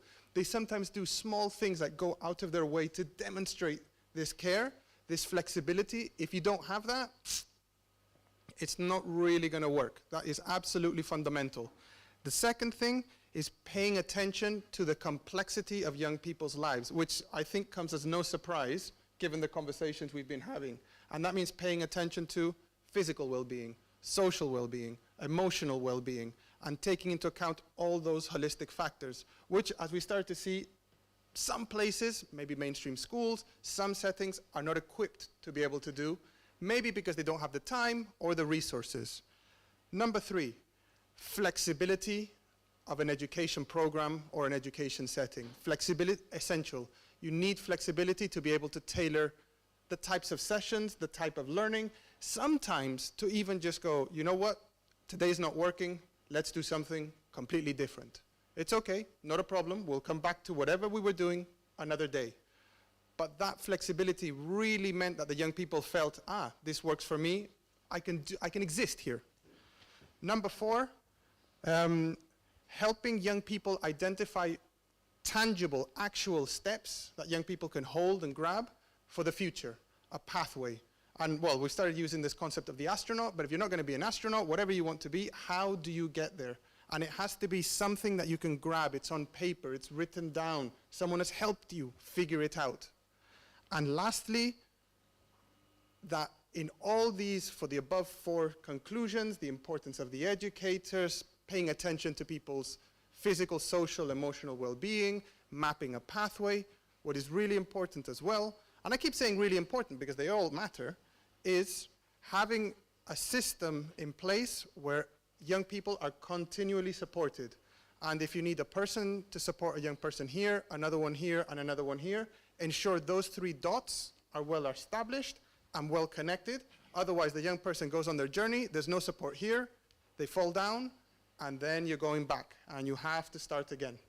And this is why things like the warm handover that I mentioned before is one of those ways of ensuring that you go from here to here without falling down.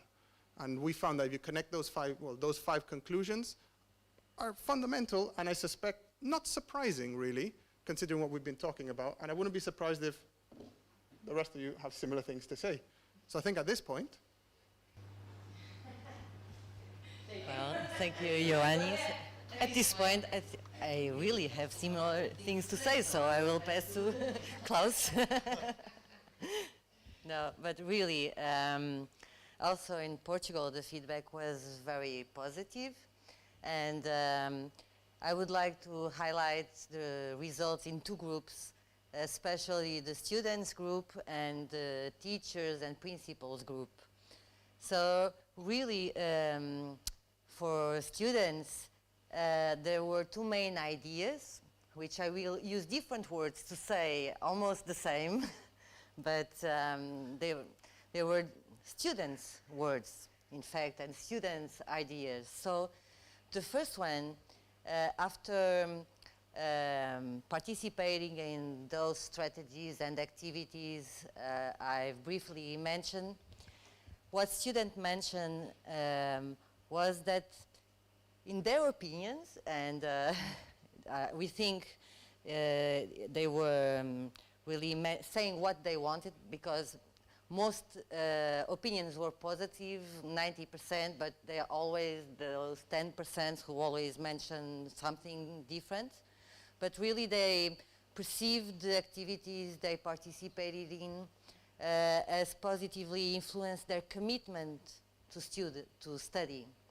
Their commitment to trying to reflect upon what they want for their life, what are their personal goals. So, and they were somehow surprised to have the opportunity and the time to discuss and to think about it. And for many of them, it was the first time that in a school setting context, they had the opportunity to speak, to listen to other students, to other worries, and to really use words to speak about it. So it was really a novelty for them, for most of them. So they realized it's important to take a time to think about themselves, what they want, why, what are their difficulties, and also to have the opportunity in one of the activities to access to information that sometimes they don't get so easily. I mean, everything is online, but it's not personalized. It's for everybody.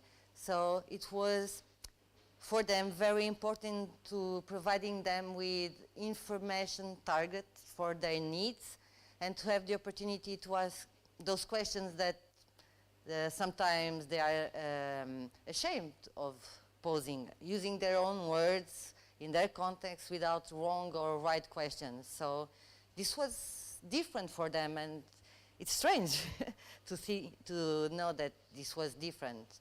So really it was positive for them for the achievement of their personal goals and their commitment to study. On the other hand, for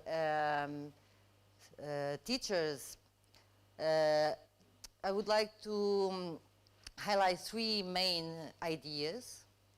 One of them, in fact, is the idea they valued very much the previous work of analysis and diagnosis of the actions and the diagnosis we presented in the morning. And they really thought it was critical in enhancing the impact of the tutorial nature of the implementation actions. So indeed, they perceived the action as very strategies able or capable of promoting a real change in their students, because in fact they were designed and conceived according to their needs, and this was something unique for them, and they valued it a lot, and which was very good, and it helped them to be to feel motivated also in implementing those strategies. Secondly, teachers also identified a set of benefits highlighting the contribution of reducing the risk of dropping out of school, especially in that we're all talking about, the teacher relationship, which is the first step to become a teacher. It's what we all say to our students, but sometimes we forget it, I don't know. And they acknowledge it again. And issues of individual well-being of students and interpersonal relationships. So nothing is new, in fact, but it's the way they became conscious about the issues. Another and the last aspect that I think was really important is that idea that as we work with different settings and stakeholders, different schools, we had the opportunity, all of us, to talk with them in a larger group, joining all schools, teachers and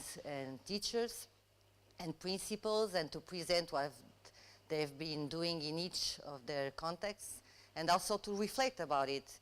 And this, which is indeed what we are doing here, but for them it was really important, firstly, to listen to other teachers' concerns and see that they are not alone in their concerns, and were able to connect and to speak. You know, when we say we have to connect theory to practice, in this case it was really made, and they really give meaning and significance to what they have done. So, and this idea of having a network, a regional network between schools and teachers and principals who could connect, speak freely about what worked, what didn't work, why, what were the differences, and also to connect in something bigger than them, and to be able to try to maintain this network was important for them. And I think it would be an interesting possible outcome to have this community of schools linked by this project for future work. So I think one of the main outcomes and suggestions from both students, stakeholders, teachers, is that in the future they would like the continuation of investments in actions of this nature. This is the main idea. So I think the impact was positive. Klaus. Yes, so thank you. I will focus on the impact by getting back to the example I mentioned. So on the slide is very much information. The most important thing is it's the strategy number 6, outside formal curriculum, which I mentioned. There were 6 female pupils taken together in a class outside of the school in a support center, and yes, they were coming together from different schools. And okay, what is important on this slide is that the initial phase was starting with building up relationships of trust, improving social behavior, fostering self-confidence, developing and agreeing individualized learning plans together with the pupils. And after this initial phase, the main phase, you know, the whole implementation runs over 11 months. So the main phase was combining the personal development improvements with, let's say, implementing individualized learning plans and using as much as possible learning opportunities outside these learning centers, like in a kind of, what was it, horses farm, etc. So a horses farm was very good to learn mathematics there, or to learn geometry, but I cannot go into detail why, but maybe you can imagine. So the effectiveness of this measure was that after 6 months, what happened from these 6 pupils, there were still 3 in this girls' class. 1 pupil has been reintegrated in the 9th grade, so she was kind of downgraded in the secondary school, but she went back. And 2 pupils have transferred to a vocational preparation class, vocational school, without graduating, without having a leaving certificate. And this, for the teachers, this was a success, because they have been brought back to the pathway of learning. So they developed some new idea what they could do when they came into this girls' class. Sorry, they didn't have any idea what to do and what their future life might be. So this is maybe a small success, but it is a success. And yeah, I'm curious what comes out after the year. Maybe yeah, some of these three are able to earn a leaving certificate from a general school. So now the assessment, I will also not go into the detail here, but rather would highlight that in a preliminary assessment, the teachers or the educators said that it was positive. Although the project was approaching in very small steps, but nevertheless they saw the improvements, and they also saw improvements in, let's say, balancing, let's say, the emotional affectual with, let's say, the intellectual cognitive aspects. Yes,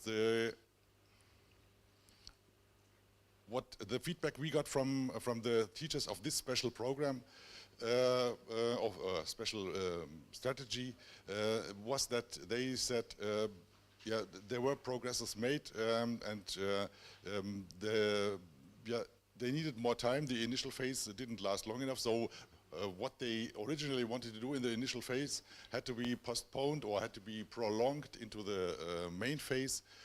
But nevertheless, behaviors have been improved, and the main point, this is why I highlighted it in bold, that the involved teachers and social pedagogues experienced great self-efficiency.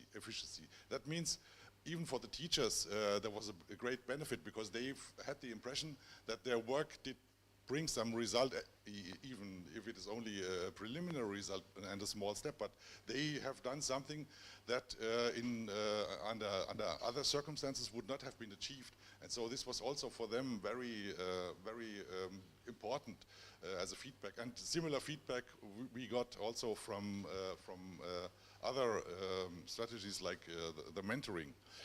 And okay, we finally asked them for the success factors. So why did they think this project to the step of, let's say, the 6 month out of the 11-month duration?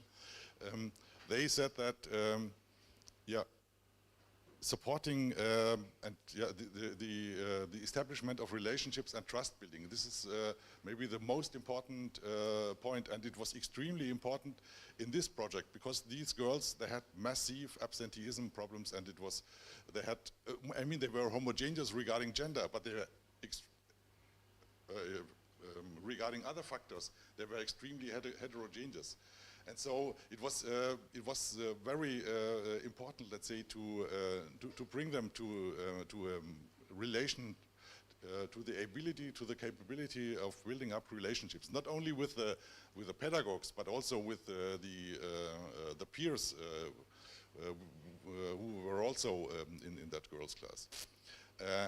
Okay, and well, what they also said, a big success factor was the freedom from narrow curricular and institutional boundaries. So they were, I mean, they were not completely free, but they were free to include other forms of learning, like experiential learning. As I mentioned with the horses farm, they could learn, let's say, how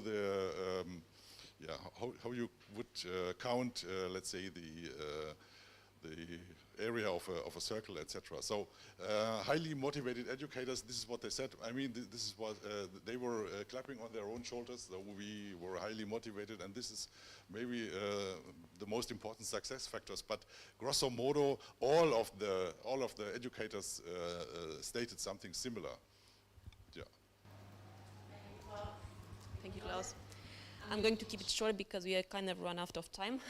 Yeah, so in the Romanian context, I'm just going to talk a little bit about the implementation phase. So when, as my colleagues said already, when we wanted to implement the territorial actions, COVID pandemic struck. You were like, what are you going to do now? Because all the schools are closed and online. And it was a kind of an adaptation process in the first 2 months, I think, so March and April 2020. So this affected a lot our interaction with the educators and of course with the students. Aleš talked about earlier about the training with teachers. Yes, because when we talked to the teachers, we actually understood that they cannot grasp the entire spectrum, the whole spectrum of early school living, because it involves a lot, students, teachers, counselors, the whole community and so on. The structural factors and so on. So yeah, the biggest challenge was to talk to them and to convince them that actually these tutorial actions can make a difference. Even for one child, they can make a difference. So we spent a lot of time on this phase. And paradoxically, it was really hard to convince the adults and really easy to convince the students to do some activities. So maybe adults have more preconceptions, let's say, and it's harder to work with them sometimes, yeah. And for them to change their educational practices. And actually, this was validated. I'm a professor at the University of Music in Romania, in Bucharest, apart from the Faculty of Psychology and Educational Sciences, where we are right now. And I teach those students who want to become music teachers. And they are so amazed by the faculty members because they treat themselves as, the students as equals. And almost all of them told me this. And I was like, okay, but what's happening in high school? What's the problem? And they told us, me and the teachers, that actually the high school teachers perceive them as some passive learners, and they just teach what they have to teach, and they get out of the class. So they don't actually involve the students in the activities like we do in the faculty. And the students are left kind of behind, and of course they become disengaged with school. So that's a problem. So as many studies have shown so far, actually the most important variable factor is the teacher. Not the textbooks, not the curriculum, not the buildings, yeah? Not the picture, not the didactic materials, but the teacher. Yeah? He can make the difference. And I just want to talk a little bit about school subject, and my students actually know about this discussion. It's a compulsory subject since 2017 for gymnasium students. It's called Counseling and Personal Development. And all the children from 5th to 8th grade have to have this subject in their schedule. But actually, in reality, not all of them have it because there are not enough teachers who can teach this. There are not enough competent teachers who can teach the subject. So what I told the teachers who were involved in the implementation process, I just recommended them to use the textbooks and the syllabus for this subject and use those activities for their tutorial actions. And it worked. It was wonderful. So it can work, but we have to have more engagement, and we have to be motivated, we as teachers. Because the students, if the teacher is motivated, the student will be motivated also.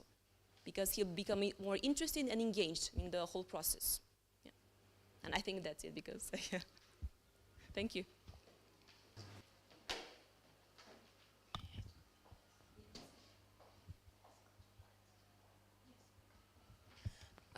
Okay, I'm sorry, we are getting out of time. So I will ask the last question, and I will ask, please, please, please do at the toppest 2 minutes, please, okay, to answer, not to take out of the schedule, because we have other presentations, okay? So the last question, what was the significance of the projects to reduce early leaving in your context? We may start with Miruna. Yeah, thank you. I'll be really short. Thank you. So the significance, it was kind of a big significance for those educational settings. It was not a large-scale study, of course, and implementation, because we had only like, I don't know, 100, 200 student participants in the whole 5 countries, but it made a difference, and that counts a lot. So we actually thought of bringing these strategies to other educational settings after we finish this project, because they can make a difference. So we actually talked to other educational settings, and some of them are really eager to participate, voluntarily, of course. The problem is with the time and the resources, but we'll make it happen, because every life and every child counts. Yeah. And I was short. Yeah, thank you. Thank you. Yeah, well, I would fully agree to what you said, and maybe I might add just one point that the significance of these implementations were that we have received some kind of proof that certain strategies are feasible, at least I suppose, because most of them are still running, and that it is also to be considered that it's not only a matter of implementing strategies, but rather also makes some activities or some improvements in the field of teachers' education. So taking the results, the feedback, etc., seriously, and try to make suggestions for, let's say, a change in the curricula of the teachers' education in order to have them better prepared for the challenges with regarding early school leaving. Yeah, so I would also. Well, I could say that the project allowed stakeholders to better understand the issue of early leaving. This was an important thing, as they really took part on the process since the beginning until the adaptation of strategies, its assessment. So for them it was really important to see it translated for their school, their students, their specific concerns and issues. Also to mention that this is presented in the handbook with the strategies, and it really was seen as an important guidance for teachers and principals. And in fact, it's not another book.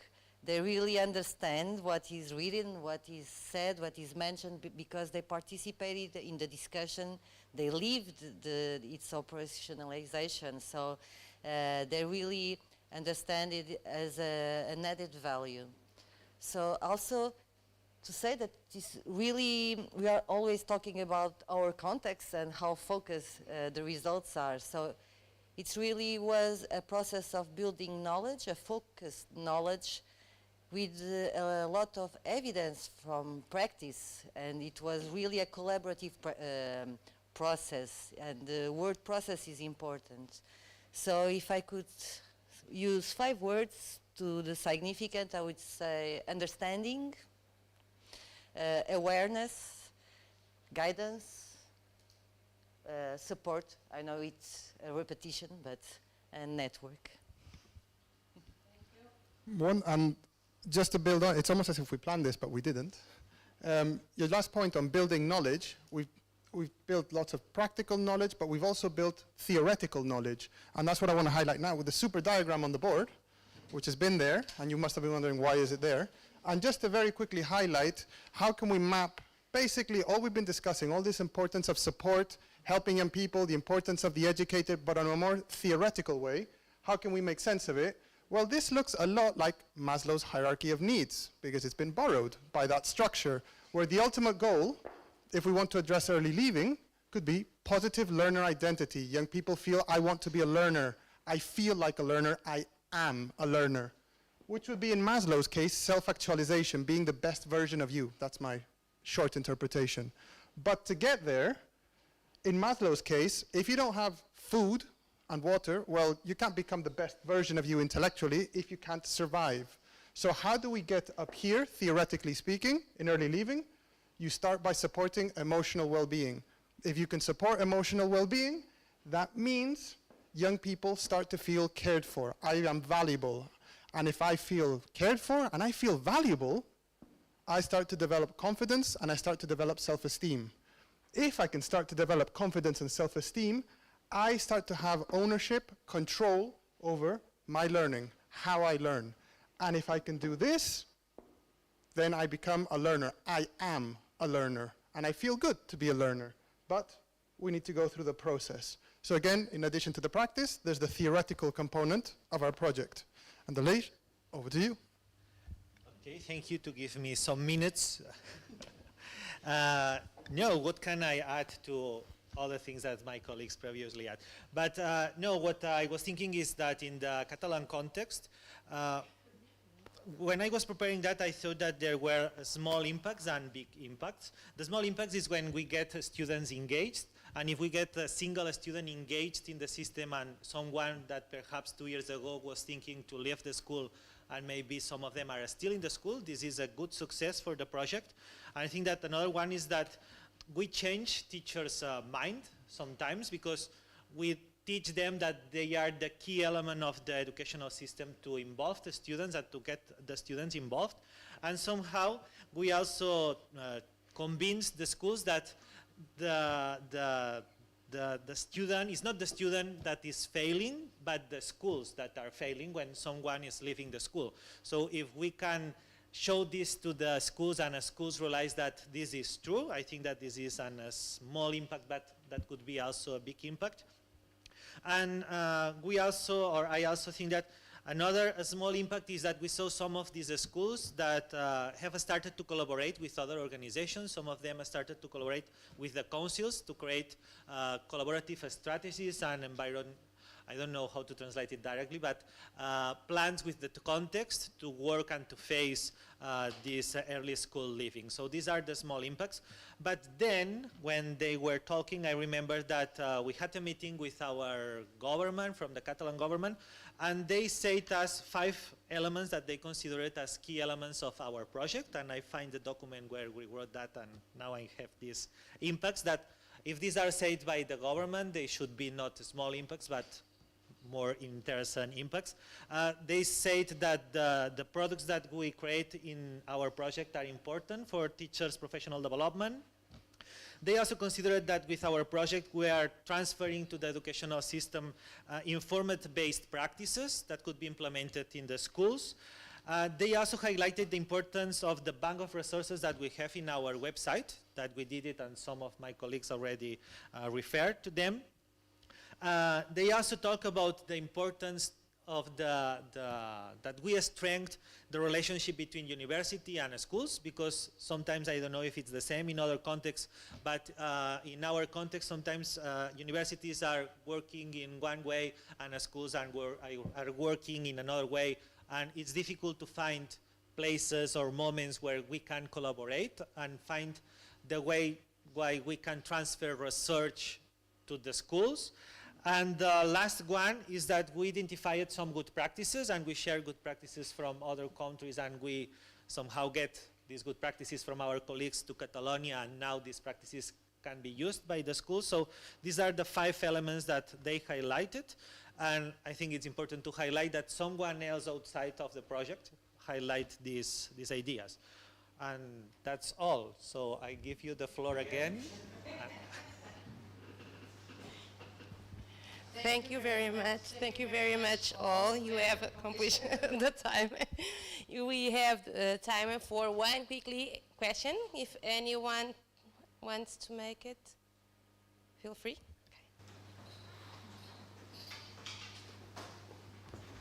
Thank you, and thank you very much for this very interesting insights of the project. I was very intrigued to read about the strategies and the descriptions, but they were very interesting.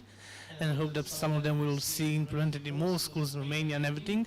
And of course, one of the questions that came to my mind is that I noticed that most of them emphasize that the most valuable resource is the human being, so the teachers and everyone that's engaged in implementing the strategies.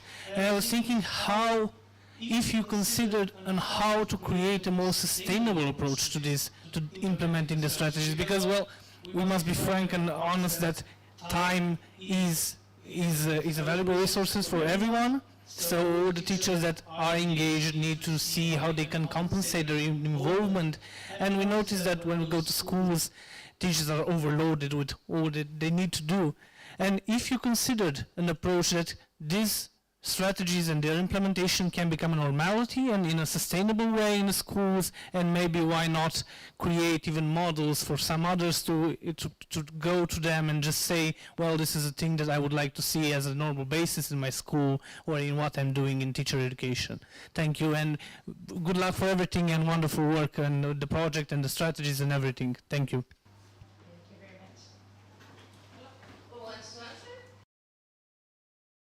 Thank you for the question, Alexandru, right? Yeah. For the Romanian context, actually, my conclusion is that we have to change the system for initial and continuous training.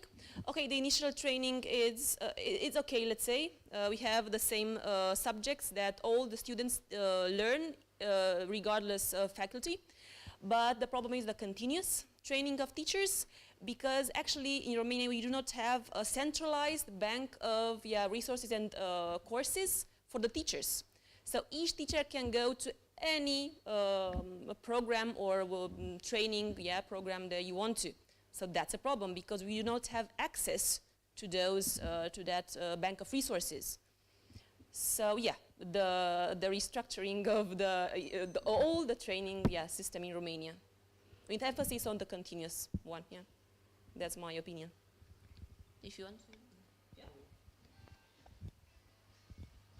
I think that was a great question, and honestly, I don't have a good answer for you. But it's a question I think about a lot. What would it take? Curiously, when we asked our educators what is the main barrier to implementing all of this, the difference between the top answer and the rest was astronomical: lack of funding, number one. And how do you change it? I'd like to say you need to put more funding in. If this is a problem, and we accept it's a problem, then funding needs to be shifted into it. And I think when the pandemic hit, we suddenly realized that when many governments said, there's not enough, there's never money, there's no money, suddenly money started to appear. So there's money if you want to do it. And now we start to talk about politics and how you divorce the education system from political parties, and then that becomes a very, very, very big problem. So a bit like Miruna said, my view is unless you start to actually change the system, you're just tinkering around the edges. But how do you change the system? Where do you start? Who does it? How? And that's where I don't have an answer. But it's a very good question.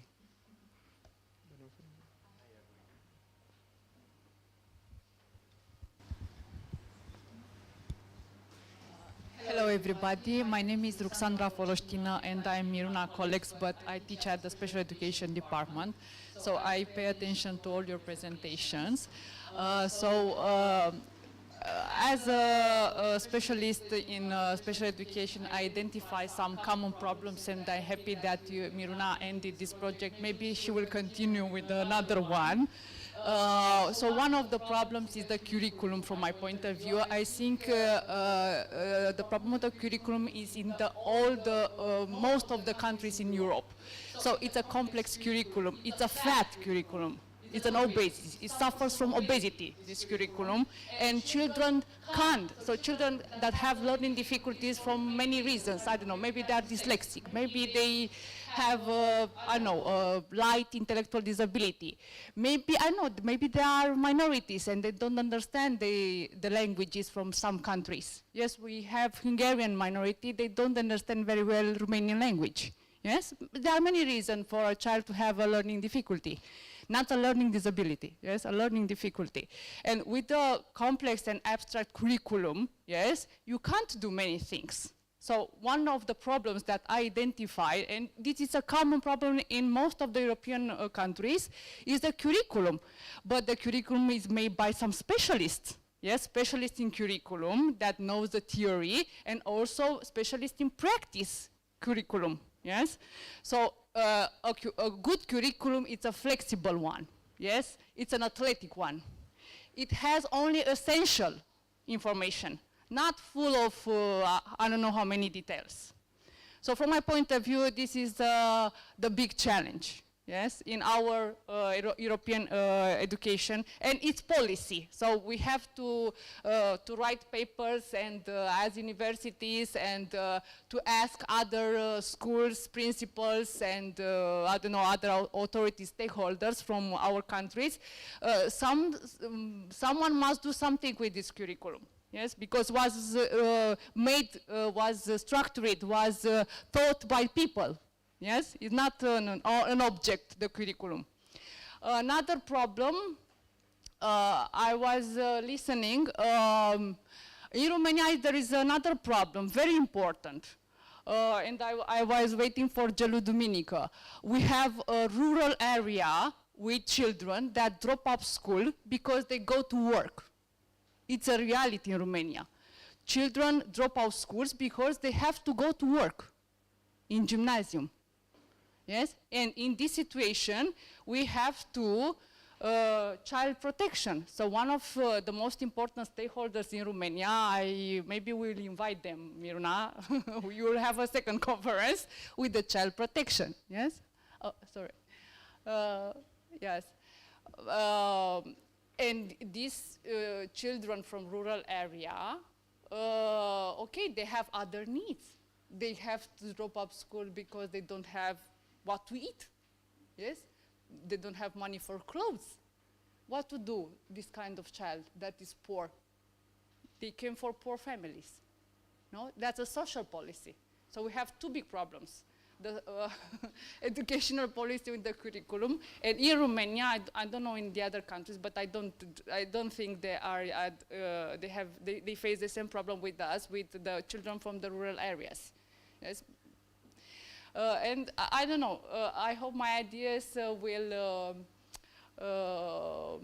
be. You'll consider them important, and maybe you will think to a follow-up project more specific to other needs. And with the pandemic, yes, these children from rural area, and there are a lot of reports from UNICEF and Save the Children in Romania that wrote 2 or 3 reports. They said that in pandemic, children from rural area didn't attend school because they didn't have internet, laptops, and so on. And actually they stayed home and worked home in their home country yard. You know, so they do agriculture or something like this, yes, and take care of animals. Okay, thank you very much. I didn't want to upset you, but I had this need to say the truth, you know. Thank you. Thank you very much. I don't know if anyone... Okay. You want to? Oh, okay. I just wanted to add to Ruxandra's first comment regarding the curriculum. I think also developing competencies to adapt the curriculum, also change it, but adapting it to the specific needs of the children, because that's also a very big problem. So every child is unique, of course, as you already know. And it's so important to actually know how to adapt the curriculum to those specific needs. Yeah, so that's also a problem. Yeah, it is. Yeah, it is too much. It is too much. Yes, yeah. So you have to choose from it. You cannot. Yeah. You need specialists to reduce the information and to participation for their life, for their daily experience. Yeah. It's not practical. It's not practical information. Okay, thank you very much. Here we had an overview about this project, results of its implementation. Right now we are going to, I'm sorry. Right now we are going to make a small pause of 10 minutes, not 15, 10 minutes, in order to complete with the schedule, okay? So have a nice coffee break.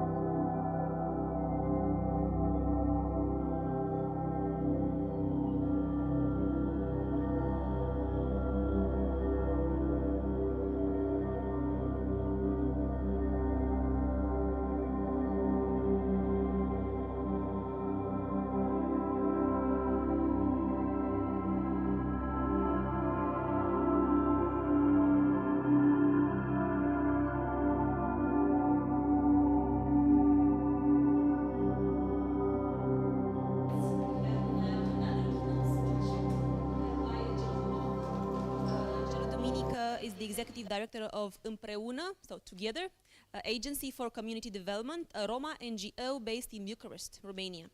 Împreună agency is one of the most important Roma NGOs from Romania, having active programs in more than 100 Roma communities from 24 counties of Romania.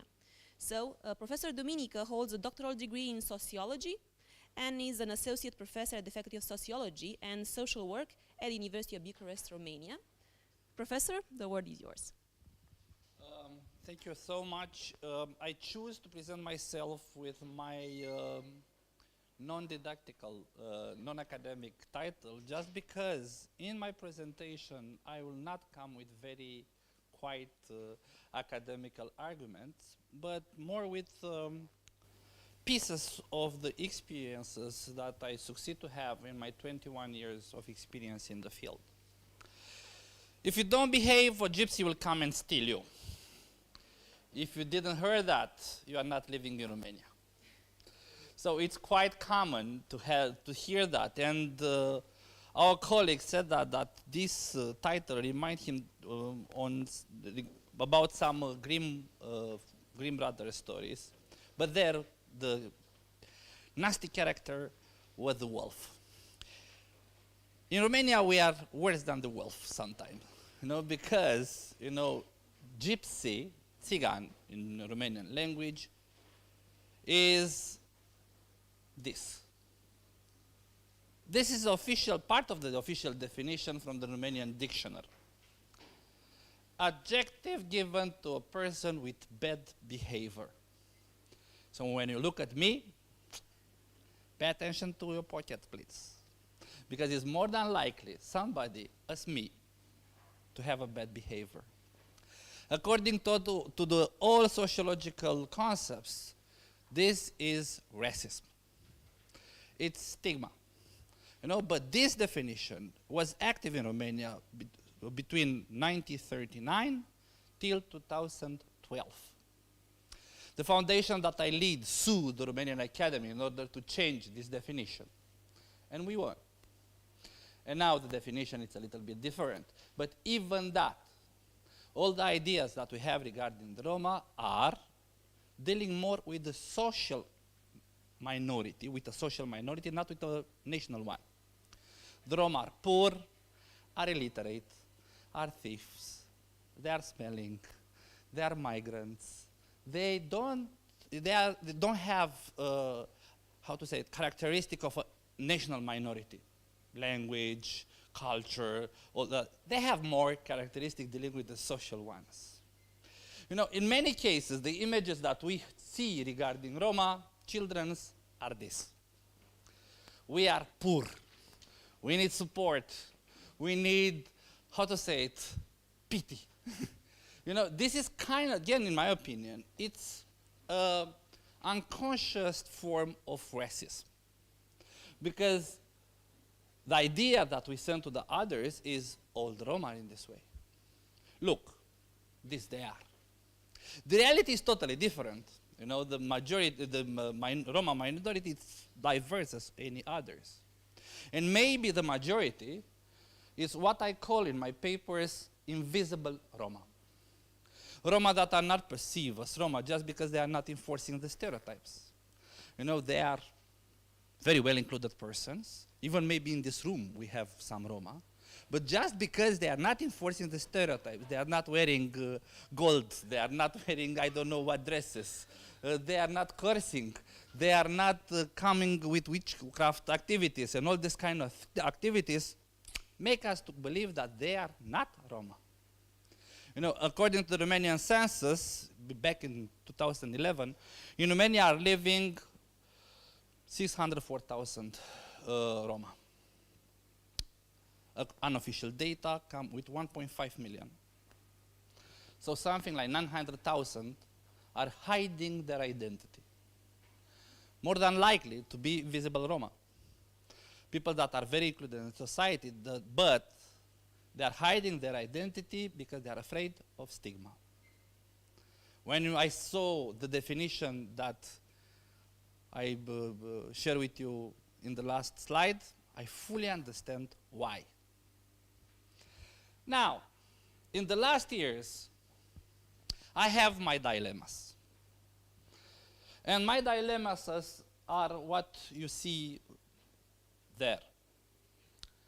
All the Roma exclude the illiterate beggars, blah, blah, blah, blah, blah, blah. Did we need only remedial programs, second chance programs? You know, how to say it, the marginal actions of the educational system, or the solution is quality, inclusive education for all children, tailored to the children's needs. Because in general, we are not receiving that. So the system is not challenged to adapt himself to the need of the child. We offer to some excluded children, we offer second chance programs. We offer, I don't know what kind of actions, having in mind or hoping that they will be able to challenge with all the others. Come on, when we offer marginal resources, it's very hard to challenge with the ones that receive schools, not second chance school. You know, we have two concepts in Romania, you know, that had even public policies. School and school after school. The school after school as principle is spending more time in the educational system. It's a good idea in principle, especially for the children that are living in the ghettos, for example, in marginal communities. You know, where the criminality is there, where, I don't know, models are totally different. But what's happened with the schools that are places where you deposit the children? So it's not educational system, it's not educational, how to say it, institution. It's only a place where the children are coming. They come illiterate, they leave the school illiterate. So what the school after school will solve there? According to the data that we have in Romania, 42% of the people from the actual generation are functional illiterates. The majority of them come from the poorest areas. These data are from years, not from now, 20, 25 years. But we still offer second chance. We still offer this kind of bloody actions. And by the way, nobody monitored the impact of these actions. We continue to do it, blaming the victim. Because it's their responsibility. You know, it's they, how to say it, we are doing everything it's necessary for them, but it's in their blood. You know, I heard that so many times. And what I heard, you know, when I ask some children regarding the perspectives what they have regarding their future, make me to understand that children without dream, how to say it, it have the soul totally destroyed. You know, when we were a child, everybody asks us what you want to be when you grow up. And we come with these answers that we heard from our parents, from our neighbors. We want to be doctor, we want to be professor, we want to be police, and blah, blah, blah, blah, blah, blah. That offered us a goal. It was, you know, an unconscious goal, you know, that was followed and that was encouraged also by others. You know, you need to do, I saw the model, I saw you need to go to the school, look, you need to read that. And all these kind of things work together in order to protect my soul and the mind together. But these kind of answers show me that when you don't know how to, where to go, it's very hard to find the right path. What God will allow me to become. That was the answer that I received from a teenager. She was something like 14 when I asked her this. And on that moment, even that I'm a Christian practicant, so because I'm a Christian practicant, I realized that God doesn't want her to marry after to find a husband in 1 year after that. And that happened. You know, free will, it's a concept, you know, that we are learning in almost all the religions, but free will doesn't mean that you can choose whatever you want. yes, you can choose, but you need to understand the choices that you have. You know, because God, in His willingness and love to us, offer us the possibility to understand, you know, the choices that we have. And only in that moment is the free will. These children didn't understand the choices that they had, because they saw only what's happening in their community, and nobody showed them what can be outside of their world. I was living in that community as a child because I belonged to a quite modest family. My mother is totally literate and my father had only 7 classes. And I was lucky to have some teachers that show me what I can become. You know, first, initially, I didn't believe them. Come on, no, somebody like me can reach the sky? But after that, I received what in theory is called socio-emotional skills, resilience, empathy, you know, a good group, trust, and all these kind of things. And I start to believe. In the moment when we start to believe that you can become somebody, you have all the chances to become somebody. But in the moment when you consider being inferior just because all the others tell you that you are inferior, it's the same thing. You start to consider yourself inferior. And on that moment, it's not God who acts. It's the guy, but it's not God. So these kind of answers come with ideas, what we, you know, with a debate in our foundation, what we can provide in order to offer the possibility to choose. So we are not forcing somebody to do what they are not believing. You know, but in order to believe, you need to understand. In order to understand, you need somebody to explain you. And also to support you. Because we understand a lot of things, but if you are not supported, we fail. And when you fail, it hurts. And when it hurts, you want to renounce. And so it's a cycle, you know? And we should understand in order to act.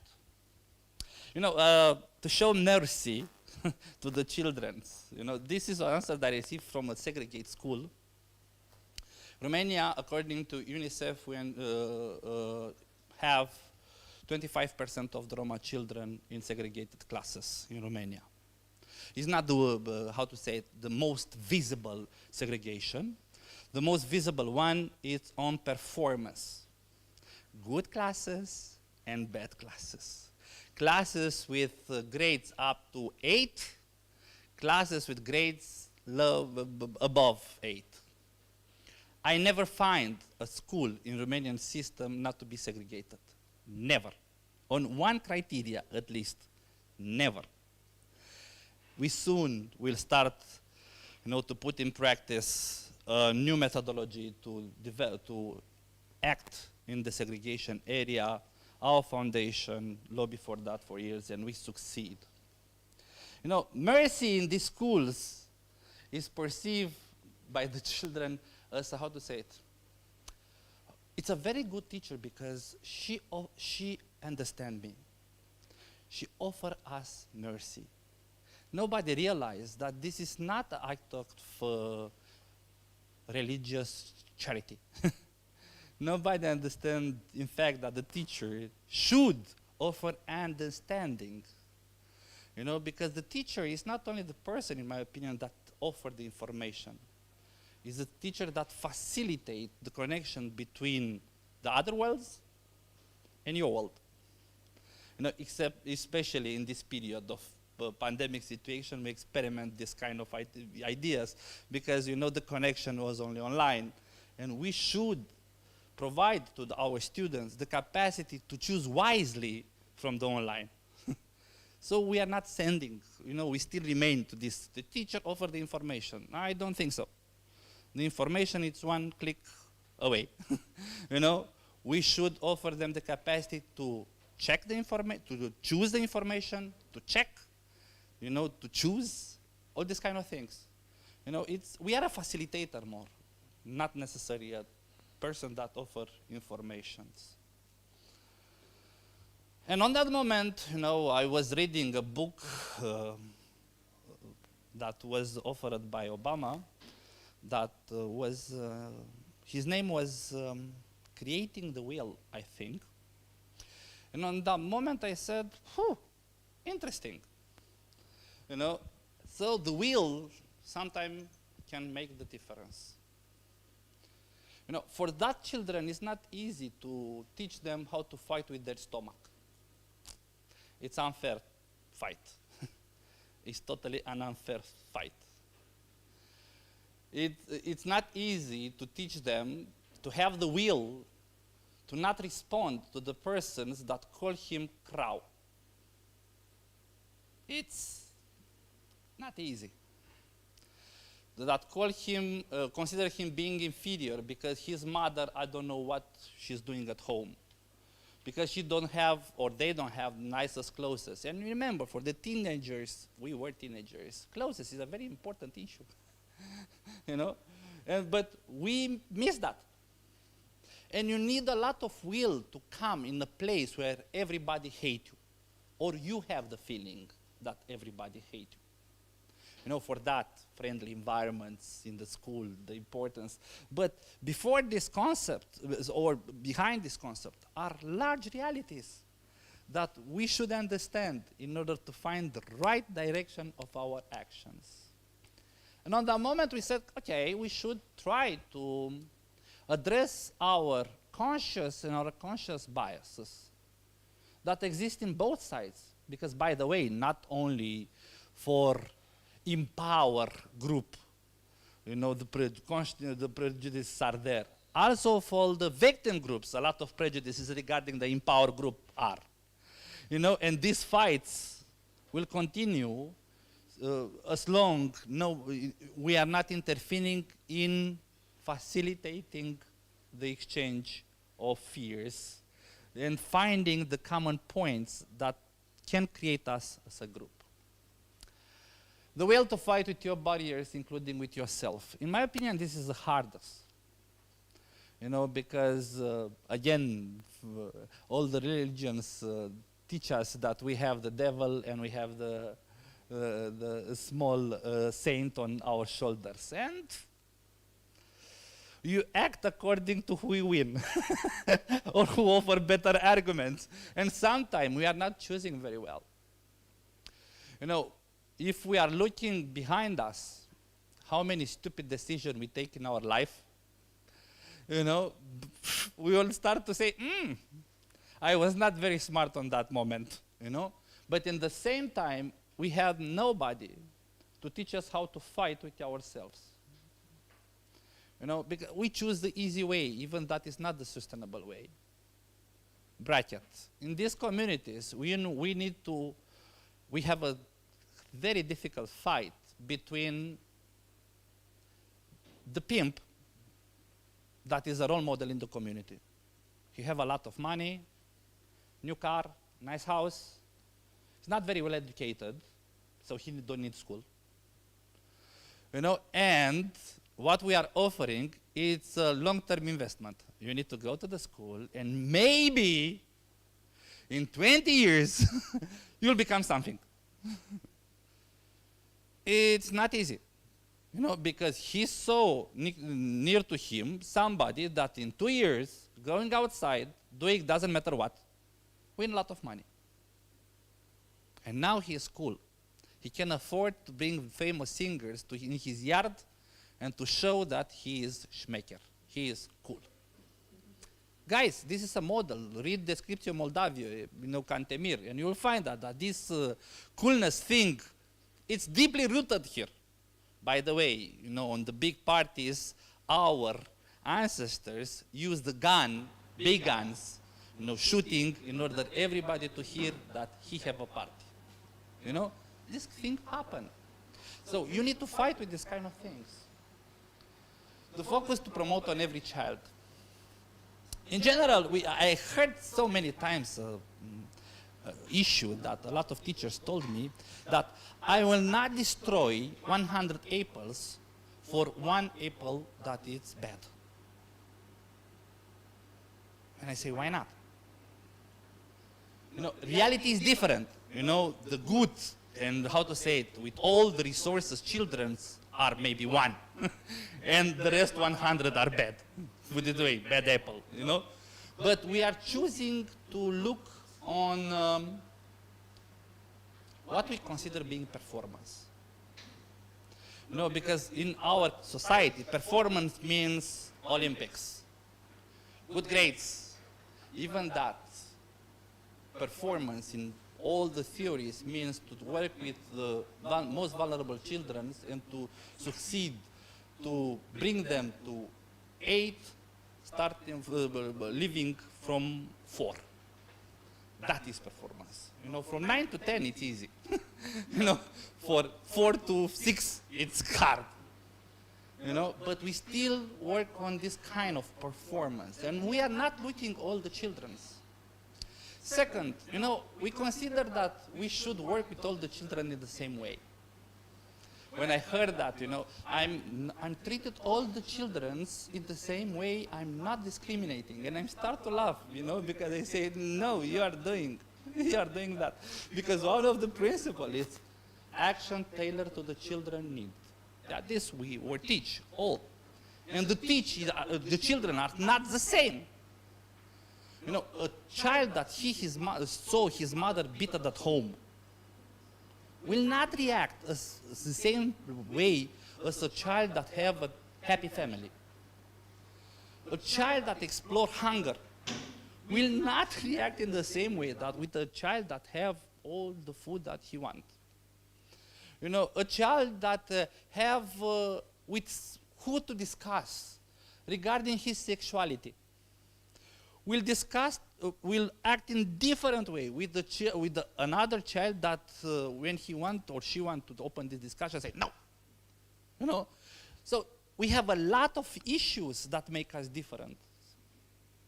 You know, we have different religions. We have a child with the glasses, by the way, that was victim of the bullying because aragazuit patru ochi. You know, this is not easy to understand for the others, that when you are blamed of the bullying, you're a victim of the bullying, you cannot act as the ones that have a happy life, neutral life. I'm not saying he's the aggressor. You know, the children are different, and we should adapt our socio-emotional intervention according to the child needs. But we don't do that because we still remain to this. The teacher is transmitter of information. I teach, you learn, period. Nah, this is not okay. Not okay at all. The will to promote quality inclusive education. By the way, quality inclusive education is not only for minorities, or I don't know for who. The quality inclusive education is for all the children. Even the best children sometimes can suffer because they are in love. And you remember, I still remember, even when I'm old, when I was in love, when I was teenager. Guys, everybody hurts. Everybody. You are totally destroyed. You don't want, it's like Miorița. You don't want to eat, you don't want to, you only cry, you know? And on that moment, your mind is not anymore on the, I don't know, Baltagu. Come on, hey, I listen in love music. You know, the butterfly aren't behind me and all these kind of things.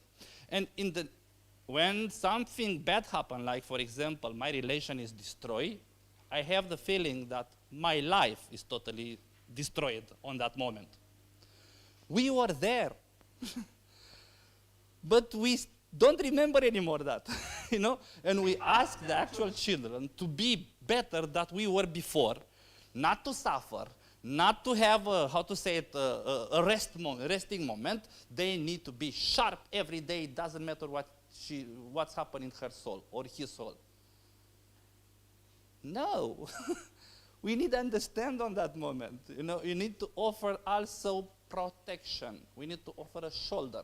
We need to offer on a simple hand of his shoulder to say, I fully understand you. It's okay. Let's talk 2 days after. You know, because on that moment, you will win also a friend, not only a student. You will win respect. not only somebody to fear, you know, to is afraid about you. You know, you win a lot of things.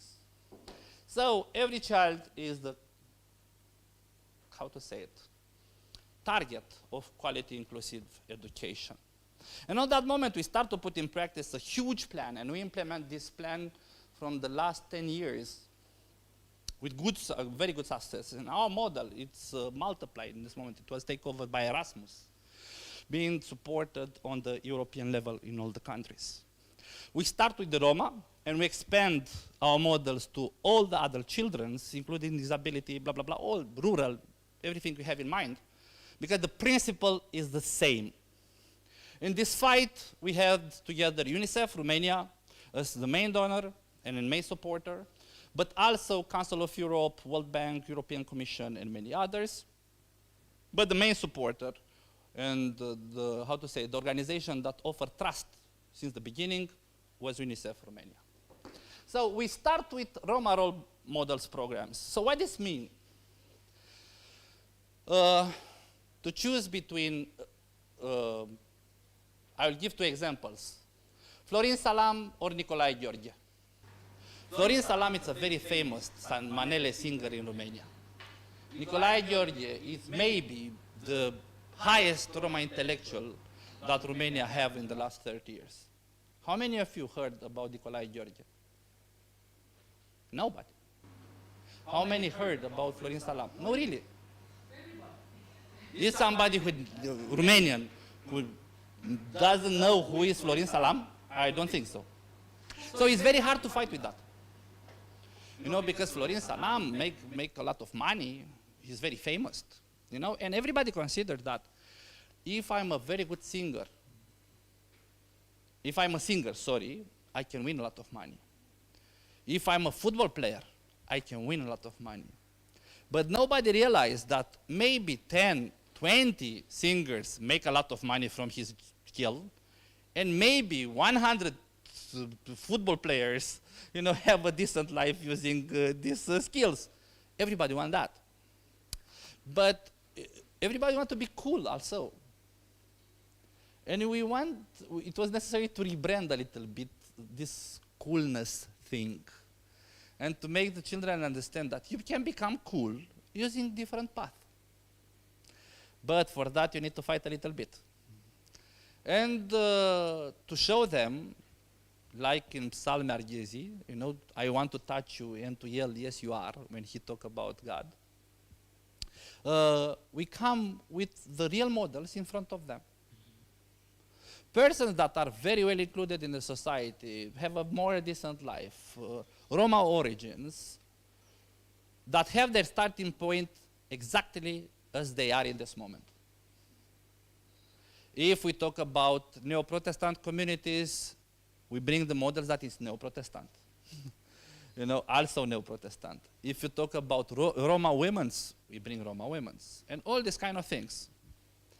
And sharing the stories. You remember, so everybody missed to have in mind the power of the stories.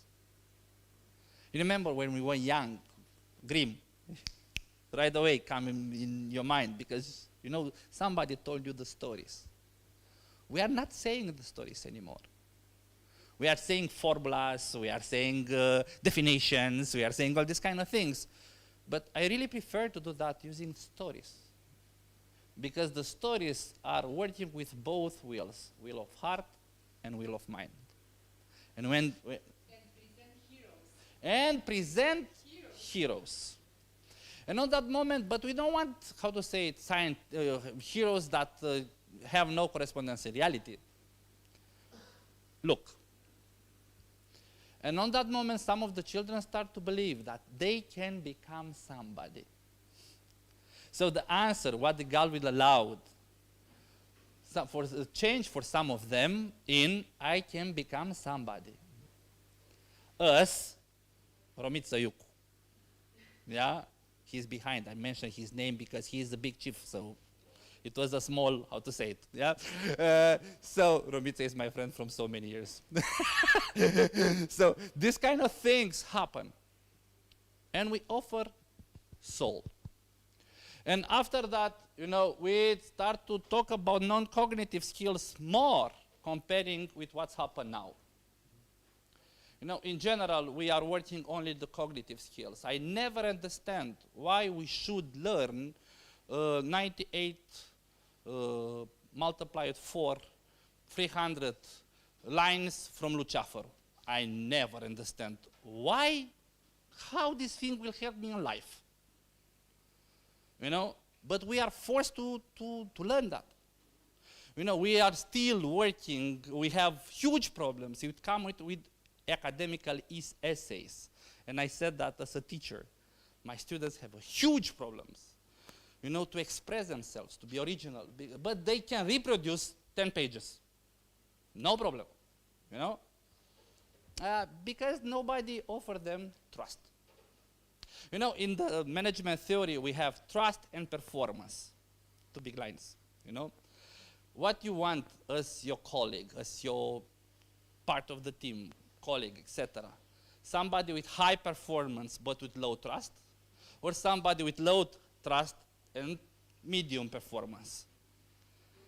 Almost all the managers want the second. High trust, low or medium performance, because the performance can be improved. With the trust, it's harder, much harder. But we are not working with the children in building trust. We put them separated in classes. Look, you see, your colleagues, she was able to deliver the job. Why didn't you deliver the job?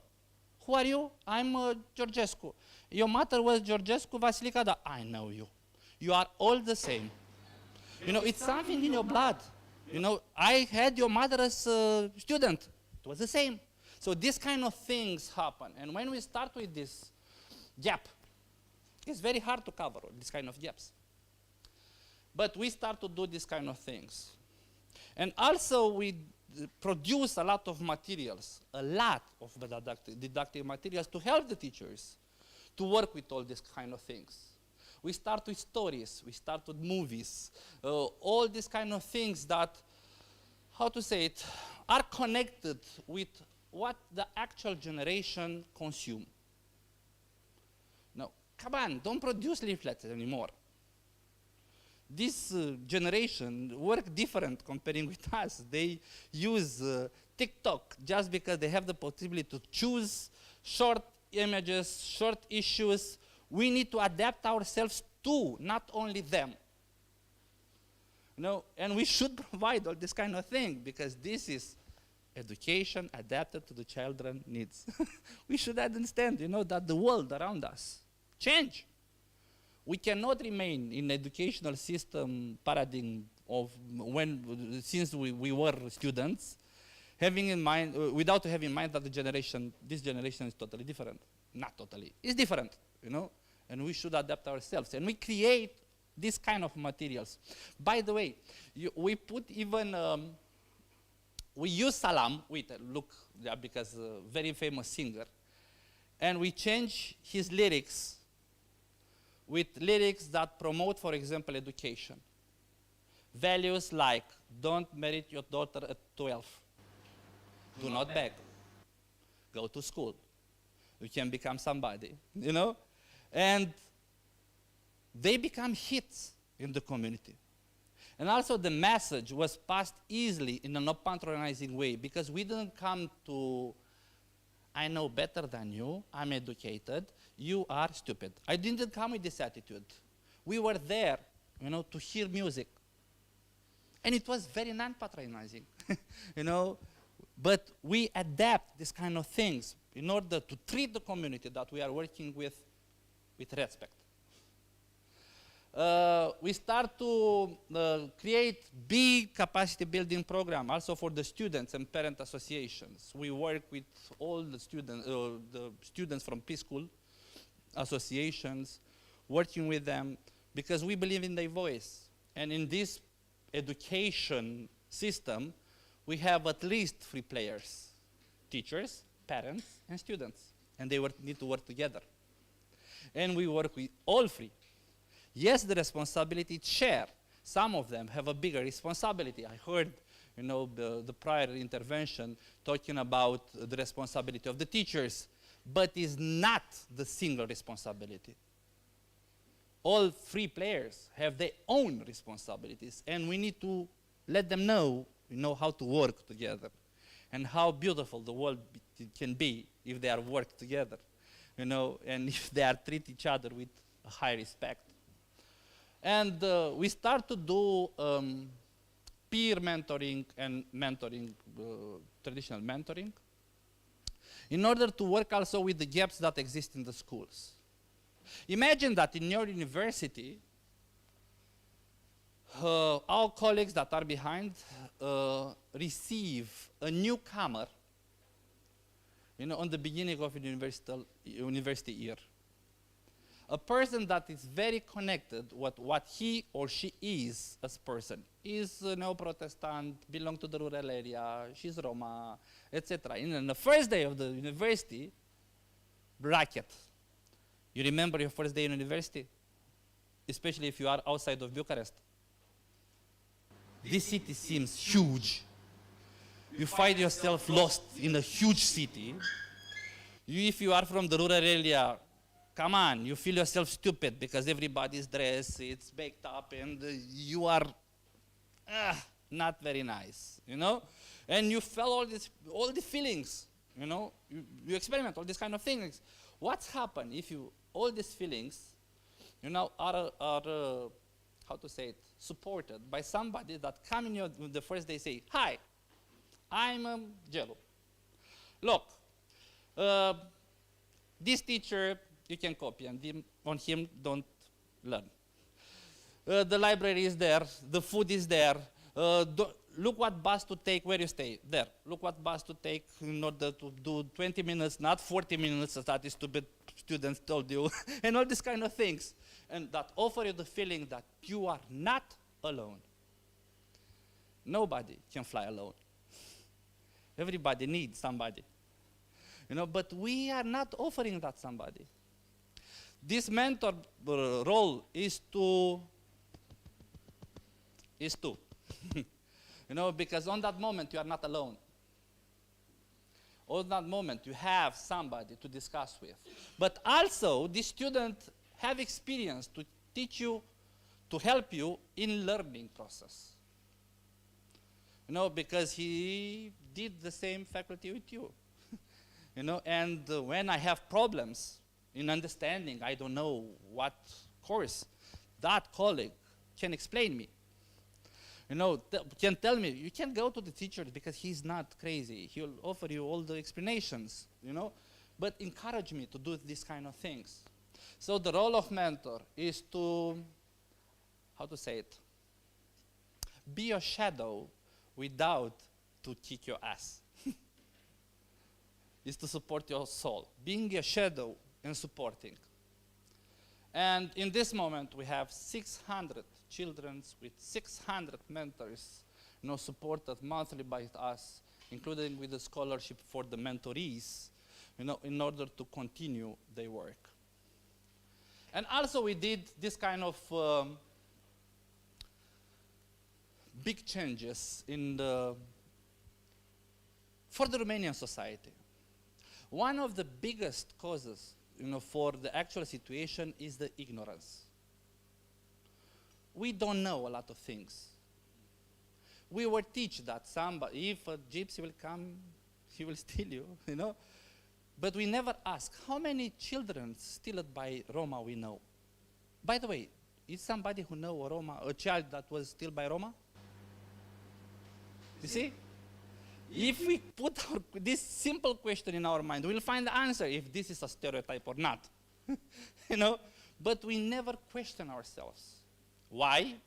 Because we consider that this is real. Because they are in a way, they blah, blah, blah. Because they were slaves. And in all the societies where the slavery was a reality, we have the same stereotypes regarding the former slaves. The same stereotypes. How we can fill the gap of knowledge? First, working with historical reconciliation. We should understand that we should work together. because this country that we love all will look in the way that we are creating, we are doing day by day. She's a shitty country or a beautiful country because we make it, this country to be shitty or a beautiful one. And we should work for that together. If we are fighting among us, it's not working because what I'm doing affects you and vice versa.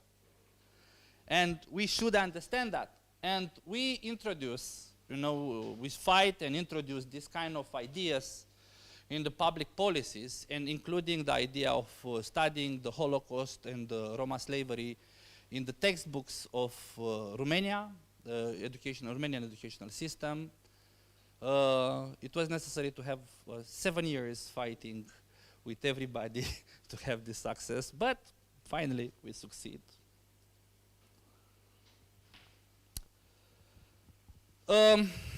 We were with hundreds, I'm not exaggerating, hundreds of materials that we produced in the last years in the schools. And we test the feedbacks with the students. And part of this feedback is there. Maybe the most important one, and I don't have it here, for that I look. It was one when we talked with some children regarding a movie that we have exposing some Roma role models. And we asked them on the end, what this movie talk about? So what is the subject of this movie? And they said, it's about us. That us, remain in my mind, because on that moment, that child start to believe that that guy can be him. And from that point, we can build in a very sustainable way, including with the parents. I think it's the last slide. Yep. Now, what is necessary to be done? First, we need to understand that the change starts with ourselves. It's very hard to ask the others to change when we want to remain the same. It's very hard to offer explanations that we have resistance to change. The changing theories when the others don't have the same right. They need to change. So it's something, a fight between superior and what I perceive as being inferior. And this is not right. Second is to treat the others, and I will change the word Roma there, others, as you want to be treated by others. It's not easy. It's not easy to treat the person that in front of you as you want to be treated by others. It's not easy at the end, because we were taught that we are different, we are better than other, don't behave because you are like that, you don't play with the disabled person because they will not teach you nothing. We are teaching this way, and culture, everything that is transmitted non-genetically, is very powerful. But we need to fight with these prejudices and to understand that these are prejudices because we work for that. We are all in charge or part of the educational system, and the educational system creates the future, not the past. And if you want a better future, we should look on the values that we want to have in the society 20 years, 10 years after this moment. Historical reconciliations, I already mentioned. I find this very, very important. We were used, again, and we were taught, conscious or unconscious, to hate others, to consider them inferior. And please remember, how many voices are in your head when you see a migrant. If somebody, especially the ladies, can take somebody as me at home and to say without any problems, Mom, Dad, will be my husband. And to not have rejection realities. because the reality shows us that these things still happen. We need to talk about our history and to understand, the causes of the devils that we have inside of us. Equity, diversity, intercultural education, whatever you want, should be part, and they are a part, according to the theory, on the concept quality inclusive education. Why we talk about quality, and why I talk about quality inclusive education, and not only about inclusive education, because in my perspective, and according to the research that I develop, and the books that I, the ideas that I promote even in my articles and my books, the main problem that we have is the quality of education. Yes, quality is part of the inclusion, all these kind of things, but you can't have inclusion if your system, educational system, it doesn't have quality. Here, it was my huge debate when I promote this concept together with other colleagues of mine, because it's not 100% my concept. In very good high schools, did we have quality education? Depends what do you mean by quality. What means according to the law? Great. Yeah. So it's debatable. Yeah. So we cannot come with a yes or no answer. Yes, but we have to agree that only quality educational system can be considered inclusive. I fully agree. But we consider that in the case of Romania, we should be very explicit. Because for example, Sava is considered being a very qualitative high school. Is he inclusive? No. Because he selects the best children, according to a stupid exam. On that moment, it's not inclusive. Did he teach informal or informal? What means diversity? No. All this kind of thing. So for that, we use this concept that is debatable indeed, but we decide to be very explicit on that. I will end my presentation sharing with you with one simple thing. Years ago, we were in the high school here in Bucharest, economic high school in Bucharest, and we start to promote this kind of activities. And on that moment, in a class full with students, we saw one girl, that pay more attention than others, or this was our feeling in front. Nothing can lead us to the idea that she is Roma. Nothing. White skin, all these kind of things, On the end, she came to offer us her gratitude, saying, great, guys, good job. She was 16 on that moment. And after that, she started to follow us on all the social media instruments. We launched a program, we create debate teams for Roma youngsters. In order to understand, to debate, to receive arguments, to continue with the arguments and all these kind of things, to open their mind. And she applied. And we asked her on that moment, when she came to an interview, because we have an interview, why you did apply? And she said that till the moment that she met us, she never recognized that she's Roma. Because she was afraid, because in her mind, being Roma means what she saw in her neighborhood. She was living in Ferentari. And she never saw somebody, that earned his university degrees, PhDs, blah, blah, blah, blah, blah, blah. And she never imagined that somebody as her, can reach other level except being wife and maybe to sell something in a store. And in the moment when she saw, knew us, she said, and she started research, following, find information. She said, come on, they are not so few, are so many, but nobody showed me that. She is near to us since that moment. She's 24 in this moment. And she leads the educational programs in our foundation. His name is Georgiana Ionica. I don't know if Romica know her. You know her. And by the way, because she is part of the SEED program, from our side.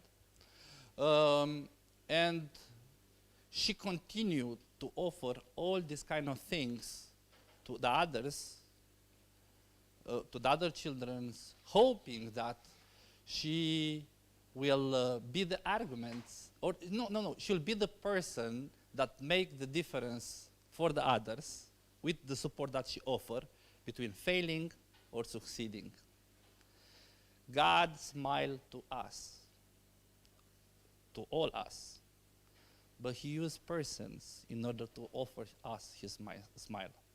So guys, be a smile, because it's very nice when you find somebody after years that come to you and say, you know, you make the difference. On that moment, and only in that moment, you feel yourself being a teacher. Not the salary, not nothing. You are a teacher when you change destinies. Because this is our job.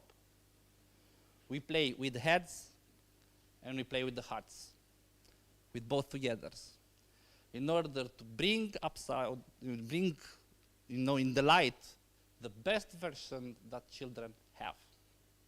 These are the teachers. So guys, be teachers. I'm more than sure that you will be. Thank you so much.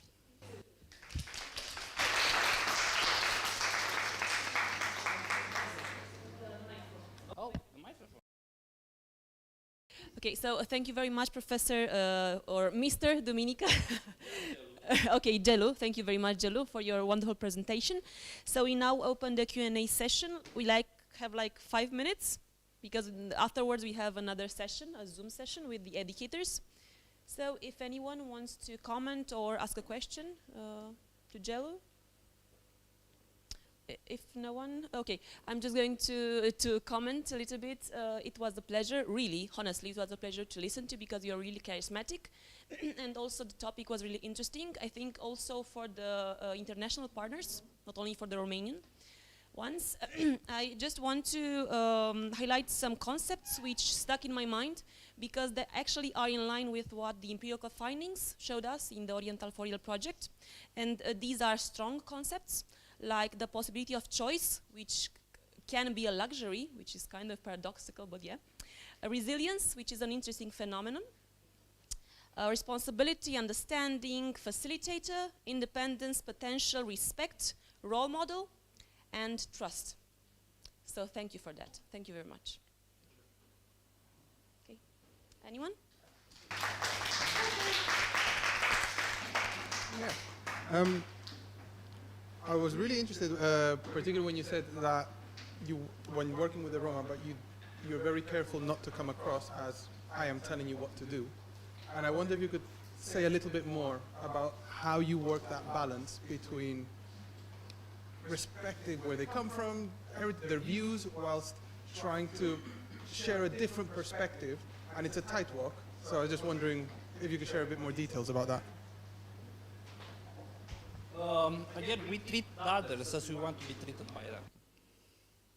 Imagine that I come in your house and I tell you, come on, you are not speaking very well with your partner. It's not nice. Don't eat that. It's not healthy. Don't do that, all these kind of things. Imagine that I will do that. Your first reaction will be, come on, hell with you. Who are you to come in my house to tell me how to live? And it's normal. Trust, performance. The trust I should win. For that, I should follow, first the rules. The rules that community have. If they curse the government, I will curse the government. If they are wearing, I don't know what hat, I wear that hat. If they are wearing long trousers, I will wear long trousers. If they quote from the Bible, I will quote from the Bible, and all these kind of things. Because first, I need to be inside. And inside, I will be only if they accept me. Because it's their home, it's not my house. You know, and I should respect that. And in the moment when I will be there, from the moment of that moment, and I will be treated as not anymore as a guest, but as a part of the community, from that moment I can start raising issues.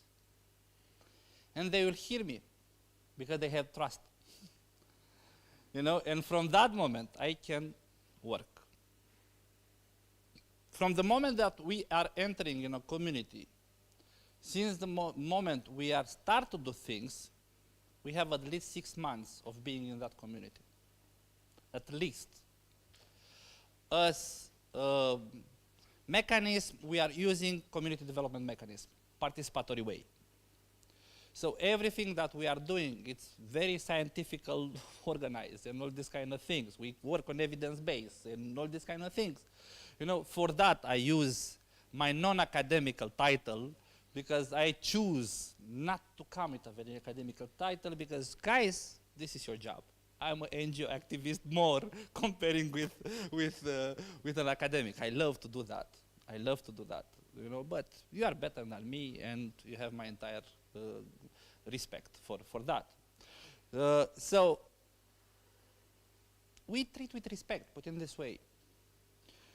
Second, we are offered us the chance to fail. Failing is a very good process of learning. You know, so if somebody fails in our foundation, will not be fired because it's a learning process. So what we are doing again is we try to develop an intervention scheme according to the community needs, customs, language, everything, religions, everything, you know. And it is a saying that I say to my colleagues when we are start to you know nothing. You know your name and from where you are. That's all. In the rest, you are there to learn. I think this is the secret. First we learn, and after that we react. So we are not the smartest. We know the theories, we know, but we never find two communities that support the same implementation method. Never. And you should adapt. You should put all the things. Some communities are not talking with the women, Roma or non-Roma. What can I do? Now, nothing. In order to change that, I need to be in that community and to start to work for that. You know, now, for example, and I'll end with that, we just start the process on animal welfare, economic welfare, Roma communities together. How to work with some of the Roma communities that use horses for income, you know, for doing things, to treat the animal okay. It's a process. It's a long-term process. Take it step by step. We cannot erase 600 of ignorance, slavery, blah, blah, blah, in years. And I know that. I'm aware. This is the theory. Theory of changing, social liberty theory, and all these kind of things. I know the theories, you know, but I should put them in practice. It's simple. Thank you again. Thank you very much. Thank you.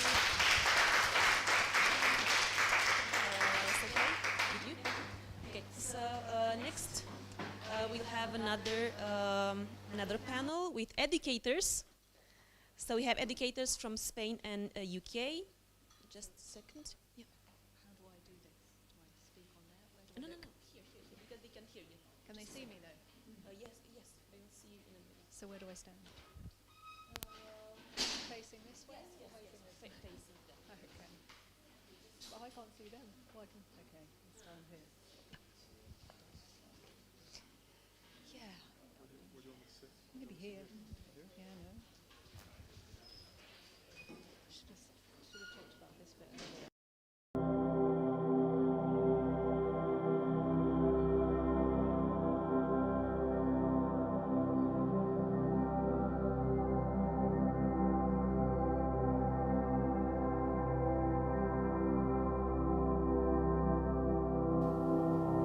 Okay, hello everyone. So I'm actually really excited about this next part of the proceedings today, because we found out about the research and we found out about the strategies, but actually at the heart of the project has been the educators, and we're really lucky today to have educators from two of our nations involved in the project to come and tell us a little bit about what they did and the secrets to their success. So I'd like to start off in introducing our educators. So first of all, from the UK. Can you see me okay, by the way? Can you see me? If I stand here, maybe that's a bit better. This is my first experience of a blended format, so I hope it works in terms of where to look. So I want to start off in introducing Claire Connolly. So Claire works for the Ethnic Minority Achievement Service in the region under focus in the UK section of the study. And I'd also like to introduce Yolanda Escobar and Luis Vizcaino. I hope I've said that correctly. Thank you so much for coming to tell us a little bit about your study. So we have we've basically got about an hour today, and we've got 3 key questions that the educators have prepared responses to. So I thought we'd start off. Maybe Claire, you could answer question 1, and then we'll move on to our Spanish colleagues, and then that can get a little bit of a conversation going. So Claire, would you mind starting and telling us a little bit, just first of all, about what you did, what your intervention was?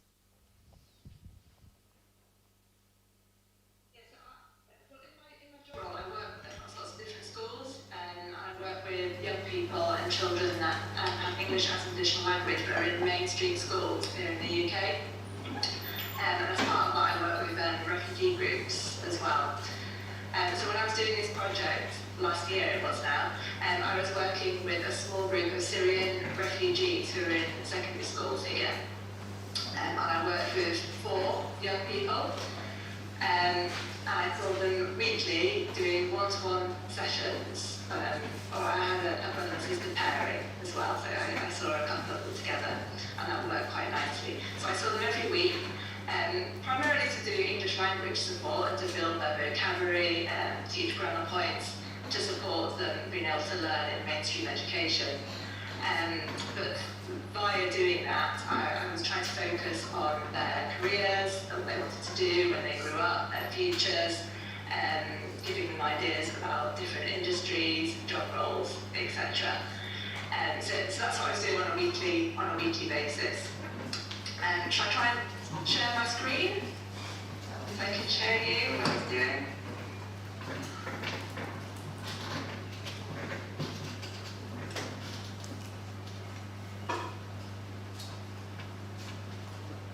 PowerPoint's disappeared, bear with me.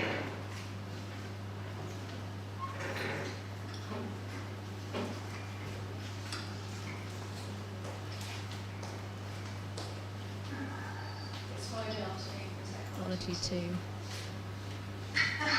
Yeah, sorry, it's just not there.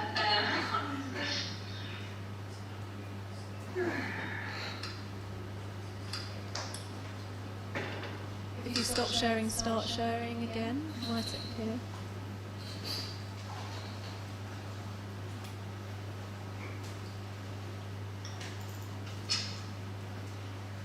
Nope. Okay, I'll try and explain it without showing you. It would have been easy to show you because there's quite a lot of visual things I was doing. Yeah, no, I think that would be, maybe we could always, if you could keep looking for it, perhaps we could pass over to Yolanda and Luis. Are you able to share your slides? Have you prepared slides? Yeah? Perhaps we could see if yours worked, and maybe if somebody could pop out to find Michaela to see if she could help with the technology. That would be great. Yolanda and Luis. Yes. Oh, fantastic. Yeah, we can see your slides. Okay. Good afternoon. First of all, sorry for my English. I will try to do my best. I'm Yolanda and I work as a pedagogue in John Lowe High School. This is Carla, who is doing very internship with us. And this is Cairo as a university coordinator. So, our intervention. The main objective of our project was to establish link with the educational community and the town.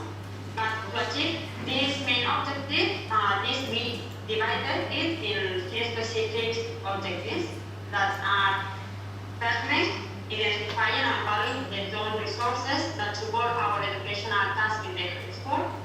Secondly, looking for new communication and coordination ways between our high school and the different external education.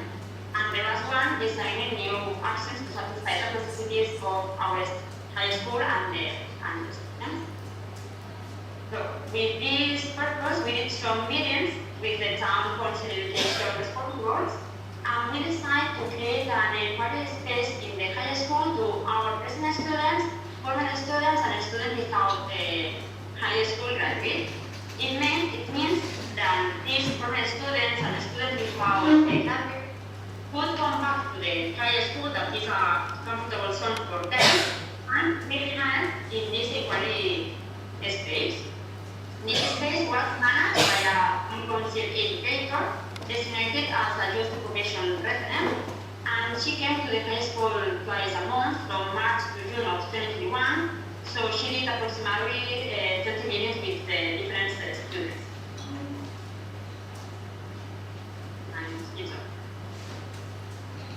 That's really interesting. And your English is fantastic, Yolanda. Thank you. So it was really about creating a safe space then for the students then, a space for them to regularly to meet with the council town agent.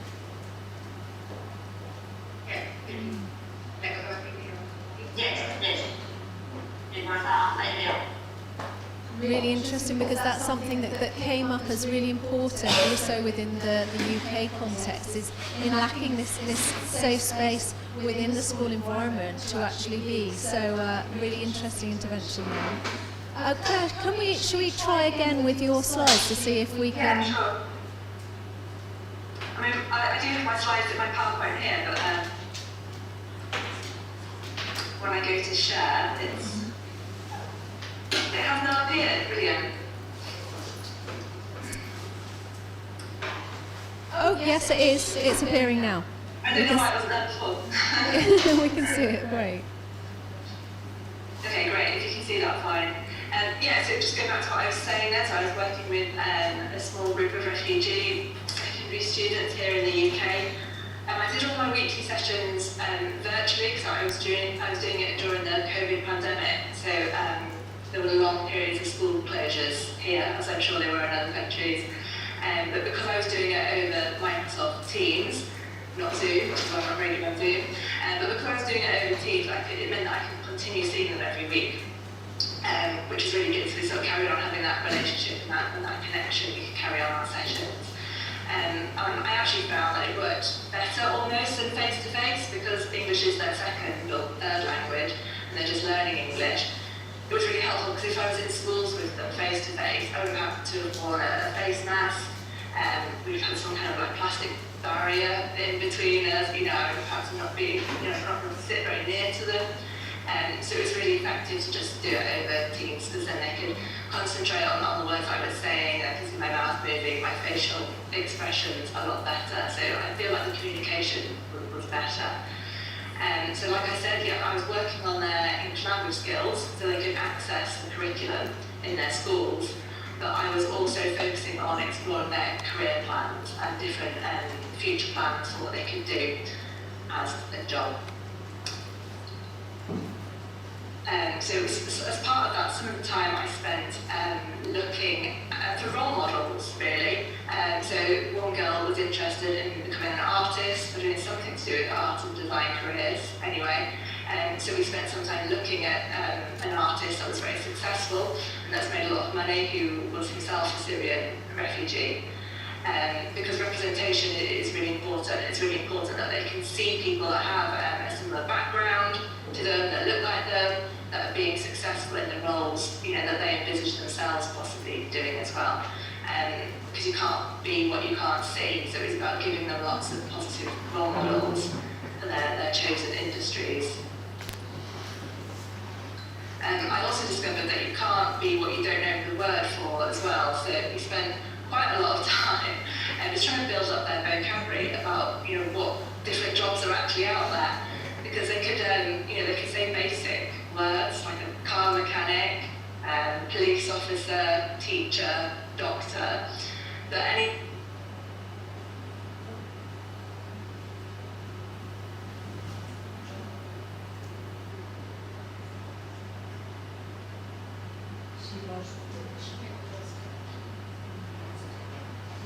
We'll give her a minute to see if she reconnects. Sometimes this happens when the connection link is poor.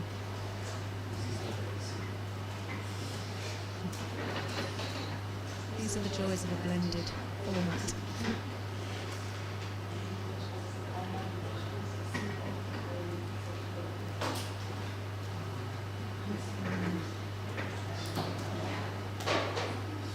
Actually, we should move on.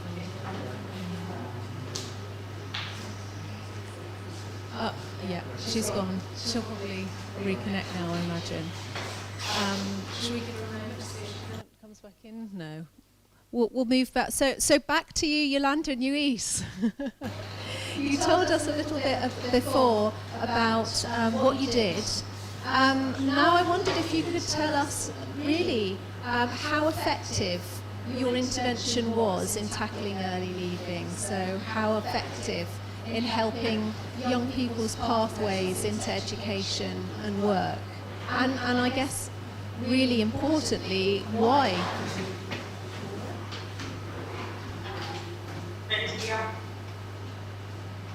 So we move on, or yes? Oh. Sorry, I was ejected. Claire, you disconnected. We were about to move on back to question 2. But if you can share your slides again, we'll come back to you because you were halfway through your presentation. Do you want to see if you can connect and show your slides again? Because that will probably be. Sorry, Yolanda.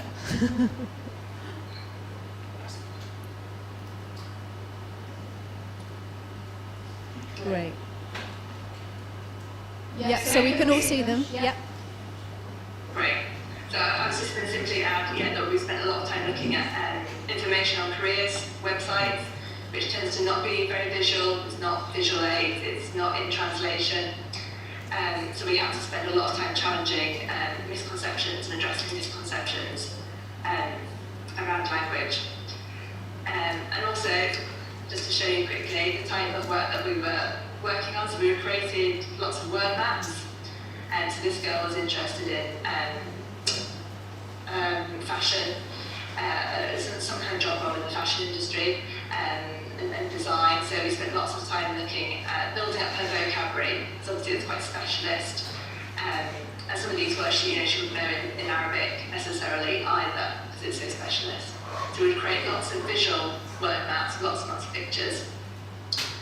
And then also a key part of what we did was we create visual roadmaps as well. So we plan out different routes for them to get to their chosen career or job. And this is important because they don't have much necessarily understanding of the UK system, the school system, and moving through that to college and to university, and it is quite complicated. So we spent a lot of time looking at different routes that they could take in order to get to where they want to go to in terms of the job or career. Because sometimes they have to go a slightly more convoluted route because their English might not be up to the level where they can achieve the qualifications that they are capable of achieving. So they might have to retake, resit, and take a little bit longer and go a slightly different route to get to where they want to go to. So that's a couple of resources that we were working on and building together.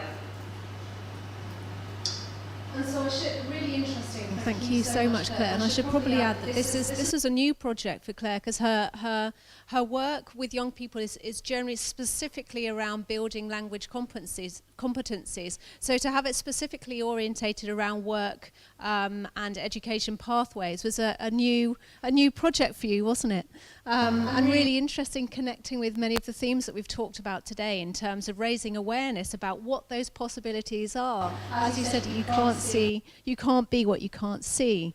So fantastic to raise this awareness, but also fundamentally important, the different stepping stones that need to be achieved for that individual young person in order to get there, of which, as we've discussed, one of the key things that's arisen, one of the key barriers, was around just not for those young people that are unfamiliar with the system, what are the stages that they need to go through to actually be able to achieve their career objectives. So to have something that's individualised and personalised to the individual young person is just so fundamental in being able to realise their career hopes.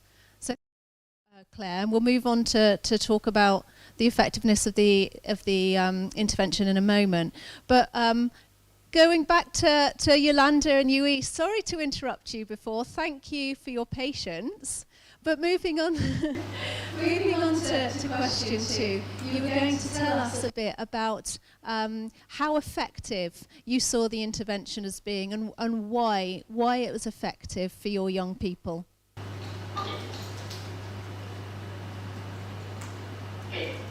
Although the town council educator just did 20 meetings, as you can see, she heard 19 students in the inquiry space in the high school. 8 students went directly to a youth space in the town council to be helped by her, and 5 teenagers were referred to other professionals. Moreover, in June of 2021, we did a survey to teachers and students, and all of them were very satisfied with this resource, this inquiry space, and teachers request for the continuity of these actions in the professional training too. So currently we are working in this objective. So really positive results there. So you were happy. I assume you were happy with the results. Why do you think it was so effective?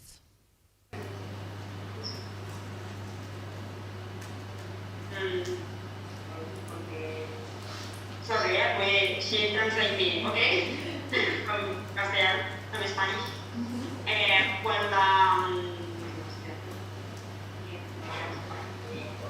Because here, this is a big high school, and the professionals who work in this area, like orientating or doing Claire's work, for example, but with the students in this high school, maybe they weren't able to help or to get to all of the students who need this help. So the creation of this bike was helpful, and also to let students know that this existed. And the high school wants the link between these students and the town, the resource of the town.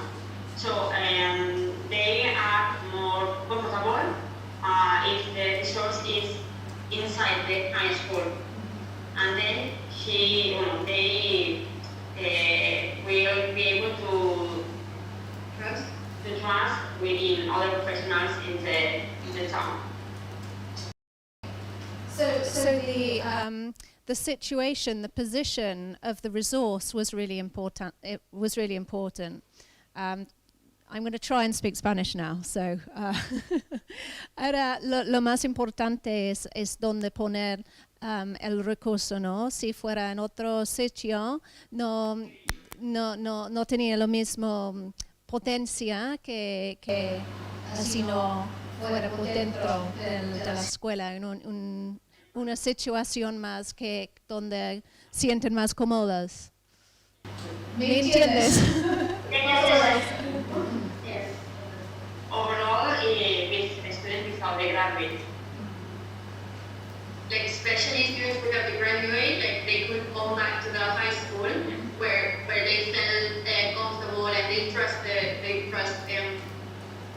professionals in the high school, you know. So even though they have finished their education, like the years in the high school, they could come back to the high school instead of going into a strange space in the town. Really interesting there to think about just how important the setting is and how important is the setting and the relationships to be in order to start to focus on such an important topic. Sometimes we don't think about the context enough, and I think your intervention has really showed how important the context is, really, as well as that context for building the relationship. So really, really interesting. Thank you. So moving on to Claire then. Say something about the success of the intervention. Really, how effective do you think your study was in addressing early leaving or supporting young people's pathways, and why? What were the secret ingredients to success in your case? I think it was just spending some quality time on a one-to-one basis with the young people, because actually in a big, busy secondary school or high school, that doesn't really happen. There isn't really the scope for that to happen. And I think what I was surprised by is just how much they value the fact that I took the time to sit with them every week for half an hour, for an hour, and just to talk to them, because that doesn't necessarily happen. They don't necessarily get to do that with their teachers, because they will have a big class of 30-something young people in front of them. I think it was just the quality of time that we spent together. It made them feel valued, and it made them feel that someone was interested in them and cared about them, and it was a confidence boost, I think, mostly. I mean, it was helpful in terms of building their vocabulary and their English language skills, but mostly it was just sort of quite empowering to them to be able to spend time thinking about themselves and what they wanted to do in the future, for someone else to take an interest in that. Process of working with you, didn't they? Yes, one girl went from being wanted to be an aeroplane stewardess to an interior designer to something else. It was quite fluid, but it was quite nice because it showed me that they had the freedom to be thinking, to explore their thoughts and to explore their ideas, and it was okay to change their mind and think, actually, maybe I've made a mistake there, maybe I don't want to do that, let's think about something else. So it was quite a sort of free space to think in. And I wonder if part of guidance, career guidance and orientation is learning what you don't want to do as much as it is learning what you do want to do. Yeah, you definitely got to go through that process of trying things out in your head, in your brain, and thinking about the different things and what that, imagining yourself as those things, thinking about whether you would enjoy that, thinking about whether you would be good at that. And I think they're so exam focused, and they're so focused on just studying, passing exams. They don't really, young people, get a chance to just sit down and have the time and space to think about that. It's just all exams without really having time to think about what they're going to do afterwards and what is the whole bigger picture, the journey, the route that they're going to go on. Fantastic. Really, really interesting. Thank you, Claire. So I'd like to move on to the third question, the third and final question that you've prepared for. So moving back to Yolanda and Luis, question number 3 was, what is the most important thing that you learnt through your intervention? What was la cosa más importante? Okay. From the project, we have learned that coordinating and networking with external education agencies is a useful tool for helping our students in their future educative decisions. Also, the importance to invest in the local resources resources to make easier their decisions with regard to their academic future. Moreover, having an external educator as a bridge between the high school and the town is a benefit for all the students because it helps to reduce their school living.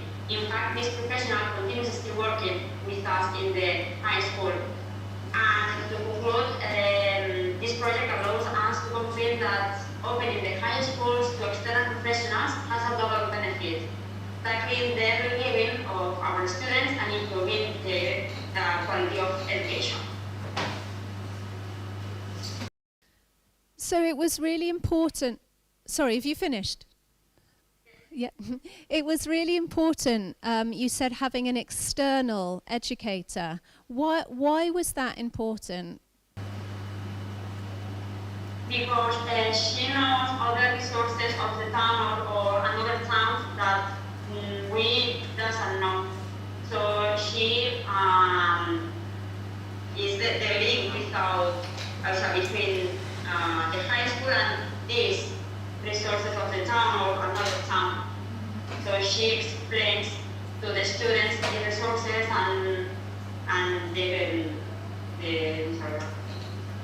benefit of these resources and so knowledge, it's the local knowledge. To be able to have an educator with local knowledge is really relevant for young people to be able to work within their communities. Is that what you're saying? Was it also important that it was not a teacher, not someone connected to the school? If young people had negative experiences with the school, was it important to have a new relationship?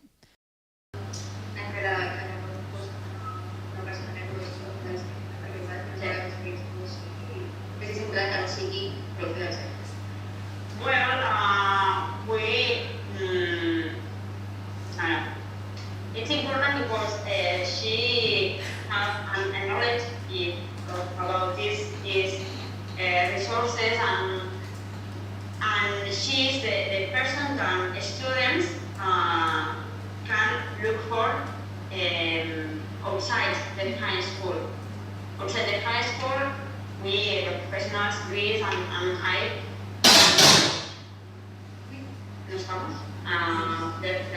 we are not there.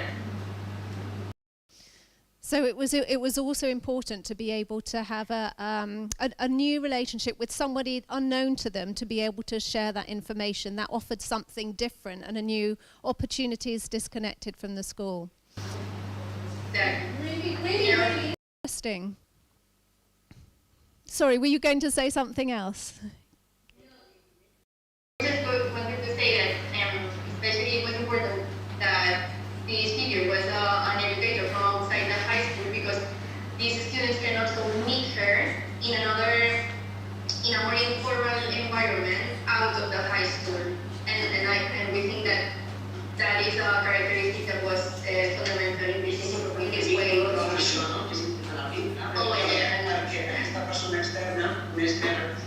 exactly, and they just want to point out that the importance of having a link and a kind of like a connection with this person because she will be the one guiding the students outside of the high school and the one who knows resources from the town, from other towns near our town, and so on. So that's it. Yeah. That's really interesting. So she had more credibility because she was known in the town. She understood the local context, so it gave her sort of more significance in that way. Really, really interesting, and a very interesting analysis on that. So, was there anything else that you wanted to say before we move back to Claire? Not for now. Not for now. I'm sure there'll be questions. So thank you. Moving it back to Claire then. So, just really asking what you felt was the most important thing that you've learnt through the intervention. Well, similar really. I think it's about building relationships with the young person, and that was key really, because it was about the emotional impact that you had on them, about their emotional well-being, and that they felt supported and that they felt cared for. So so yeah, I think building that relationship week on week was the most powerful thing that happened, because you could really see that boosted their well-being and their sense of self, and their sense of their identity in the school as well. They sort of felt more settled in the school and part of that school community because they felt a little bit less lost. You know, that they fitted in, they saw how they fitted in. Really interesting, because many of the themes that you're talking about really connect to the themes that have come through during the day. I'm not sure how much of the rest of the conference you've seen, but a really big issue has been around this importance of establishing and building this sense of identity, of being able to seeing yourself as fitting into an educational work or a training setting. And another theme which has really seemed to be underpinning the findings and both of your accounts is to do with this importance of the relationship between the educator and the young person, and how critical that is to the success of the intervention, and how critical that really is to supporting and addressing the issue of early school leaving. And one of the things that's come up again and again is about the importance of building trust. And I wondered if you could, from your practice-based experience, give us any kind of tips or hints or how do you set about building young people's trust? What are the key ingredients being able to establish a trusting relationship with the young person, especially when they might have negative previous experiences with educators and with schools?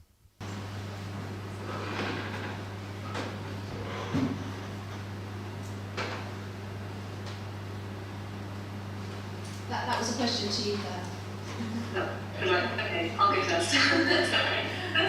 Just because you're first.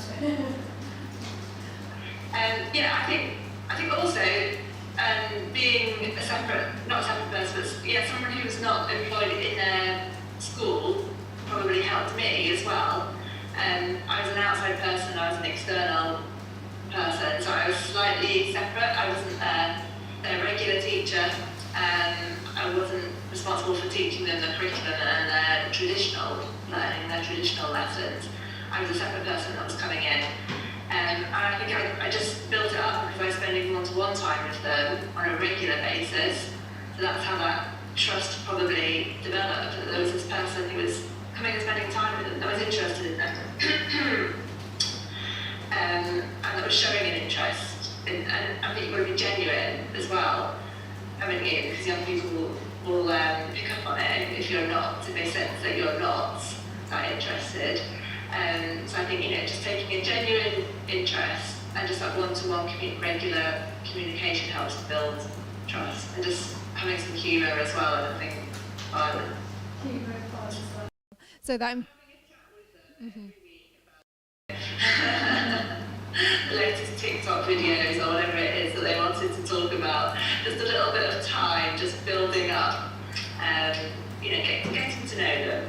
I was someone who was coming in and taking time to get to know them.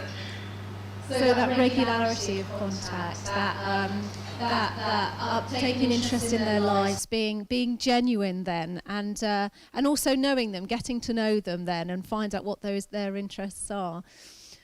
And specifically their life outside of school and outside of academia and their studies. I think that's probably quite novel to them, that someone will take an interest in their social life or their hobbies or their other interests, rather than just being very sort of narrowly focused on their studies and their curriculum and have they done their homework, etc. Really interesting, because particularly we've heard a lot about how much pressure that kids are under, young people are under in schools, and how everything can be seen to be about performance, exam results, how their work is, test results, how they're performing in lessons. So very novel then for young people to be able to actually think about their lives, their social lives, and have an adult talk about and take an interest in their life outside of school, and that be relevant for their future work experiences, their future work aspirations. Really. They are sometimes. Absolutely. So that's that importance of that sort of time with them, and that personalisation as well, in terms of the personalised that personal contact and that genuine interest. So really, really interesting ideas there, Claire. So I was wondering, this is maybe a bit unfair to Yolanda and Luis because we haven't prepared this question, but so I'm going to try and explain it in Spanish, but if I don't explain it well, I'm going to pass it over to my colleague here who will be able to explain it better. Pero uno de los factores más importantes que ha aparecido durante todo el día es que la importancia de la relación entre el educador y el joven. Y estoy preguntando si tenéis algunos consejos, cómo se puede montar esta relación, cómo se puede crecer esta confianza en el joven. ¿Tenéis algunos consejos que los más importantes o cómo podemos hacerlo? Y si preferéis, puedes explicar en castellano y podemos traducir.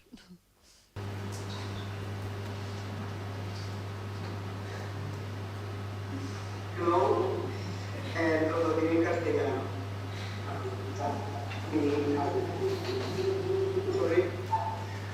Vale, ¿cómo potenciar esta relación? ¿No? Nos preguntabas con un agente externo y nuestros alumnos del instituto.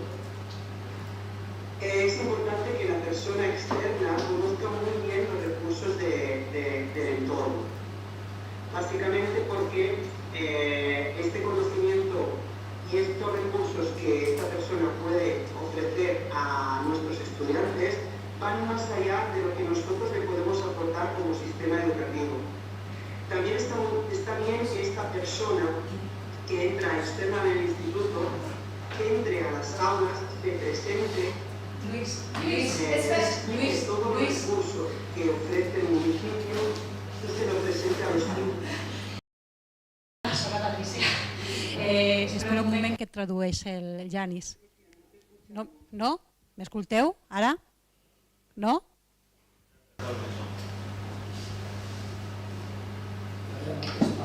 Sí, m'escoltes ara? Sí? Vale, un moment que tradueix el Yanis. Vale? Anem per pas. Fas un discurs, tradueix i tornes. Vale? Merci. So what I took out is that what really matters is the person coming into an environment has an understanding of what resources exist in that environment and what they can complement to the existing resources in that environment and how they can use the resources in that environment. And crucially, they need to go beyond what that institution can offer. So that's why understanding the resources and then knowing how you can build on them and go beyond what an institution can offer is so important. Dale. Vale, ¿se me escucha? Sí. Perfecto.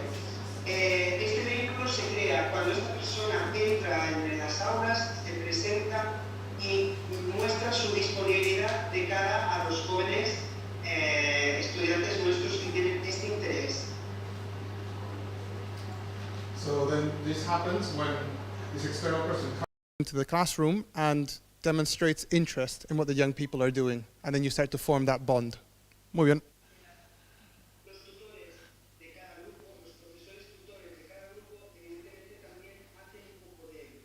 De vínculo entre las demandas de los jóvenes y la figura que nos viene externa para hacer este puente de comunicación entre alumnos y esta gente externa. So the role of tutors then becomes essential to form a bridge, a connection between the external agent and the young people in the institution, and then the tutors form that connection to ensure that the activities or that the communication is well established. Muy bien. Es importante también que esta figura que nos viene del exterior haga sus intervenciones dentro del centro, porque luego se establece esta comunicación y este vínculo que pueden hacer luego intervención externa al centro y ofrecer y un poco garantizar que este joven acceda a los recursos del municipio. So while the ultimate goal is for the young people to be able to access resources outside of this educational center, to be able to do that, the external person needs to develop resources and do activities inside the center, so young people build trust, they see that how this external person works, and then you can move the young person to work on things beyond the center. Muy bien. Desde el centro hacemos el seguimiento desde que se empiezan estas intervenciones hasta que luego este joven está orientado más allá de nuestro centro educativo. And then it is up to the center to monitor the young people from their own center, of course, and ensure that they're transitioning from the center into external activities with this external provider, and ensuring that they move beyond early leaving or get out of early leaving. Thank you. Thank you for the presentation. Thank you. Gracias, Yanis, y muchas gracias, Luis. That's really, really interesting. I think a lot of these themes that are coming out through the day-to-day practices, so on-the-ground practices through our educators, I think it really brings alive many of the themes that we were talking about through the day. And I wondered, is there anyone else from the audience that would like to ask a question directly to our educators, because they really are the experts on the matter?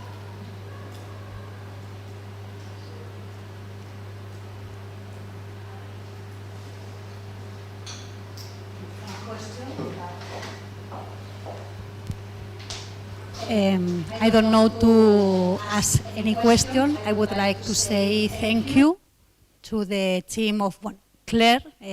Thank you for sharing with us your experience from the UK. And also Yolanda, Luis and Clara for supporting Yolanda and Luis in this challenge, okay?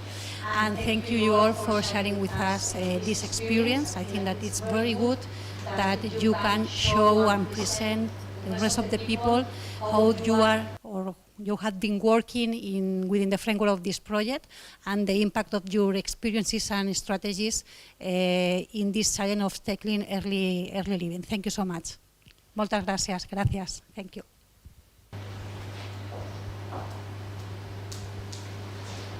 Thank you again. So, do you have any final words before we close today's session? We would like to express our gratitude to all those who made this project possible, and of course to the Universidad Autónoma of Barcelona for their support. Thank you. Thank you, Yolanda. And Claire? Yes, no, thank you. Just to echo that, really, it was certainly it'd be a really interesting focus last year, and I really enjoyed it. It was just really great to see the impact of it, and just to be focused in that way, and to evaluate it and to measure your impact, which you don't always get the opportunity to do. So I found it a really interesting experience, and the young people really, really enjoyed it, got a lot out of it. So thank you. Fantastic. So thank you to all of you, because without you, this project wouldn't have been a success. It wouldn't have happened. So you really are the heroes when it comes to the Orienta4YEL project. So thanks again for participating, and thank you to the audience. And so I will hand back over to Marina to wind up.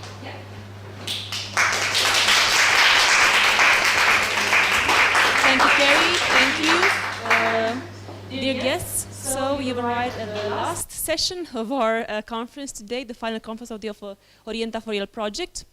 So we invite here our co-coordinators, Patricia and Joaquin, and also Professor Romica Iucu, who is a representative of our Romanian team of the project. So the floor is yours. And also,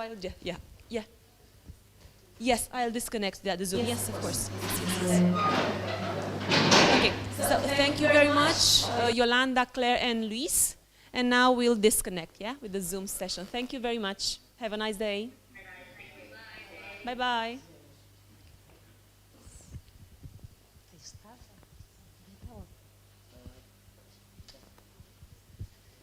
¿Quién quiere empezar? ¿Nos sentamos?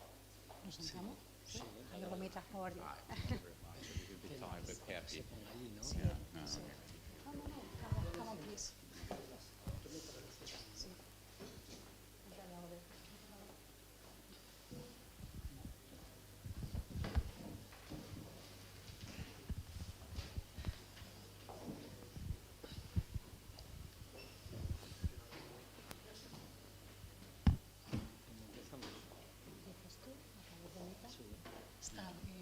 Empiezo yo y luego acabas tú. And then me, and then you. Okay. Sí, sí. Ya está. Bueno, saludos y mi compañera hará la traducción en este contexto multicultural. I try to translate to Joaquín. She's saying welcome, and I am going to try to translate in this intercultural context. Los proyectos que ha promovido la Unión Europea tienen un doble objetivo: avanzar en algunos temas de interés científico y social, y un segundo objetivo que es promover el conocimiento mutuo de los países y profesionales para construir Europa desde la base. I don't know, I'm going to translate it, but in this case, the European project have the objectives in another way of social transformation, yes, and in order to advance in these European countries and the actions that we have to develop within this framework. El primer objetivo, que es avanzar en el conocimiento, lo consiguen los proyectos, algunos. Orienta4YEL lo ha conseguido y ha generado documentación, instrumentos para actuar con jóvenes con riesgo de abandono. The first objective is to advance in the knowledge and the construction of this knowledge. We think that the Orienta4YEL project achieved it, okay, because we obtain a lot of results in front or derived of the actions that we have done and implement in order to tackle in the early school living with the young people in vulnerable situation. Lo hace bien, ¿eh?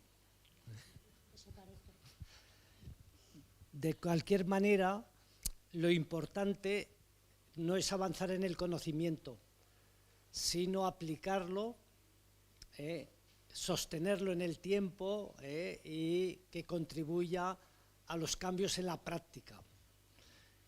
El reto de Orienta4YEL, desde mi punto de vista, comienza ahora. Difundir lo que hemos hecho y lograr que se aplique en diferentes países y que se disemine todo este conjunto de materiales. But the challenge is not only to construct this knowledge. Really, the challenge is really how to apply and disseminate the knowledge that the projects like Orienta4YEL has generated. So now we start another important challenge, that is to disseminate the results and actions that we produce within this project, and specifically to know how we are going to do it. Queda este compromiso para todos nosotros, y eso enlaza con el segundo objetivo. A través de los proyectos europeos hemos ido creando una red de amigos, amigas, conocidos, que esperemos se mantenga como hasta ahora y se incremente.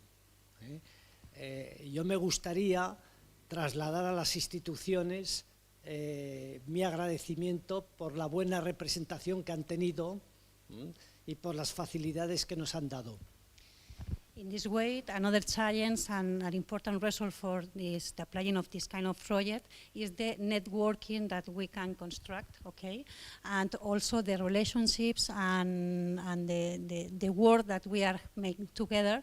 For example, like the representation of the partners that you have been involved in this project, and the ideas that we have to maintain it, and we want to translate to the administrations that without this networking and this work together is not possible. And so we wait and we want to maintain this kind of relations and collaborative work. Sí, particularmente, y para acabar, me gustaría explicitar sobre todo el agradecimiento a la Universidad de Bucarest, a su representante institucional, también conocido de otros proyectos y de futuros. Muchas gracias por las instalaciones, por la amabilidad de las personas que han colaborado y por mantener esta vinculación ya histórica y que esperemos no diría eterna porque nos moriremos, pero abundante en los próximos años. Muchas gracias. So I'm going to translate, but also I'm going to take this opportunity in order to make my intervention, because Joaquin would like to say thank you very much, specifically to the University of Bucharest, Romita, and I think that Miruna for hosting here today this final event. We would like to maintain this relation. Thank you, Michaela, also for this opportunity, and at the end we would like to maintain these relations, specifically with the University of Bucharest, because it's not the first time that you are participating with us. We hope that it's not the first, not the second, not the third, I think maybe the third or the fourth, but we hope that we can continue participating with you all and also with the rest of the partners. So thank you so much for being here today and make possible this final event, and specifically for during these 3 years and a half, make possible the implementation, the development, implementation, evaluation of this project. So yes, thank you so much. And now I'm going to pass the microphone to Romita. Thank you very much, Patricia. It's a great moment for my institutions and for myself. For the very beginning, I'm deeply apologize because I'm so unusual dressed with the tie and very formal for project moment. Perhaps could be a gesture of myself just to express my gratitude to you all for doing a wonderful job.